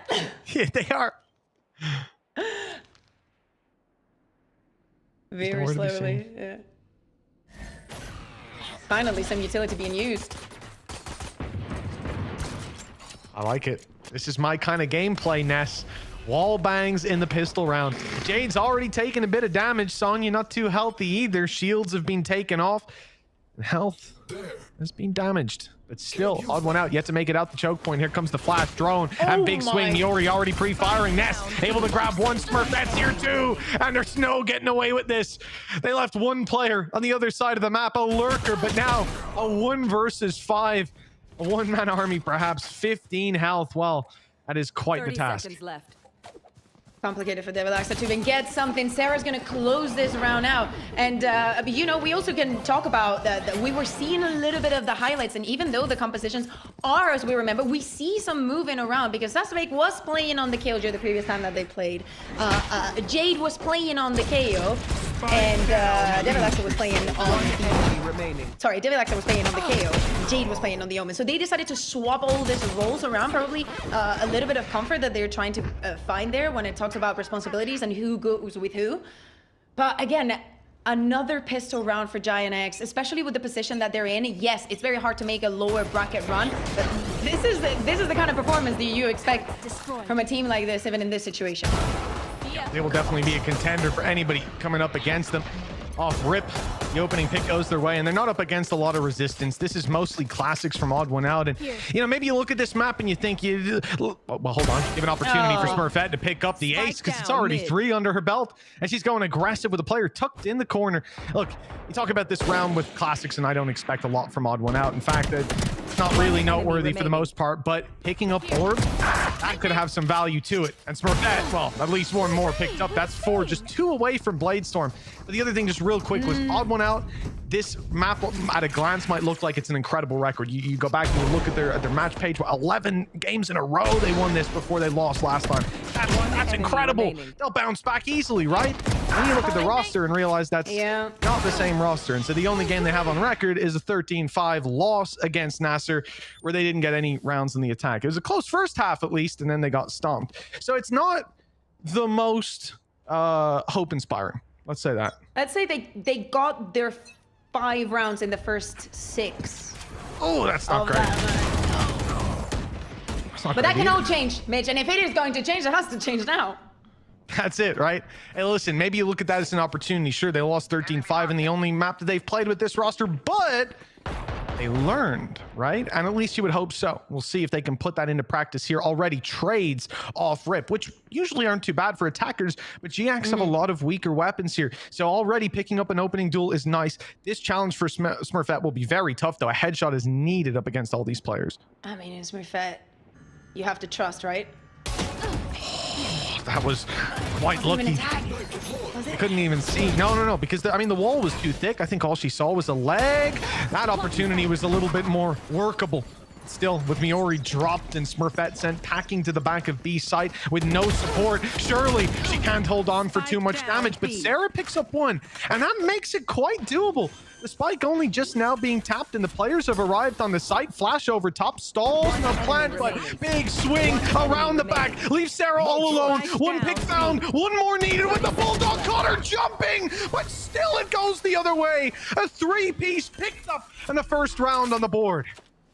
And thank God the Devilaxa is able to close that one out for Odd One Out, because losing the bonus would have been devastating and would have put them in the exact same record that we were on map number 1 on that Haven. Yes, it was too close to comfort, and one of the things that was scaring me about Smurfette getting all those picks at the beginning is not only that she's going to get the ultimate, she's also going to have a very early operator that could be devastating for Odd One Out. So I want to see beyond something different. I want to see something that gives me hope. Exactly. Something inspiring. Perhaps this will be the round for it. Immediately getting rid of... cautious, right? Like, you have to. Yeah. Well, you can see they even have to... It's not just about defending map control. They even have to defend the turret from a nanoswarm fired over. Don't get too excited. Look at Ness. I've seen it.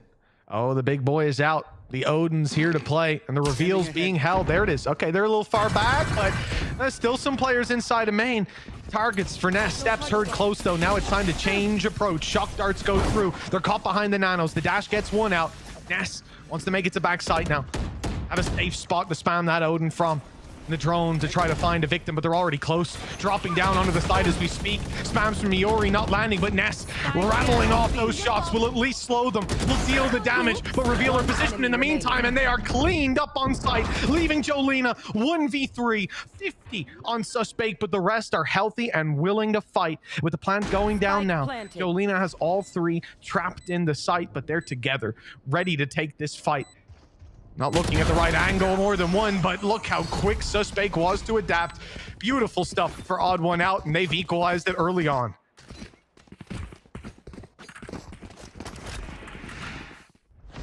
Spike down. enemy remaining.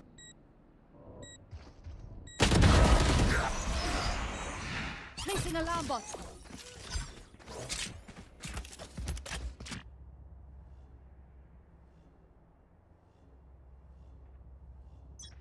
Well, yeah, you just take a look at GX now. Pistols, a Marshall to work with. And, well, the first fight, second fight, and third. Well, okay, the third goes a little different. That was a tag not just onto Sonya taking her down, but also leaving Annie with 49 HP. Those Sheriffs now a little bit more deadly, but no one's looking to make a move. Wisely, GX will just wait.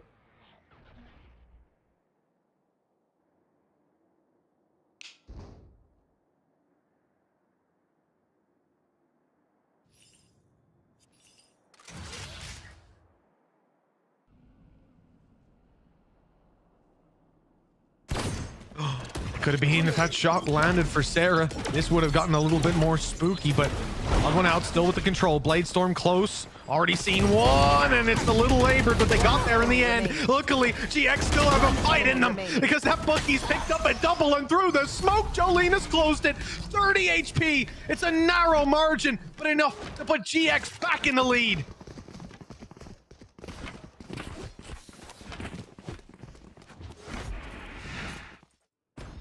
Oh, sorry. I was talking to you. Could you hear me? I could hear you. Yeah, that I was very surprised that actually worked. Like the fact that Yuri is able to get two here, she just runs into the smoke and literally ends up winning the round. Having a plan also for the eco rounds is so important.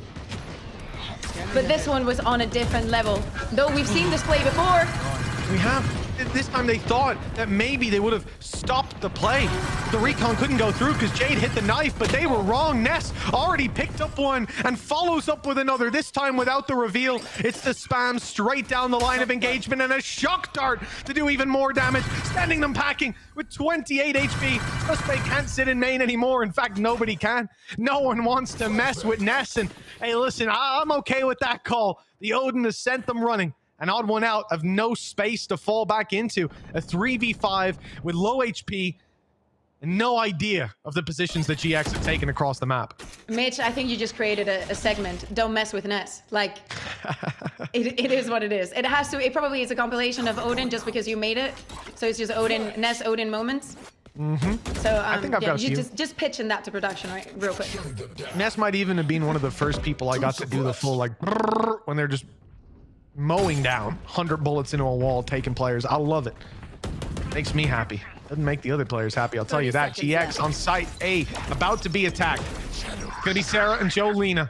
Smurfette's close by, holding down the heaven angle. They're walking straight into it. But this time, they've gotten the best of Smurfette. It doesn't happen often. They might be able to capitalize around on the back of it. Down below, two players have been spotted. So little time left. They have to deal with them here and now. 10 seconds on the clock. Left. And a play coming in from the door. It's needed to close it. A gorgeous crossfire to finish that one off. An odd one out are left trailing by 2. Still very close. I was looking at Sarah thinking, is she going to use her ultimate with everything that she's hearing, especially after Smurfette went down, but she decided to hold on to that, and that is going to create bang for them. As you see, and also changing the position that Ness was playing in from the previous round, just having a cleaner angle, and just getting 2 at the beginning of the round. It's just, I mean, massive. It's just too easy for them right now. As we said, odd one out decided to start on the attack, and as we're seeing, their economy is suffering the same consequences that we were seeing on map 1. Oh, Smurfette straight down mid. That opening found. Spike dropped, but that doesn't matter. They're going to leave the space back to odd one out. They found the opening. A risky round to do it in, up against the buy that odd one out have got with the economy in play. You knew it was probably a lighter buy, but they took that risk, and, well, it has certainly paid off. Totally. Ness is going to use the drone onto short, scout that mid is clear. Everybody else is just waiting in the positions. With the economy, 5v4 situation, what else can you look for? I like the fact that Smurfette has decided to stay on the Vandal, you know, just not go on the operator. She wasn't finding success with it. She's doing better just clashing in this, with this fast executes that odd one out are doing onto sites. Yeah, I guess they want to build that economy up a bit more. And obviously had this immediate aggression planned at the start of this round, so wouldn't really fit into that. A lot of ultis for GX. Miori and Ness just one away, and they already have Sarah. 30 seconds Odd one left. out. Here. This round is going to be presumably unwinnable. Question of damage is always there. Alaska not lasting very long at all, and 3 players now on the B site with the rotate on the TP from Omen. Jolene is here to help, and there's 12 seconds left. They've got to up the pace, and they're running straight into a stacked up side of rifles. Barely a dent to be dished out from the side of Odd One Out, and with time ticking away, probably happy to die at this point, is Sonya. Andalucia flawless for Giant X, and watch out because now we're starting to enter that territory of comfort, right? It's not only that it was an eco that you decide to do something a little bit more aggressive. That probably was unexpected from the side of Smurfette, but she's here to have fun. She wants to show the strat book. You know, it's a play that we've seen many times before, and of course you want to show the rest of the world what you're good for and what you're made of. And as I'm saying, getting a flawless here with how the score is going is even working more in favor of the side of GX. But when we take a look at the ultimates, this could be a very important round for Odd One Out. Well, the thing is, they basically have the same ults. Spartan Ness being one away, it's more or less a mirror matchup of what they're bringing to the table. For Odd One Out, though, these ultis could get them space, make it towards the site, and maybe if the lockdown's used in time, you'll be able to avoid Ness having the ulti to fight right back. 1:20 on the clock. Odd One Out's early pressure on A has sent them back towards the B site. And haven't had a lot of success in getting in here, but it seems like GX are playing much more passive. Again, with the ults in play, they're probably expecting there to be a big ult dump for Odd One Out to take the site, and they're confident with the retake, what they've got. I love the chip damage at the beginning just to prevent them from having that A control, maybe get an easy spot for the ultimate. And then the quick rotation. There it is. Point of initiation for this squad. Immediately the KO ult is popped, the null command leaves B wide open, and the idea, you know, if there was anyone on site, you can see they would be destroyed, but it's not defended at all. In fact, left wide open. Lockdown used, and well, there's not much they can do, but that's okay. GX are happy to run the clock down because they've got some ults of their own. In particular, Sonya's probably going to want to try to deny the ability of a lockdown to come into play, but that's where you've got a null command for Sarah. They can get up close, deny any of the utility, get the lockdown into play, force them to the back of the site. But a reposition from Sonya. She's actually way outside of main. The distance to stop that lockdown, leave players with boots on the site, and defend this strong. Odd One Out. Nice play from Devalaska with a 3rd kill under her belt. They've done enough. This round is already secured with Miori running out of time. And the question that remains for her is how many she can drop on the way out, because she is not going to survive this round. She'll make sure as few Odd One Out players as possible do.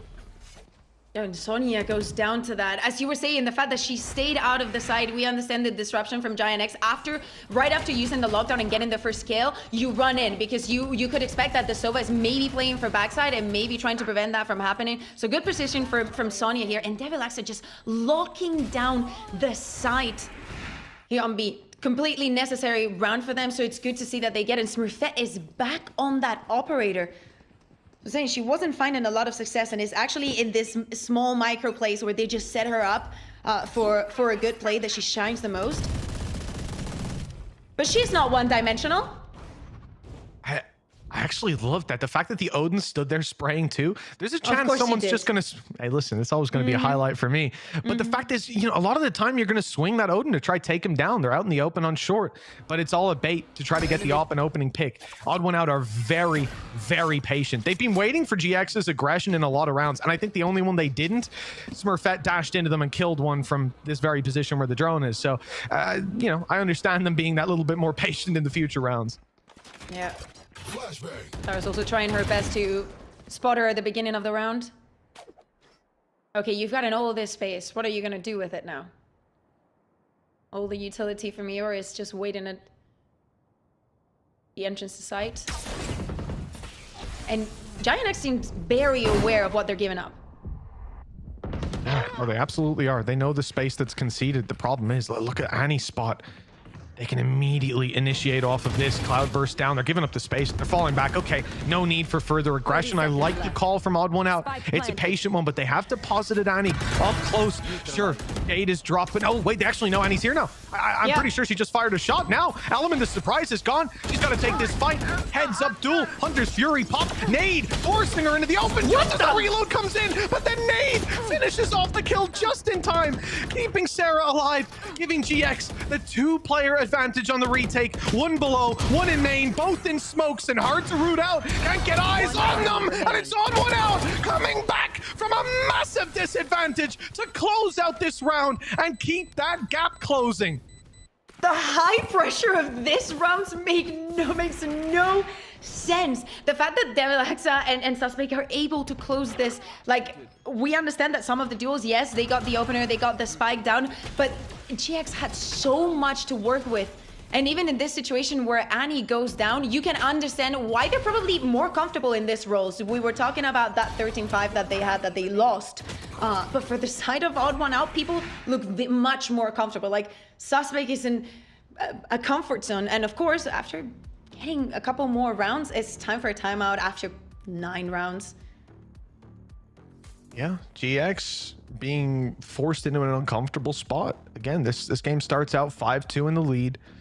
It's a good position to be in, but Odd One Out, it's not just about winning the rounds. 5-4 is a fine scoreline for anybody, but the reality is that last round, that was one that GX seemed to have locked in. If you look at a 4v2 retake where both players are separated, keep in mind, one was in main, smoked off. The other one was down below heaven, smoked off.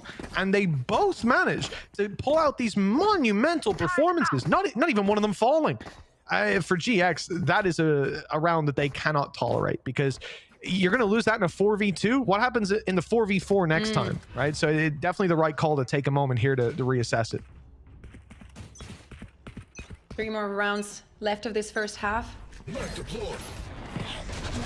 One suppressed. And just taking this control, getting this orb, denying it for your opponent. You're trying to find some of the picks. Oh, Annie wasn't even trying to kill Sarah. She just stepped into the crossfire, and Jolina's escape is thwarted by Jade. Not for long, though. Just seconds later, his side has fallen, and Odd One Out have a clean plat. The round seemingly in the bag again. We saw GX just fail at a 4 versus 2 retake. Now it's a 3v5. They're gonna try this? Spike planted. Looks like it. Ness is going to break that door. But this should be easy for Odd One Out. Look at the positions. It should be. They've got the numbers. Annie's somehow being picked off. Smurfette's still going, but the dash is being burned up at least. No escape anymore, and the first fight doesn't go her way. This one's being cleaned up. Ness with it all to do and nothing to find. 5-5. Odd One Out with an impressive resurgence. They're back neck and neck after losing their map pick in astonishing fashion. And then going down 5-2, it wasn't looking good, but starting to gain faith. Yeah, exactly. So see that they can, like, get this pace, finish in the second one. They didn't have to work a lot for this one. I like what they're doing at the beginning of the round, just swapping things around, also not giving Giant X much to work with. And especially, speaking of not much to work with, look at the economy. Smurfette is going to have her ultimate to play with for this round and probably try and find that impact. And looks like Odd One Out just wants to try and replicate the round that we just saw. Yeah, why not? Look, it worked the first time. This time, you're gonna go in, null command in hand, no utility to respond. Rifles not really there, but the ones that are doing damage. Annie able to dig deep and pick up the double, keeping things even. Maybe they can even get Jade back online. Attempt to deny it with the sprays, but looks like Jade happy and healthy, ready to fight. Cloudburst for the way out. Here comes Bladestorm down below. It's Smurfette caught with the classic in hand. They took away her Bladestorm. Still, she's able to take 2. And now Devilhaska, no idea. There's a player took on the right. 50-second spike down in main. Oh, if that Nano was on the right, it could have been huge. It could still be just 2 HP. Smurfette did it with a classic, now with a rifle. And her 3rd kill connected. The lead stays in the hands of GX, and Smurfette needs to be studied. Can someone just give me a replay of that for you watching at home? Yeah, she had her ultimate until she didn't because of the KO knife. And then she had a classic, you see? And then she gets one. And a second one. Because she just doesn't need it. Apparently, she barely even needs HP to close the rounds. And right before we go into the last round of the half, we see the first timer coming in from Odd One Out. Oh, we've actually got a special segment. For the love of God. A peek inside the coaching comms. It seems like they've said, so don't let someone with 2 HP kill 3 people, 2 of which with a classic. And it's a solid call, you know, a brave one. Not many coaches would have the gumption to make that kind of a call. But wow, yeah, that is truly and utterly ridiculous. It was the timing too. Smurfette jumped out of heaven. The second that she jumped, and you're committed. There's no going back. There's no waiting out the null command or the knife. You're already in. The knife hits. You're left with a classic. You're like, okay, maybe someone can trade her. You know, at least she's taking the space. I'll deal damage. The rest of my teammates will do something. We'll get there. They'll look at me and you shoot him, you know? But no, they'll look at me, they'll shoot me, and I won't care. I'll just kill him. Fair enough. I would have panicked so bad. I would have looked at the floor. And that's why Smurfette's Smurfette, and I am me. Yeah. I'd like to see Smurfette commentate you playing a game. That would be interesting. Oh, a little TP across, but mistake. Might want to get out of here now. 2 players facing. Nade down. Jolina grabs one and gets out, but Suspect is still going. Well, listen, they were told to get aggressive, and there was no backing out of that call. In the end, the advantage sits with GX for the trouble. You're gonna get the orb, but it's gonna be the night. Not much to work with. Ness is just going to wait to use the drone. Take flight. We're waiting on some information, waiting for Odd One Out to just take a step in any direction. Good for one. Doesn't get the information on the other 2. But finesse, that might be enough. Every time I see that Odin Mitch, I feel just like you feel. Shock dart. It's caught them falling back as well. Sent them packing, done some damage. All of this is time. All of this is time. And the idea here, Suspect still has ult. Can pop that to try to rotate, I guess, but where are they going to go? 35 seconds. Now, if they go on to mid, they still have Mira's alarm bot there. Left. So everything should be very well covered for Giant Eggs. That's probably where we see the rotation coming in from Sarah. 1 away from her ultimate. If she gets 1, insta-pop. 3 players here ready for the fight. Ult denied. Suspect won't get the space, but they've taken short. 14 seconds. They've really ran the clock low on this, and they still need to deal with that Odd One Out. Have a big opponent to take down, and they haven't even come close. 4 seconds. The round is gone, and so is the half. 7-5 for GX in the end. What a paranoia from Jelena. Just waited until the very last second. As Odd One Out was trying to, I mean, I have to say, even after losing pistol, a 7-5, I think is a very good half, comparing to what we were expecting right before Haven. But let's take a little break and we'll see you on the next half.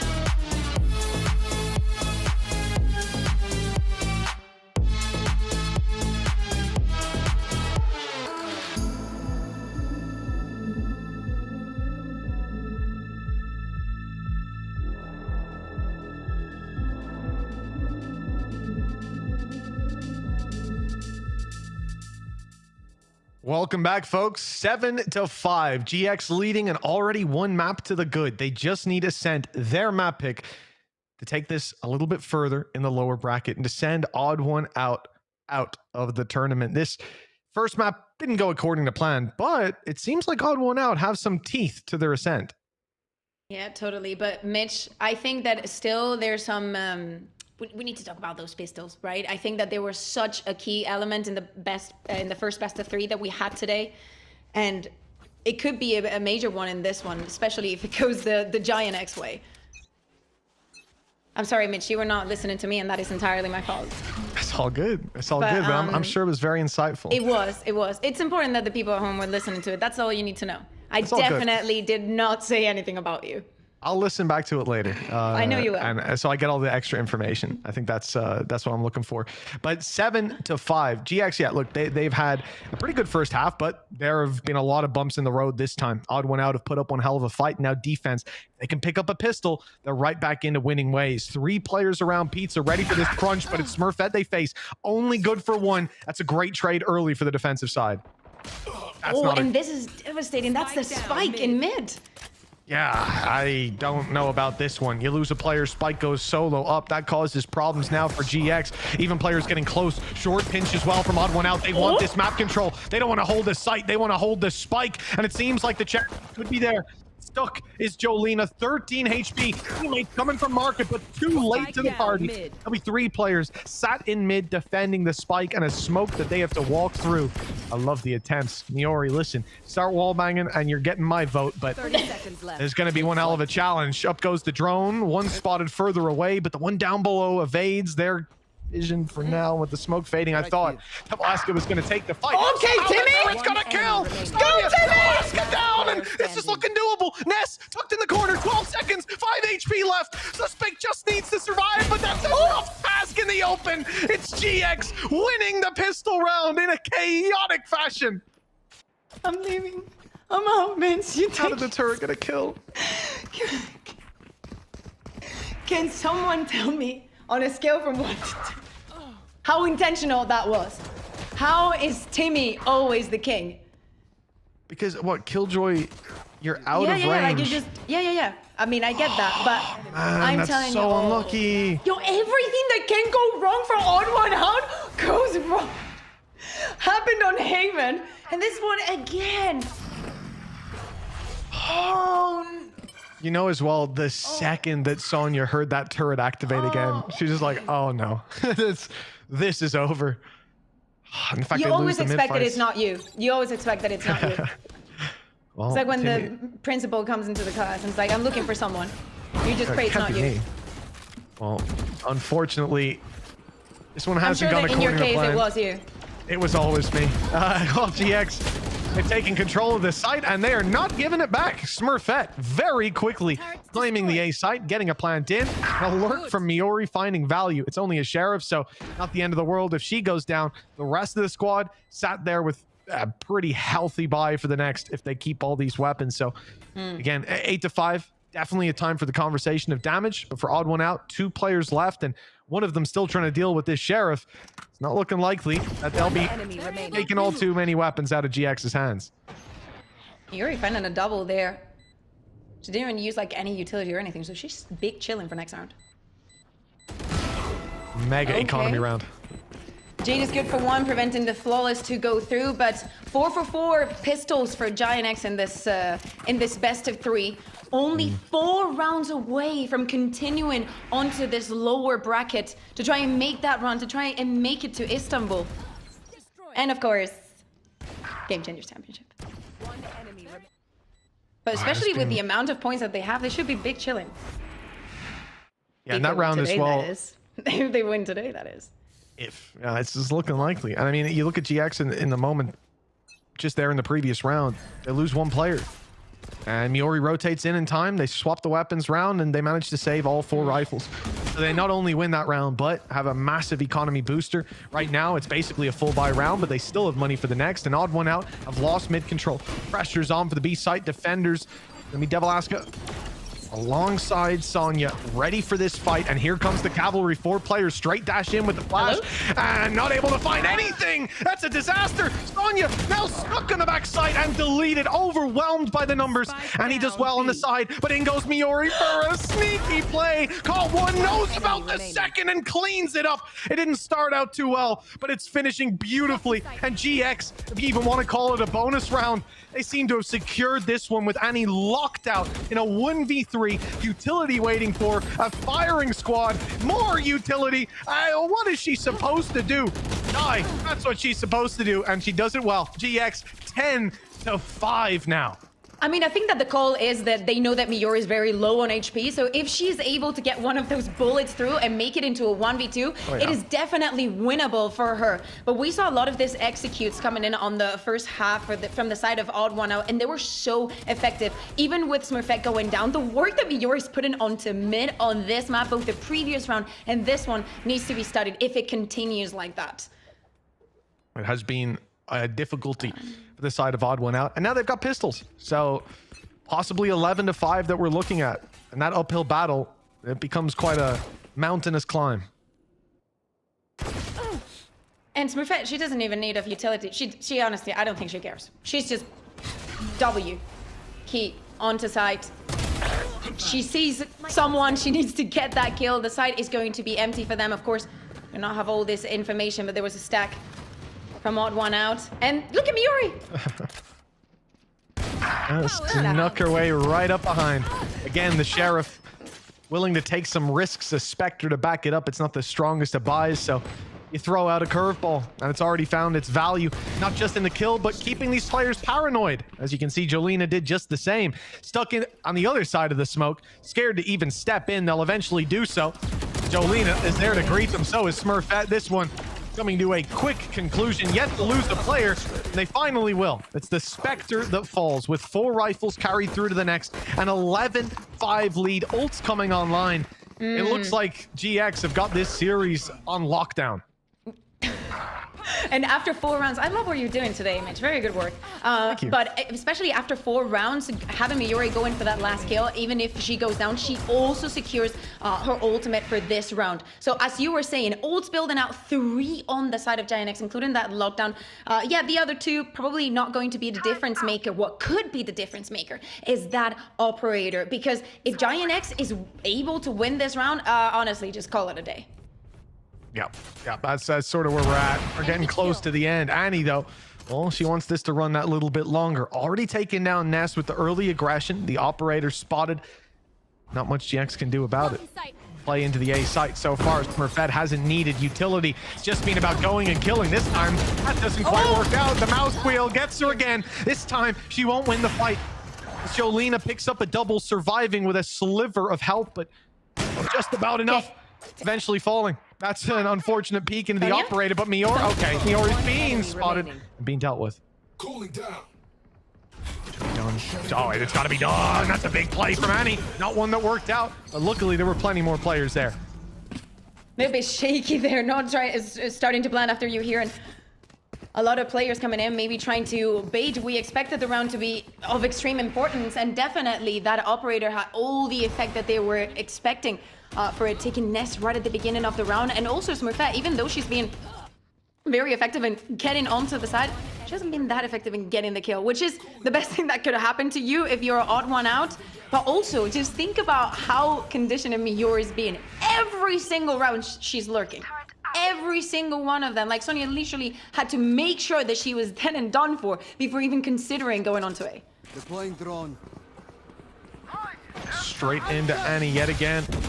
Annie's been having a good game the last couple rounds. Fired up, and Smurfette's the first to fall. No entry to be found this time around. Odd One Out, starting to hit their stride. It's not too late for them just yet. Still plenty of time to put rounds on the board. Jade! That's the double they needed. Still looking to the back of the site, knowing the TP came in, and Jolina won't get anything from that spot. Just the 1 kill to report, and it comes in as the final bell tolls. 11-7, 4 between them for Odd One Out. This is looking good. They've put 2 together. We need to see them continue this streak, but it's also how dominant some of these rounds have looked. That gives me a bit more faith. Oh, this is the kind of play that you just love. Even if you leave one behind, you know that the rest of the team is there, and that you need to care for the Omen ultimate, that you know exactly where it's going to be placed. So why not, if you're Odd One Out, just repeat the same setup. It looks like it's working. As you're saying, Annie is really looking forward to go for that duel, and probably she wants to do the same with the operator in this round. 4 in it. As you said, that operator, a big thing to try to avoid. Ness, well, has managed to at least spot out the op. Even get a little reveal, but that doesn't send Annie the other way. In fact, Annie went out looking for a kill. So did Jade.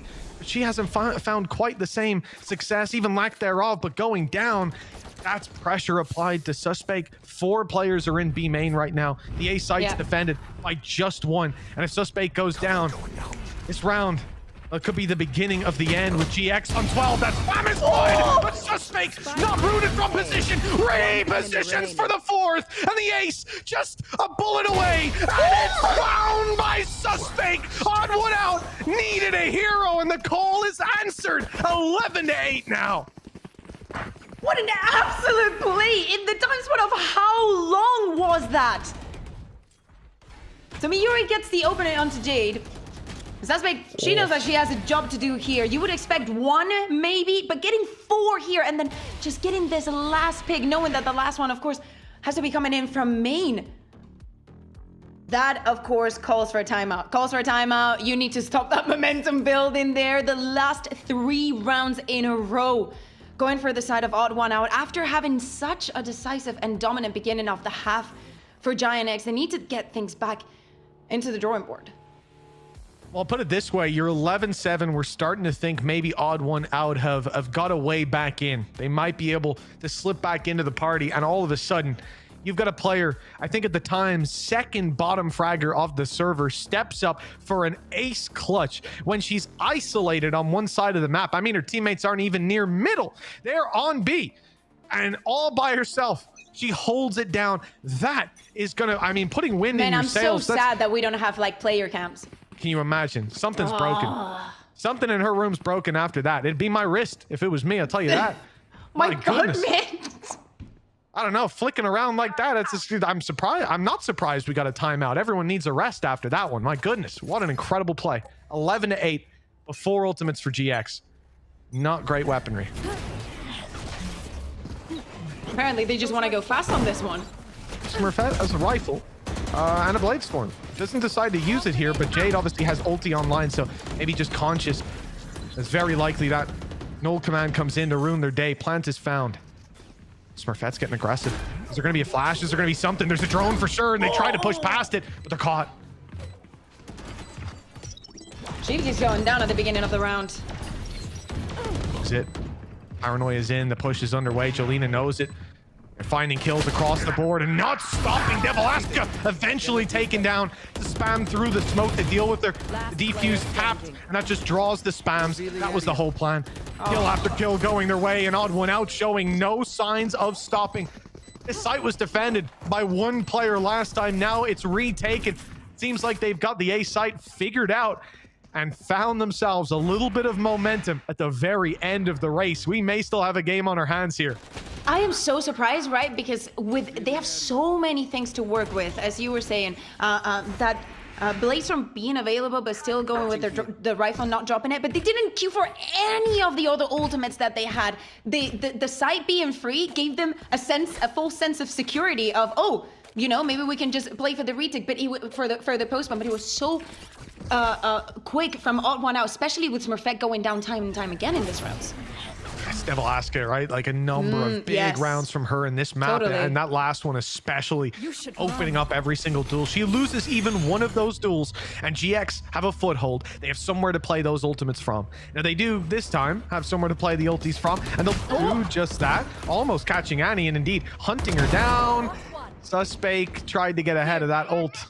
Have a quick flank, but they were still watching it, and the plant secured now. A lockdown doesn't matter to them. Fight in mid for Sarah. Caught one up close, and Sonya's on for another. Hunter's Fury canceled out because of the danger close, and Ness now has to defend the back by herself. Run down the clock as Smurfette tries to come to help, but a little bit too late to the party. Rounding the corner just as she's seen. Odd One Out have the info. The element of surprise gone. The blade storm here, though, and Smurfette will find nothing. A shutdown from Sonya. A big round from player after player. Nobody who's staying sitting. Everyone is stepping up for Odd One Out with tournament life. The year life on the line. They're not looking to let it slip.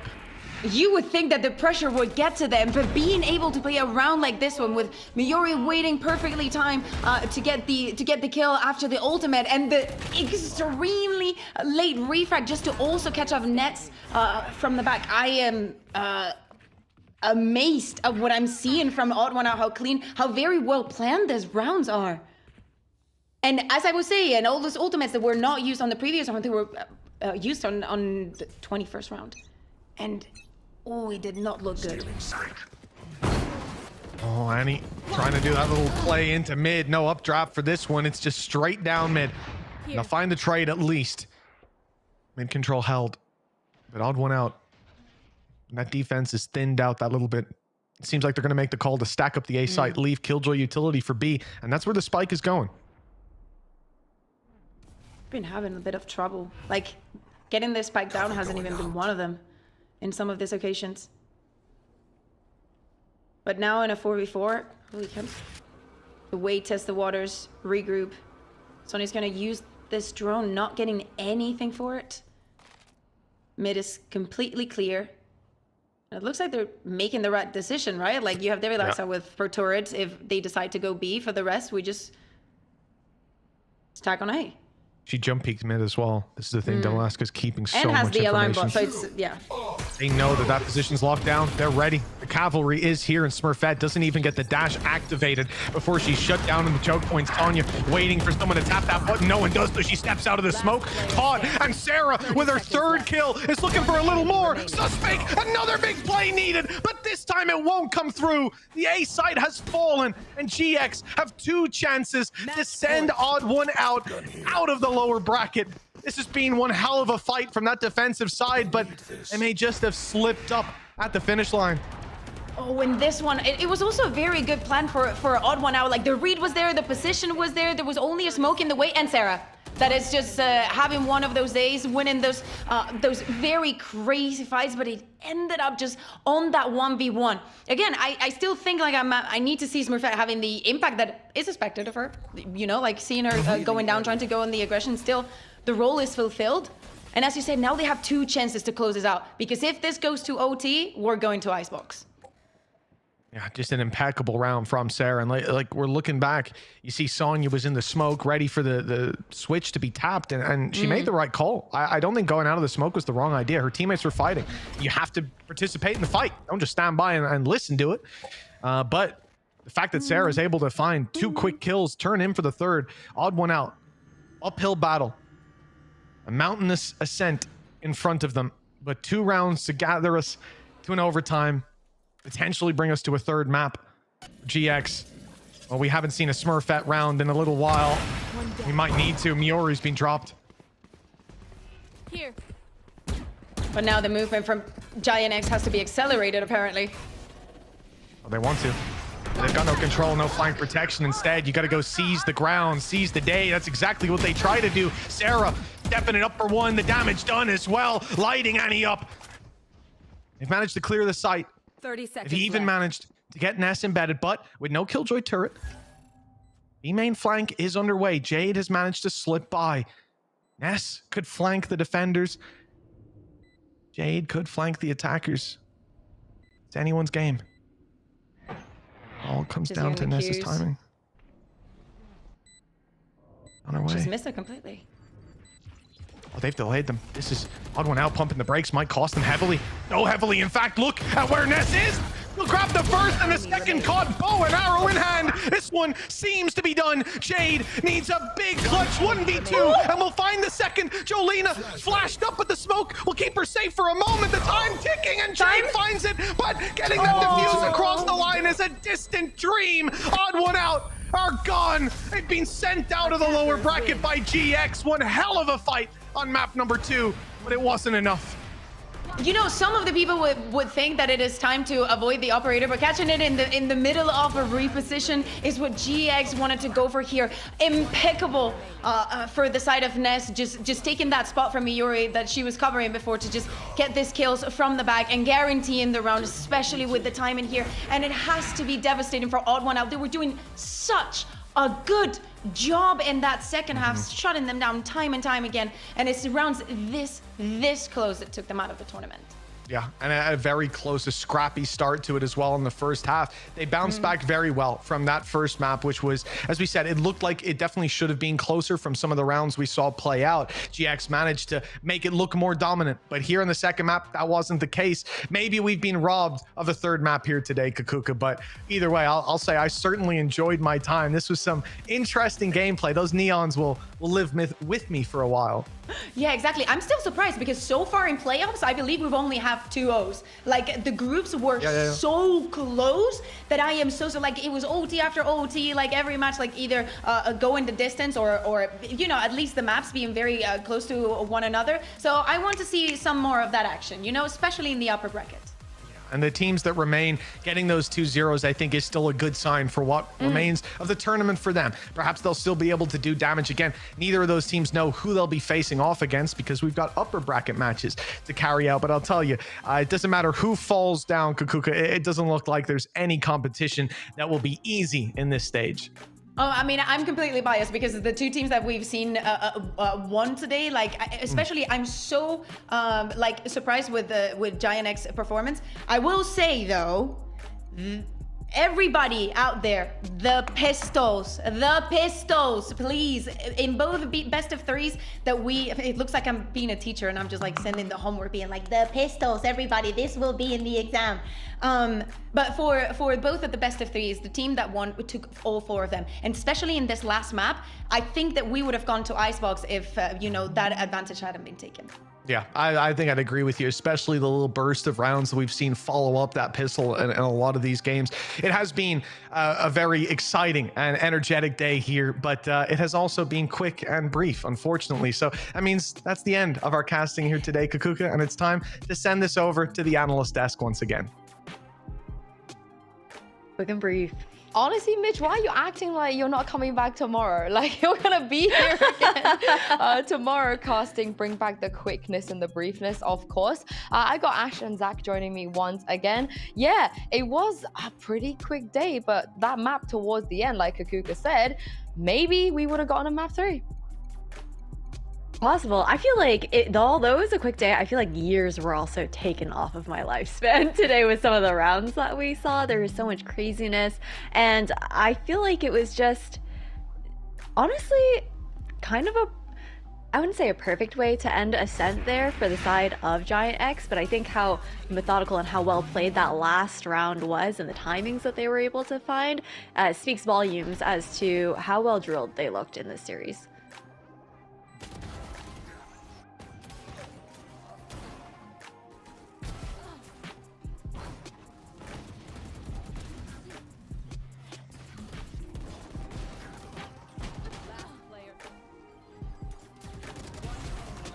Yes, I was sorry about the mute button again, but like I was saying, it's really unfortunate that it all went out despite them being able to choose the side, chose to start on attack instead of defense, because I feel like they could have gotten a lot more rounds under their belt, you know, a bit of a confidence boost heading into this one, and I feel like that could have made the difference in this particular map. But that said, you know, having the mental to come back from 11 to 6, I believe, to be able to get to, you know, like a 1-round margin, 11 to 10. Like, kudos to them. Like, I'm glad Giant X were finally able to close it out, you know? But it got way too close for comfort if you're a Giant X fan. Yeah, and Karma, unfortunately, is a Giant X fan. I've asked him a couple of times. He is, am I right? Yep, he said he is. So he's very happy about this result. And yeah, unfortunately, we do, however, have to say goodbye to Odd One Out. I feel like it's giga sad every single time we see them make it deep and they still don't have an org. Don't know what those orgs are doing out there, but Zach, they need to get their things together and pick up Odd One Out. Please, yes, like somebody sign Odd One Out. I feel like I've been saying this for like almost 2 years at this point, but somebody sign Odd One Out. Like at this point, you've got so many players being signed, you know, by different teams that started out on Odd One Out. So if this roster got like some time to prepare, some support, I feel like they could definitely go a long way. So yeah, one more time, you know, hashtag sign Odd One Out, please. Yeah, there we go. Spam that in the chat, you guys. But thank you very much, Zach and Ash, for now. I'm going to let you have a quick rest and bring in a very special guest. It is Smurfette from Giant X. Hello, Smurf. How are you doing? I'm okay. How are you? You just missed Karma. He wanted to tell you that he was supporting you today. Okay, yeah. thank you. That's Karma. Okay, I have a very important question for you, Smurfette, because I know you're a Swiftie. So I'm a Swiftie now, yeah. Yeah, if you could use a Taylor Swift song to describe how you're feeling after what happened on Ascent, what song would you use? I'm sorry, I have fish memory, so I'm really bad with names. So the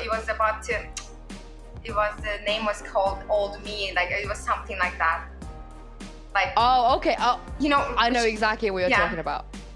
I know exactly what you're talking about. You're so real for that. You're so real for that. But here's the thing, Smurfette, it feels like you guys. Hello. Oh, send my love. Send my love to all the girlies.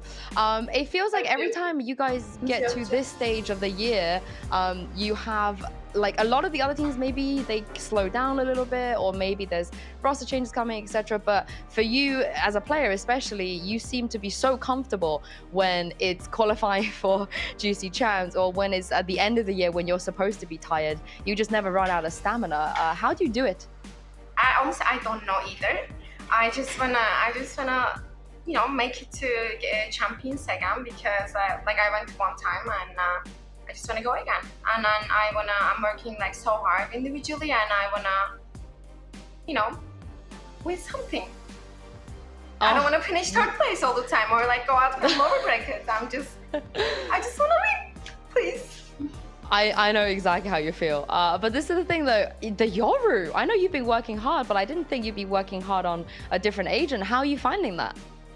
Yeah, well, I was always like playing Jet, like little bit Raze and stuff like that, and I want to go out from my comfort zone and try new things. Do you like it? Are you enjoying it? Yeah, it's like, I hate Cypher, and like Yoru is like really strong against Cypher, so yeah, I'm just having a really good time. You're just sick of the trips stopping you from dashing in, right? You're just like, oh, I don't want to deal with this anymore. Yeah. And was this your idea, and or like a team Asuka thing? How did you guys cook up? Asuka thing, of course, and like he was bothering me with Yuri. I'm like, okay, I'll just do it. Fine, I'm okay. Is it just the one map, or other maps maybe you were also?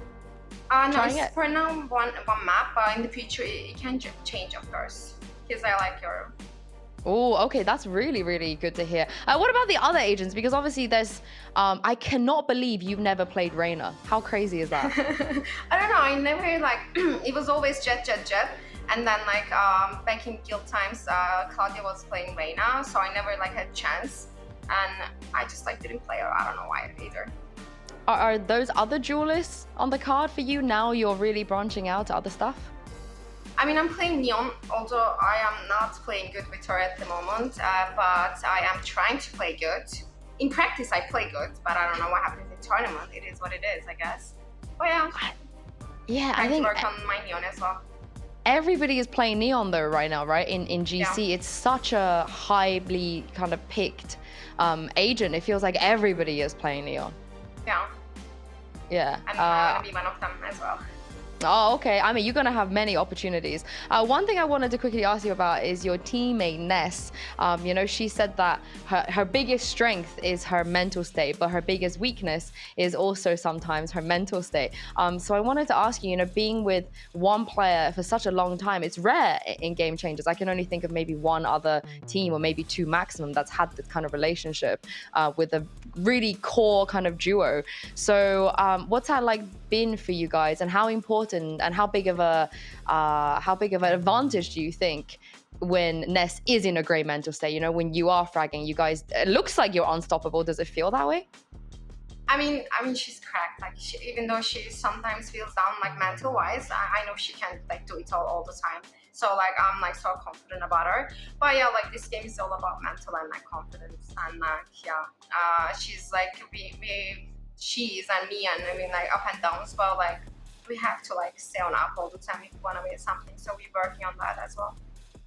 And last question before I let you go. I know you don't mind who you're going to play up next, but you are going to play against somebody from the upper bracket, and potentially a team you've played against already, or you faced already. Do you have a preference? Anyone you want to play?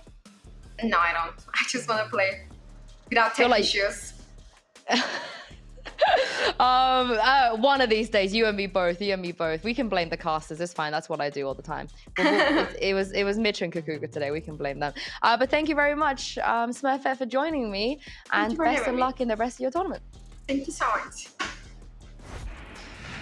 All right, I'm gonna bring back Zach and Ash with me here. She's so real, honestly. I love her so much, and it's again crazy that we have a duelist player that's never wanted to be selfish enough to pick up that Reyna in official. But the way that she's going right now, the way that the team looked today, Zach, potential dark horse. You feel like maybe to challenge the G2s and the Falcons of the tournament?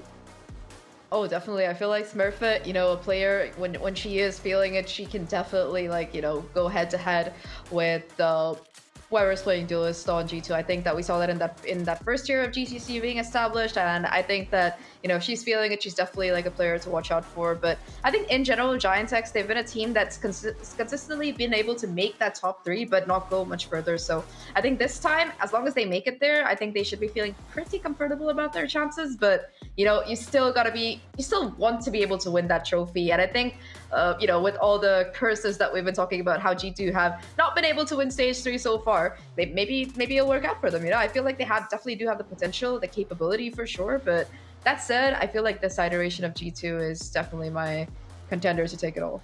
Between you and me. I think, like, when it comes down to Giant X, them being that dark horse has just been the narrative for them all year, right? And I feel like, you know, stage 3 is that opportunity for them to actually step into the light, especially when they do have so much online. It's not just going to be that, you know, champs that you're looking towards. It's the fact that the first time ever we get that LAN event here as well within Game Changers EMEA for finals. Yeah, and it's in Istanbul. Like, Smurfette and Nest are in Istanbul. They live there. I think Miura even might be there as well. But I think this would just be the cherry on top of that cake for them if they're able to make another final, if they're able to actually go to Istanbul and also play in front of you guys at home. If you want to go and watch, scan the QR code, go get your tickets, get your asses down there, support the girls. It's going to be very, very fun. I can vouch for that already, because the Turkish fans, they're just built different. They're built different. But yeah, I mean, they're not the only roster with Turkish players. We have a lot of Turkish talent. So there is going to be many opportunities for them to play in front of their home crowd. So with that in mind, let's take a look at the bracket and the schedule as well for tomorrow. We are down to our top 5 now, or top 5/6 now. And tomorrow will be the upper bracket action. Ash, who you got your eyes on?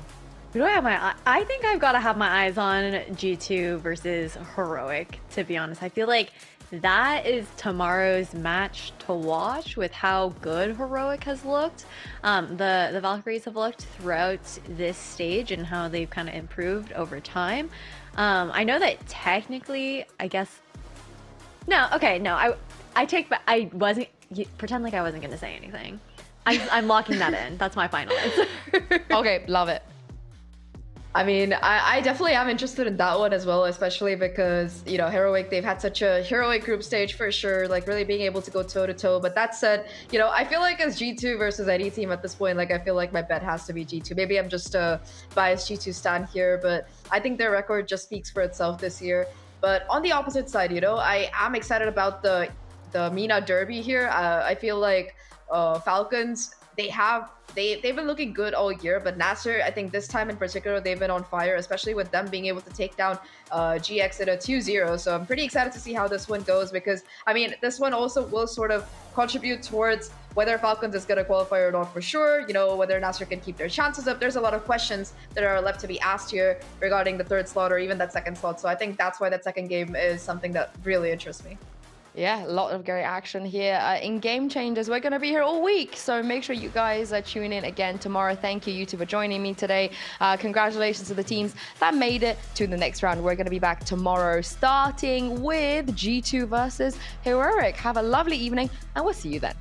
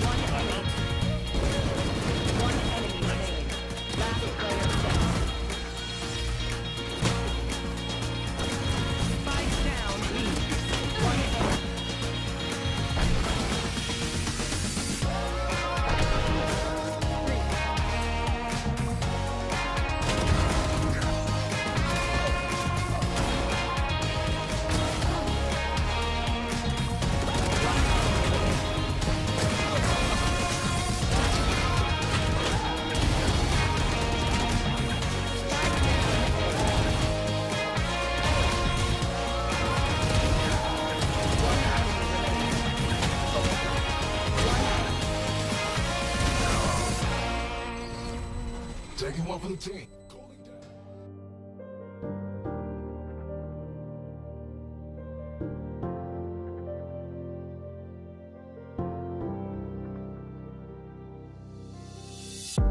feel what the eyes can't see? You hear it calling way down deep. Trust your heart, it'll keep you true. This world expects so much from you. From the dark